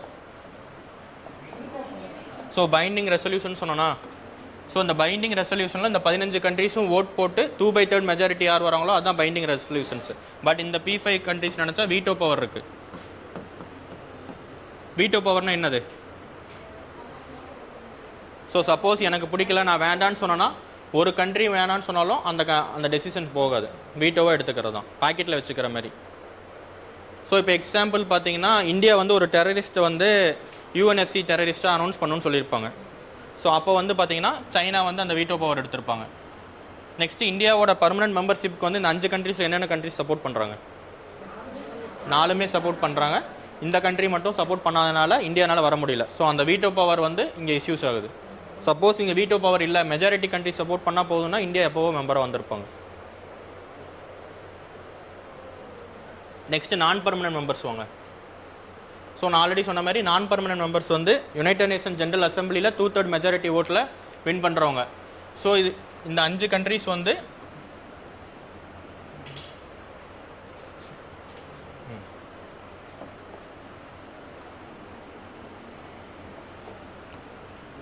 இவங்களோட தென்னூர்லாம் 2023 முடியுது.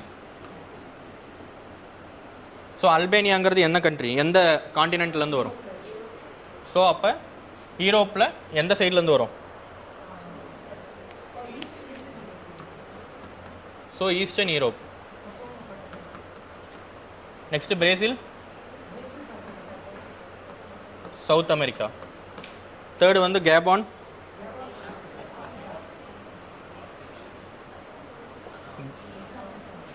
கேபான் வந்து Africa. Ghana, India, Asia. Ireland, western Europe. Next வந்து கென்யா,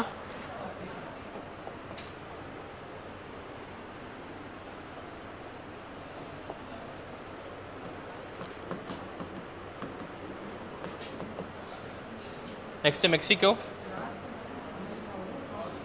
ஸோ மெக்சிகோ வந்து லாட்டின் அமெரிக்கான்னு சொல்லலாம். லாட்டின் அமெரிக்கானா ஒன்லி சவுத் அமெரிக்கா மட்டும் கிடையாது, யூஎஸும் கனடாவும் இல்லாமல் இருக்கக்கூடிய மற்ற எல்லாமே வந்து லாட்டின் அமெரிக்கான்னு சொல்லுவாங்க. ஏன் லாட்டின் சொல்கிறாங்கன்னா ஸ்பெயின் வந்து முன்னாடி கேப்சர் பண்ணியிருப்பாங்க அந்த கண்ட்ரீஸ். ஸோ அதனால் லாட்டின் அமெரிக்கான்னு சொல்லுவாங்க. நெக்ஸ்ட் வந்து 9th Norway. Norway one of the western European country. Next வந்து யுஏஇ, ஏசியா. ஸோ இதில் வந்து கண்ட்ரிஸ் படி பார்த்தீங்கன்னா Africa 1, 2, 3 African countries, 2 Asian countries. So அப்போ வந்து 10 நான் பர்மனன்ட் மெம்பர்ஸில் வந்து 5 கண்ட்ரீஸ் வந்து ஆஃப்ரிக்கா அண்ட் ஏசியாவிலேருந்து வரணும். இதுதான் ரூல்ஸ். ஓகேவா? நெக்ஸ்ட் வந்து வெஸ்டர்ன் யூரோப்பில் பாருங்கள் 2 கண்ட்ரீஸ் இருக்கும். ஸோ 2 கண்ட்ரீஸ் வந்து வெஸ்டர்ன் யூரோப்லேருந்து வரணும். ஈஸ்டர்ன் யூரோப்பில் வந்து 1 country. லட்டின் America and south America இதிலேருந்து 2 கண்ட்ரீஸ். ஸோ ஓவராலாக 10 வரும்.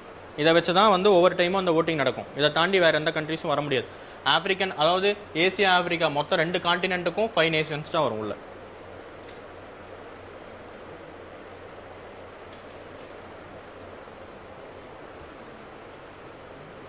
ஸோ இதுதான் நம்ம ரிஃபார்ம்ஸில் பேச போகிறோம். மொத்தம் ஏசியா அண்ட் ஆஃப்ரிக்காவில் எவ்வளோ கண்ட்ரிஸ் இருக்குது, ஓவராலாக யூஎனில் எத்தனை கண்ட்ரிஸ் இருக்குது? ஃபஸ்ட்டு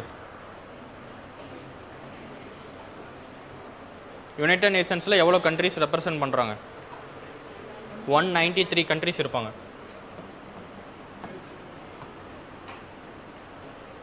ஓகேவா? ஏசியா அண்ட் ஆஃப்ரிக்காவில் எவ்வளோ கண்ட்ரிஸ் இருக்குது? ஆஃப்ரிக்காவில் மட்டும் எவ்வளோ இருக்குது? 51 நேஷன்ஸ் இருக்கும். ஸோ ஏசியா எனக்கு சரியாக தெரில, நான் பார்க்கல, ஒன்ஸ் ரெஃபர் பண்ணிக்கோங்க. ஸோ இந்த 193 கண்ட்ரீஸில் 50 கண்ட்ரீஸ் கிட்ட இன்னும் யூஎன்எஸ்சியில் ஒரு மெம்பர்ஷிப் கூட கிடைக்கல, பர்மனெண்ட் மெம்பர்ஷிப்பே கிடைக்கல இது வரைக்கும். நியர்லி பார்த்தீங்கன்னா 1946லேருந்து 2023 ஆயிடுச்சு. இன்னும் 50 கண்ட்ரீஸ்க்கு வந்து ஒரு ரெப்ரசன்டேஷன் கூட கிடைக்கல. ஸோ அதனால தான் ரிஃபார்ம்ஸ் வேணும்னு சொல்லுவாங்க. ஸோ இப்போ இருக்கக்கூடிய நான் பர்மனெண்ட் மெம்பர்ஸ் மட்டும் நோட் பண்ணிக்கோங்க. அல்பேனியா, ஸோ அது மேபி எம்சிக்யூவில் கேட்டாலும் கேட்பாங்க என்னென்ன கண்ட்ரிஸ் வந்து நான் பர்மனெண்ட் மெம்பர்ஷிப் ஆஃப் யூஎன்எஸ்சியில் இருக்குன்னு. அல்பேனியா, பிரேசில், கேபான், கானா, யுஏஇ. இந்த 5 கண்ட்ரிஸ் இப்போ வந்து ரீஎலெக்ட் ஆயிடுச்சு, வேறு கண்ட்ரிஸ் வந்துட்டாங்க. ஸோ ஃபஸ்ட்டு வந்து Albania, Brazil, Gabon, Ghana and UAE.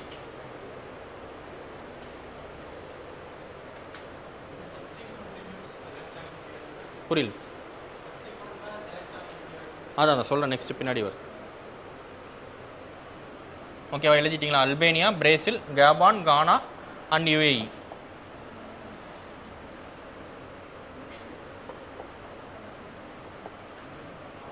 இப்போ ரீசெண்டாக எலெக்ட் ஆன கண்ட்ரிஸ் பார்த்தீங்கன்னா ஃப்ரம் ஜான்வரியிலேருந்து Ecuador, Japan, Malta, Mozambique and Switzerland. So அந்த 5 கண்ட்ரீஸ்க்கு பதிலாக இந்த 5 கண்ட்ரீஸ்க்கு பதிலாக இந்த கண்ட்ரிஸ் ரிப்ளேஸ் பண்ணியிருப்பாங்க. என்னென்ன கண்ட்ரீஸ்னால் Ecuador, Japan, Malta, Mozambique and Switzerland. இப்போ இந்தியா வந்து நான் பர்மனன்ட் மெம்பர்ஷிப்பில் இருக்கா? இந்தியா வந்து நான் பர்மனன்ட் மெம்பர்ஷிப் இல்லை. ஸோ அப்போ India is not a member of UNSC. Either permanent or non permanent, ரெண்டுலேயுமே மெம்பர்ஸ் இல்லை. ஸோ நெக்ஸ்ட் மெம்பர்ஷிப் மேபி 2027 வரும்னு தான் நான் சொன்னேன்ல ஃபஸ்ட்டு. 2027 வந்து மெம்பர்ஷிப் கிடைக்கும். அதுக்குள்ளே வந்து இந்தியா வந்து பர்மனன்ட் கேண்டிடேச்சர் அதை அச்சீவ் பண்ணுவாங்கன்னு சொல்லி எல்லா டிப்ளமேட்ஸும் சஜஸ்ட் பண்ணுறாங்க. மேபி நெக்ஸ்ட் டைம் போகும்போது இந்தியா ஒரு பர்மனன்ட் மெம்பராக போகக்கூடிய சான்சஸ் இருக்குது. ஓகேவா, நோட் பண்ணிட்டீங்களா? Non permanent members Ecuador, Japan, Malta, Mozambique and Switzerland. So அந்த 10 கண்ட்ரீஸ் வந்து லிஸ்ட்டை மைண்டில் வச்சுக்கோங்க. சப்போஸ் ஆப்ஷன்ஸில் வேறு ஏதாவது இருந்தால் அது ராங் ஆப்ஷன்ஸ்.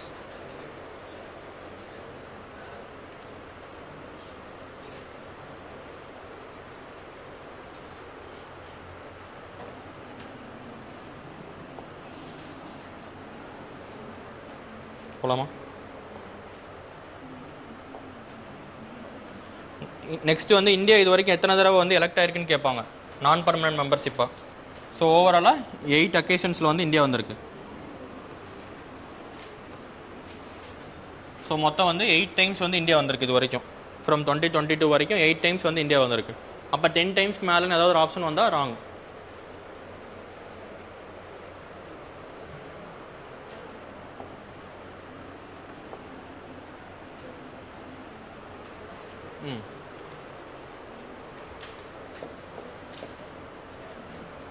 நெக்ஸ்ட்டு யூஎன்எஸ்சிக்கு ஏன் ரிஃபார்ம்ஸ் தேவை? நம்ம சொன்ன மாதிரி நேரோ லீடர்ஷிப் ஃபஸ்ட்டு. ஓவராலாகவே 15 கண்ட்ரீஸ் தான் வந்து ஒரு பைண்டிங் ரெசல்யூஷன் வந்து டேக்கிள் பண்ண அளவுக்கு இருக்குது. அதில் வந்து 5 பர்மனன்ட் கண்ட்ரீஸ் வந்து இருக்கனால யூஎன்எஸ்சி ரிஃபார்ம்ஸ் தேவை. நேரோ லீடர்ஷிப்னால் தெரியுதுல்ல, மொத்தமே வந்து 193 கண்ட்ரீஸில் ஒரு 15 கண்ட்ரீஸ் வந்து ஒரு பைண்டிங் ரெசல்யூஷன்ஸ் போட்டால் மற்ற கண்ட்ரீஸ்க்கு இம்பேக்ட்ஸ் ஆகும்ல. ஸோ அதுதான் நேரோ லீடர்ஷிப். ஸோ இதெல்லாம் மெயின்ஸ் பாயிண்ட்ஸு. நெக்ஸ்ட்டு வந்து யூஎன்எஸ்சி வந்து 1946 ஆரம்பித்தாங்களா? அப்போ வந்து வேர்ல்டு வந்து பைபோலார் வேர்ல்டாக இருந்துச்சு. இந்தியாங்கிறது ஒரு கண்ட்ரியாகவே பெருசாக இல்லை. பட் இப்போ வந்து இந்தியா வந்து one of the 5th largest எக்கனாமியாக போயிடுச்சு. 2027 3rd லார்ஜஸ்ட் எக்கனாமி. அதேமாரி ஆஃப்ரிக்கன் யூனியன்லேருந்து எந்த நேஷன்ஸுமே கிடையாது. ஸோ அதனால் இது வந்து ரிஃப்ளெக்டிங் 1950s, அதாவது செகண்ட் வேர்ல்டு வாருக்கு அப்புறம் அது இன்னும் அப்கிரேடே பண்ணல அப்படிங்கிறதான் சொல்கிறாங்க. Next lack of multilateralism. மல்டிலேட்ரலிசம்னா என்னது?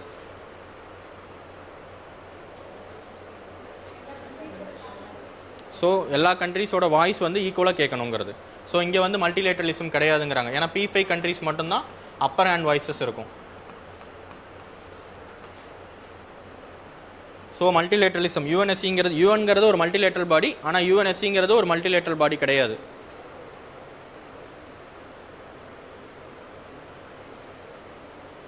நெக்ஸ்ட் வந்து வீட்டோ பவர். நான் சொன்ன மாதிரி P5 கண்ட்ரீஸ்க்குன்னு வீட்டோ பவர் இருக்கனால சப்போஸ் ஒரு நான் பர்மனன்ட் கண்ட்ரி வந்து சொல்கிற டெசிஷன்ஸ் வந்து பிடிக்கலன்னா வீட்டோ பவர் யூஸ் பண்ணி P5 கண்ட்ரிஸ் வந்து போக விட மாட்டாங்க. ஸோ அப்போ அந்தந்த 15 கண்ட்ரீஸ்க்குள்ளேயே வந்து ஈக்குவல் பவர் கிடையாது. இந்த நேரோ லீடர்ஷிப்குள்ளேயே வந்து ஈக்குவல் பவர் கிடையாது.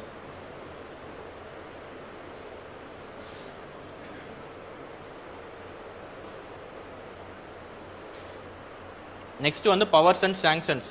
ஒரு யூஎன்எஸ்சி பாடினால ஒரு சாங்ஷன் போட முடியும் ஒரு கண்ட்ரினால.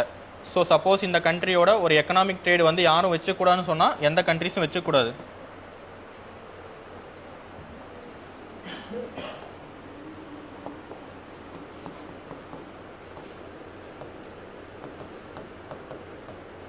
ஸோ எக்கனாமிக் ட்ரேடோ இல்லை வேறு எதுவும் பொலிட்டிக்கல் ரிலேஷன்ஷிப் வச்சுக்கூடாதுன்னு சொன்னால் எந்த கண்ட்ரிஸும் வைக்காமல் தான் இருக்கணும். ஸோ அதுக்கு வந்து பவர்ஸ் வந்து பைண்டிங்கும் சாங்ஷன்ஸ் போடக்கூடிய அளவுக்கு ஒரு யூஎன் பாடிக்கு பவர் இருக்குன்னா யூஎன்எஸ்சிக்கு தான் இருக்குது. ஸோ அந்த சாங்ஷன்ஸ் இருக்கனால இது வந்து யூஎன்எஸ்சி வந்து ரீஃபார்ம் பண்ணணும்னு சொல்லலாம். Next new world order.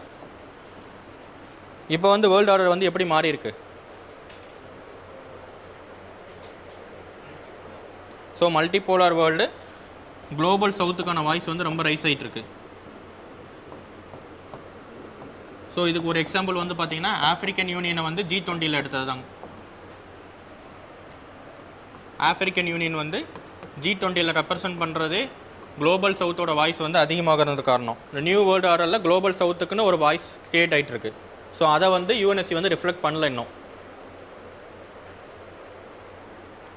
ஓகேவா? எதனால யூஎன்எஸ்சி வந்து ரிஃபார்ம்ஸ் தேவைன்னா first narrow leadership, it's reflecting the ideologies of 1950s, lack of multilateralism, veto power and powers and sanctions போடக்கூடிய பாடி நியூ வேர்ல்டு ஆர்டரில் ரிஃப்ளெக்ட் பண்ணல.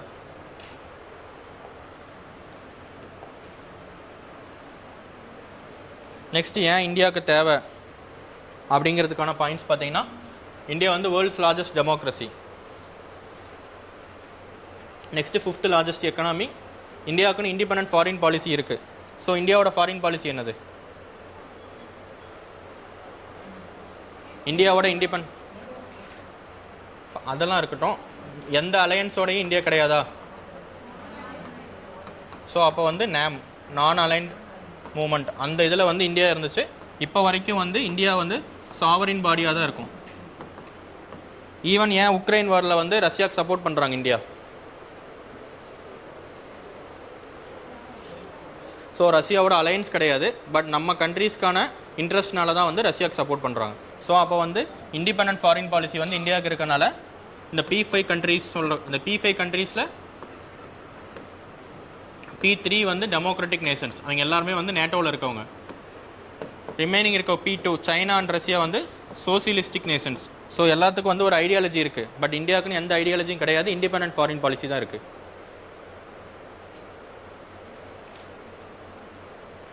சைனா அண்ட் ரஷ்யா ரெண்டுமே வந்து Warsaw பேக்டில் இருப்பாங்க. ஸோ இங்கேயே வந்து அலையன்ஸ் பில்டிங்காக தான் இருக்காங்க. இந்தியா வந்து அலையன்ஸ் கிடையாதுனால இந்தியாவுக்கு வந்து இண்டிபெண்டன்ட் ஃபாரின் பாலிசி இருக்கனால மெம்பர்ஸ்க்கு வைப்பாங்க. இந்த இடத்துல தான் வந்து ஜப்பான் வந்து நேட்டோ மெம்பராக இருப்பாங்க. ஸோ ஜப்பானை வந்து பர்மனன்ட் கேண்டிடேச்சர் கொடுக்க வேண்டாம்னு மற்ற டிப்ளமேட்ஸ் வந்து சஜஸ்ட் பண்ணுவாங்க. இந்தியா ஏன் அப்பர் ஹேண்டாக ஃபஸ்ட்டு இந்தியா கொடுக்கணும் அப்படிங்கிறதுக்காக. Next largest contributor of troops. இந்த இடத்துல ட்ரூப்ஸ்னு என்ன மீன் பண்ணுறேன்? ஸோ யூஎன் பீஸ் கீப்பிங் ஃபோர்ஸில் இந்தியா தான் வந்து one of the largest contributor of troops. அப்படி லார்ஜஸ்ட் கான்ட்ரிபியூட் பண்ணி அவங்களுக்கு பர்மனன்ட் மெம்பர்ஸ் கிடையாது. Next stands for global causes. India வந்து என்னென்ன காசஸ்க்கு வந்து ஸ்டாண்ட் பண்ணுச்சு இப்போ ரீசெண்டாக?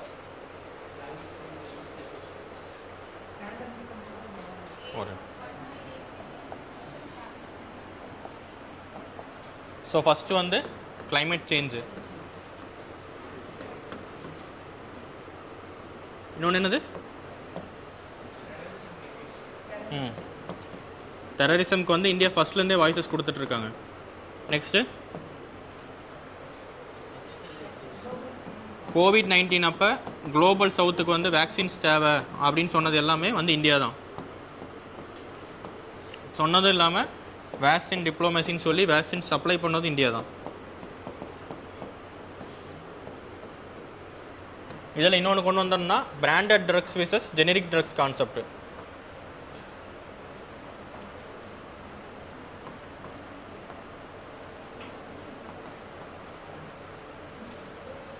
ஸோ பிராண்டட் ட்ரக்ஸ்னா என்ன, ஜெனரிக் ட்ரக்ஸ்னா என்ன? ஸோ பிராண்டட் ட்ரக்ஸுங்கிறது ஒரு பேட்டன்ட் ரைட்ஸ் இருக்கும். ஸோ காஸ்ட் வந்து அதிகமாக இருக்கும், ப்ளஸ் வந்து அக்சசபிள் பண்ண முடியாது. இதுக்கு வந்து ஆப்போசிட்டாக இந்தியா வந்து ஜெனரிக் ட்ரக்ஸ் கொண்டு வந்து எல்லா கண்ட்ரிஸ்க்கும் சப்ளை பண்ணிகிட்டு இருக்காங்க. ஸோ இதெல்லாம் தான் global causes.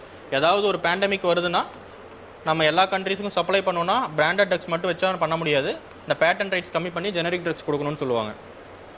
So climate change, terrorism, COVID-19 இது எல்லா டைம்லேயும் வந்து இந்தியா வந்து மற்ற கண்ட்ரிஸ்க்கு இருந்துச்சு. இன்னொன்று என்னென்னா டெப்த் சஸ்டைனபிலிட்டி.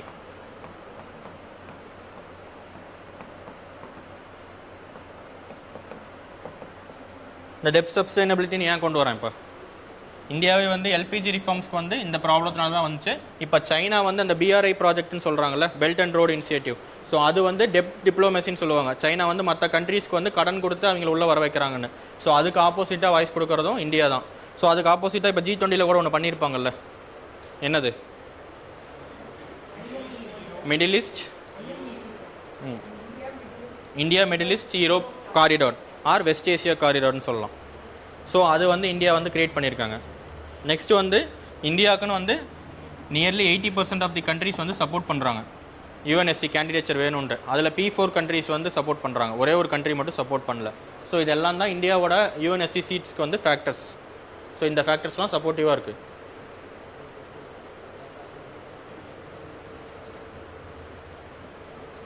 ஓகேவா?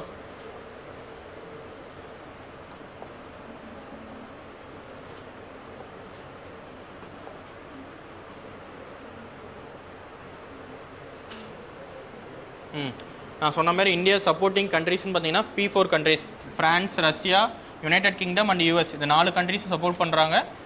ஒன்லி 1 கண்ட்ரி வந்து சைனா தான் அப்போஸ் பண்ணுறாங்க. ஸோ யூஎன்எஸ்சிக்கு வந்து ஒரு சீட்டு நம்ம உள்ளே போகணுன்னா, பர்மனெண்ட் மெம்பராக உள்ளே போகணுன்னா யூஎன்எஸ்சியில் இருக்கக்கூடிய P5 கண்ட்ரிஸ் வந்து எல்லாருமே அப்ரூவ் பண்ணணும். யுனைடெட் நேஷன் ஜென்ரல் அசம்பிளியில் 2/3 votingல் வந்து கிடைக்கணும். ஸோ இந்த 2/3 votingல் வந்து இந்தியாவுக்கு வந்து 184 கண்ட்ரிஸ் வந்து சப்போர்ட்டிவாக இருக்காங்க பர்மனன்ட் மெம்பர்ஷிப்காக. ஸோ அப்போ அந்த வந்து P5 கண்ட்ரீஸில் ஒரே ஒரு கண்ட்ரி சப்போர்ட் பண்ணால் இந்தியா வந்து உள்ளே வந்துடலாம். ஸோ ஈவன் வந்து இந்தியா ஒரு ஆஃபரும் பண்ணியிருப்பாங்க, நாங்கள் வந்து 15 இயர்ஸ்க்கு வந்து எங்களுக்கு வீட்டோ பவர் இல்லாமையே வந்து பர்மனன்ட் மெம்பர் கொடுங்கன்னு சொல்லி ஒரு ஆஃபர் கூட பண்ணியிருப்பாங்க. இது வந்து எப்போ சொல்லியிருப்பாங்கன்னா 2017 வந்து சொல்லியிருப்பாங்க, நாங்கள் பர்மனன்ட் மெம்பராக உள்ளே வரோம், 15 இயர்ஸ்க்கு எங்களுக்கு வீட்டோ பவர் கூட வேணான்னு சொல்லியிருப்பாங்க. ஸோ அதுவுமே வந்து சைனா அக்செப்ட் பண்ணியிருக்க மாட்டாங்க.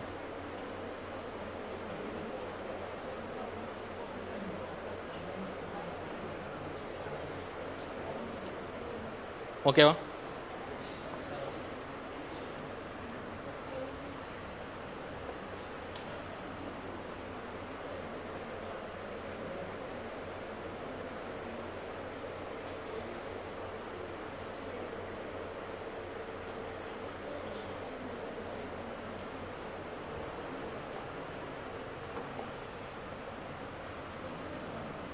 நெக்ஸ்ட்டு வந்து இந்தியாவுக்கு வந்து யூஎன்எஸ்சியில் பர்மனெண்ட் மெம்பர்ஷிப் கிடைச்சா என்னென்ன பெனிஃபிட்ஸ் கிடைக்கும்னு பார்த்துக்குங்க. ஸோ என்னென்ன பெனிஃபிட்ஸ் கிடைக்கும், இந்தியா வந்து ஒன் ஆஃப் தி குளோபல் பவராக க்ரியேட் ஆயிரும். சைனா வந்து ஈஸியாக டேக்கிள் பண்ணலாம். ஃப்ரம் டெரரிசமில் ஆரம்பித்து border disputes, even economic blockade அந்த மாதிரி ஃபியூச்சரில் வந்தாலும் டேக்கிள் பண்ணக்கூடிய அளவுக்கு இருக்கும். ஏன் எக்கனாமிக் பிளாக்கைடு கொண்டு வரோன்னா, சைனா தான் வந்து major exporter of the world. Suppose China நினச்சா எல்லா கண்ட்ரிஸ் மேலேயும் எக்கனாமிக் பிளாக்கைட் கொண்டு வர முடியும் ஃபியூச்சரில். இப்போ நாளைக்கே வந்து சைனாவுக்கும் யூஎஸ்க்கும் வார் வர மாதிரி இருந்துச்சுன்னா சைனா நினச்சா எக்கனாமிக் பிளாக்கைட் கொண்டு வர முடியும். அந்த டைமில் வந்து இந்தியா வந்து யூஎன்எஸ்சியில் மெம்பராக இருந்தால் எல்லாத்தையும் டேக்கிள் பண்ண முடியும். நெக்ஸ்ட்டு வந்து செக்யூரிட்டி இஷ்யூஸ். ஸோ இதே தான் ஃப்ரம் டெரரிசமு, அடுத்து பார்த்திங்கன்னா developing cyber security threats, next இப்போ ரேன்சம் அதிகமாகிறது. ரேன்சம்னா என்னது, ரேன்சம் வேர்ஸ் வந்து ஸோ சைபர் கிரைமு. ஆனால் ரேன்சம் வேர்ஸுங்கிறது ஒரு பர்டிகுலர் சிஸ்டமை இது பண்ணிவிட்டு பணம் கேட்குறாங்க. ஸோ இந்த மாதிரி செக்யூரிட்டி இஷ்யூஸ்க்கு வந்து யூஎன்எஸ்சியில் இந்தியா மெம்பர்ஷிப்பாக இருந்தால் பெஸ்ட்டாக இருக்கும். Next prestige and recognition. So இப்போ G20 நடந்ததுக்கப்புறம் இந்தியாவோட ப்ரெஸ்டீஜ் வந்து ரைஸ் ஆயிருக்கா? ஸோ அதேமாதிரி யூஎன்எஸ்சியில் ஒரு பர்மனன்ட் மெம்பராக இருந்தாங்கன்னா இந்தியாவுக்குன்னு ஒரு தனி ப்ரெஸ்டீஜ் கிடைக்கும்னு சொல்லலாம். Next political and economic interest. So இது என்ன சொல்லலாம், பொலிட்டிக்கல் அண்ட் எக்கனாமிக் இன்ட்ரெஸ்ட்னா? ஸோ இங்கே பொலிட்டிக்கல் இன்ட்ரெஸ்ட்னா வேர்ல்டு ஃபுல்லாக டெமோக்ராட்டிக் ரைட்ஸும் ஹியூமன் ரைட்ஸும் வந்து அதிகப்படுத்த முடியும். எக்கனாமிக் இன்ட்ரெஸ்ட்னா ட்ரேட் வந்து டெவலப் ஆகும். ஸோ G20 நடந்தப்போ பார்த்தீங்களா ஸ்டாக் மார்க்கெட்ஸ் எவ்வளோ ரைஸ் ஆச்சு? ஸோ நியர்லி வந்து 44,000 பாயிண்ட்ஸ் வந்து ரைஸ் ஆகிருக்கும். இதுதான் வந்து ஹையஸ்ட்டு இது வரைக்கும் இந்தியன் ஸ்டாக் மார்க்கெட்ஸில். ஸோ அந்த மாதிரி யூஎன்எஸ்சிக்கு மெம்பர்ஷிப் கிடச்சா ஒரு ஸ்டேபிள் கண்ட்ரியில் எக்கனாமி ஆட்டோமேட்டிக்காக டெவலப் ஆக ஆரம்பிச்சிடும். நெக்ஸ்ட்டு லாஸ்ட்டாக எமர்ஜிங் இஷ்யூஸ். ஏன் எமர்ஜிங் இஷ்யூஸை வந்து யூஎன்எஸ்சி மெம்பர்ஷிப்போட இது பண்ணுறோன்னா, சைனா வந்து கிளைமேட் சேஞ்ச் இஷ்யூவையும் வந்து யூஎன்எஸ்சியில் கொண்டு வந்திருப்பாங்க, ஜெண்டர் இஷ்யூவும் வந்து யூஎன்எஸ்சியில் கொண்டு வந்திருப்பாங்க. ஸோ இது ரெண்டுக்குமே வந்து இந்தியானால் வாய்ஸ் கொடுக்க முடியாது, ஏன்னா மெம்பர்ஷிப் கிடையாதுல்ல. ஸோ இப்போ கிளைமேட் சேஞ்ச் அண்ட் ஜெண்டர் இந்த மாதிரி எமர்ஜிங் இஷ்யூஸ் எல்லாமே வந்து யூஎன்எஸ்சியில் பேச ஆரம்பிச்சிட்டாங்க. ஏன்னா எல்லாமே செக்யூரிட்டி தான், சப்போஸ் கிளைமேட் சேஞ்ச் அஃபெக்ட் ஆனால் செக்யூரிட்டி அஃபெக்ட் ஆகும்னு சொல்லி சைனா வந்து ரேஷனல் கொடுக்கறனால ஸோ எமர்ஜிங் இஷ்யூஸ் எல்லாமே யூஎன்எஸ்சியில் பேச ஆரம்பிக்கும் போது இந்தியா வந்து அங்கே பர்மனெண்ட் ரெப்ரசன்டேஷன் இருந்தால் ஈஸியாக டேக்கிள் பண்ணிக்கலாம். ஸோ அப்போ வந்து ஃபஸ்ட்டு குளோபல் பவர் ஆகும், நெக்ஸ்ட்டு சைனாவை டேக்கிள் பண்ண முடியும். Security issues, prestige and recognition, political and economic interest, லாஸ்ட்டாக எமர்ஜிங் இஷ்யூஸ். ஸோ இதெல்லாம் தான் இந்தியாவோட சிக்னிஃபிகன்ஸ் யூஎன்எஸ்சி மெம்பர்ஷிப் வந்ததுக்கப்புறம். ஓகேவா?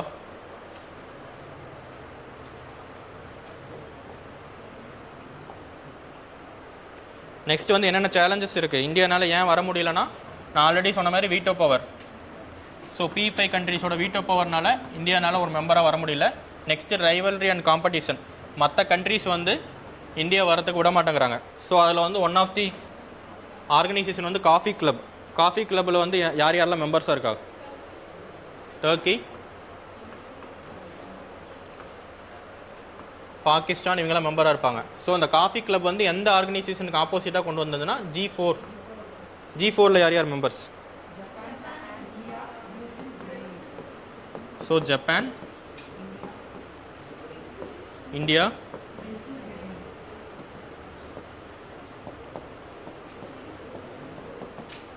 Brazil, Germany.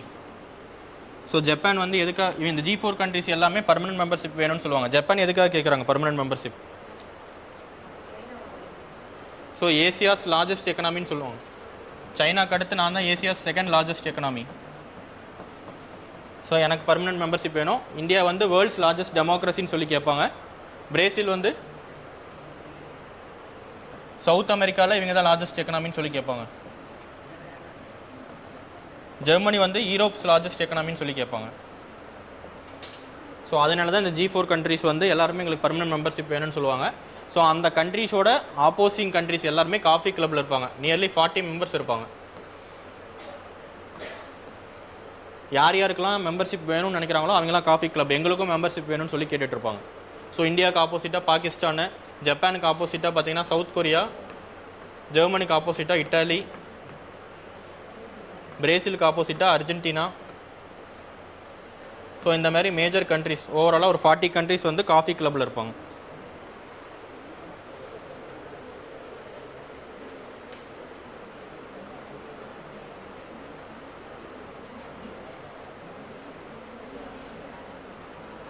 ஓகேவா? G4 countries and coffee club countries. Next political will. So இந்த பொலிட்டிக்கல் வில்லுங்கிறது லீடர்ஸோட political will. Even US UK இவங்க எல்லாருமே சப்போர்ட் பண்ணாலும், சப்போஸ் நாளைக்கு ஏதாவது லீடர்ஸ் வந்தாலும் UNSCயோட மெம்பர்ஷிப் கிடைக்காம போகிறதுக்கும் சான்சஸ் இருக்குது. நெக்ஸ்ட் இந்தியாவோட க்ரோத் ட்ரெஜெக்ட்ரி. இங்கே என்ன மீன் பண்ணலாம்? இந்தியாவில் வந்து இன்னும் பாவர்ட்டி அதிகமாக இருக்குது. So India is still a developing nation. So இதுவே ஒரு ரேஷனலாக சொல்லி UNSC மெம்பர்ஷிப் கொடுக்க மாட்டேங்கிறாங்க. Next lack of consensus. இந்த லேக் ஆஃப் கன்சென்சஸ்ங்கிறது ஹோலாக எல்லா கண்ட்ரிஸையும் ரெப்ரசன்ட் பண்ணுற மாதிரி தான். P5ல் இருக்க எல்லா கண்ட்ரிஸும் டெவலப்டு நேஷன்ஸா? So China is a developing country தான். பட் இருந்தாலும் இந்தியாவை டெவலப்பிங் கண்ட்ரிஸ்ன்னு சொல்லி மெம்பர்ஷிப் தர மாட்டேங்கிறாங்க.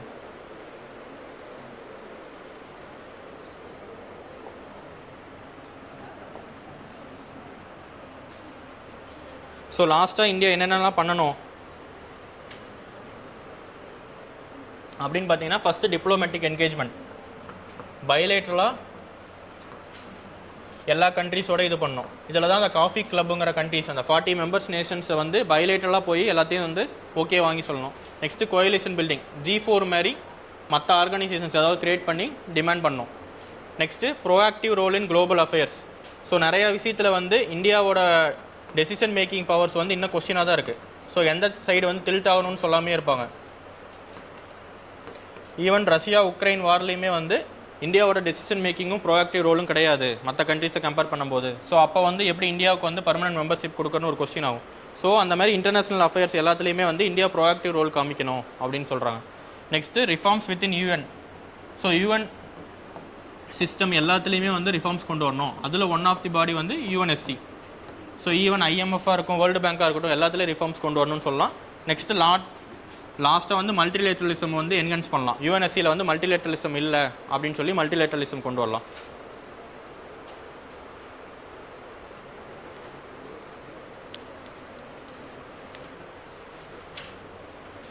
ஓகேவா? UNSC புரிஞ்சா? ஸோ UNSCயில் வந்து ப்ரிலிம்ஸ் பர்ஸ்பெக்டிவில் வந்து யார் யார் non permanent members, permanent members, UNSCயோட பைண்டிங் அக்ரிமெண்ட்டு, நெக்ஸ்ட் அவங்களோட powers and sanctions, headquarters, மெயின்ஸில் வந்து ஏன் இந்தியாவுக்கு வந்து யுஎன்எஸ்சி மெம்பர்ஷிப் தேவை, கிடைச்ச என்னென்ன சிக்னிஃபிகன்ஸ், கிடைக்காம இருக்கிறதுக்கு என்னென்ன சேலஞ்சஸ் இருக்குது, வே ஃபார்வர்டாக இந்தியா என்னென்ன பண்ணோம். ஸோ இது ரெண்டையும் நம்ம பார்த்துட்டோம். அதேமாரி இந்தியா நேபாள் ரிலேஷன்ஸ். ஸோ இது இல்லாமல் வந்து இந்தியா எகிப்ட் ரிலேஷன்ஸும் பீம்ஸ்டெக் இது ரெண்டும் வந்து நான் லேட்டராக வீடியோவில் த்ரோ பண்ணிடுறேன்.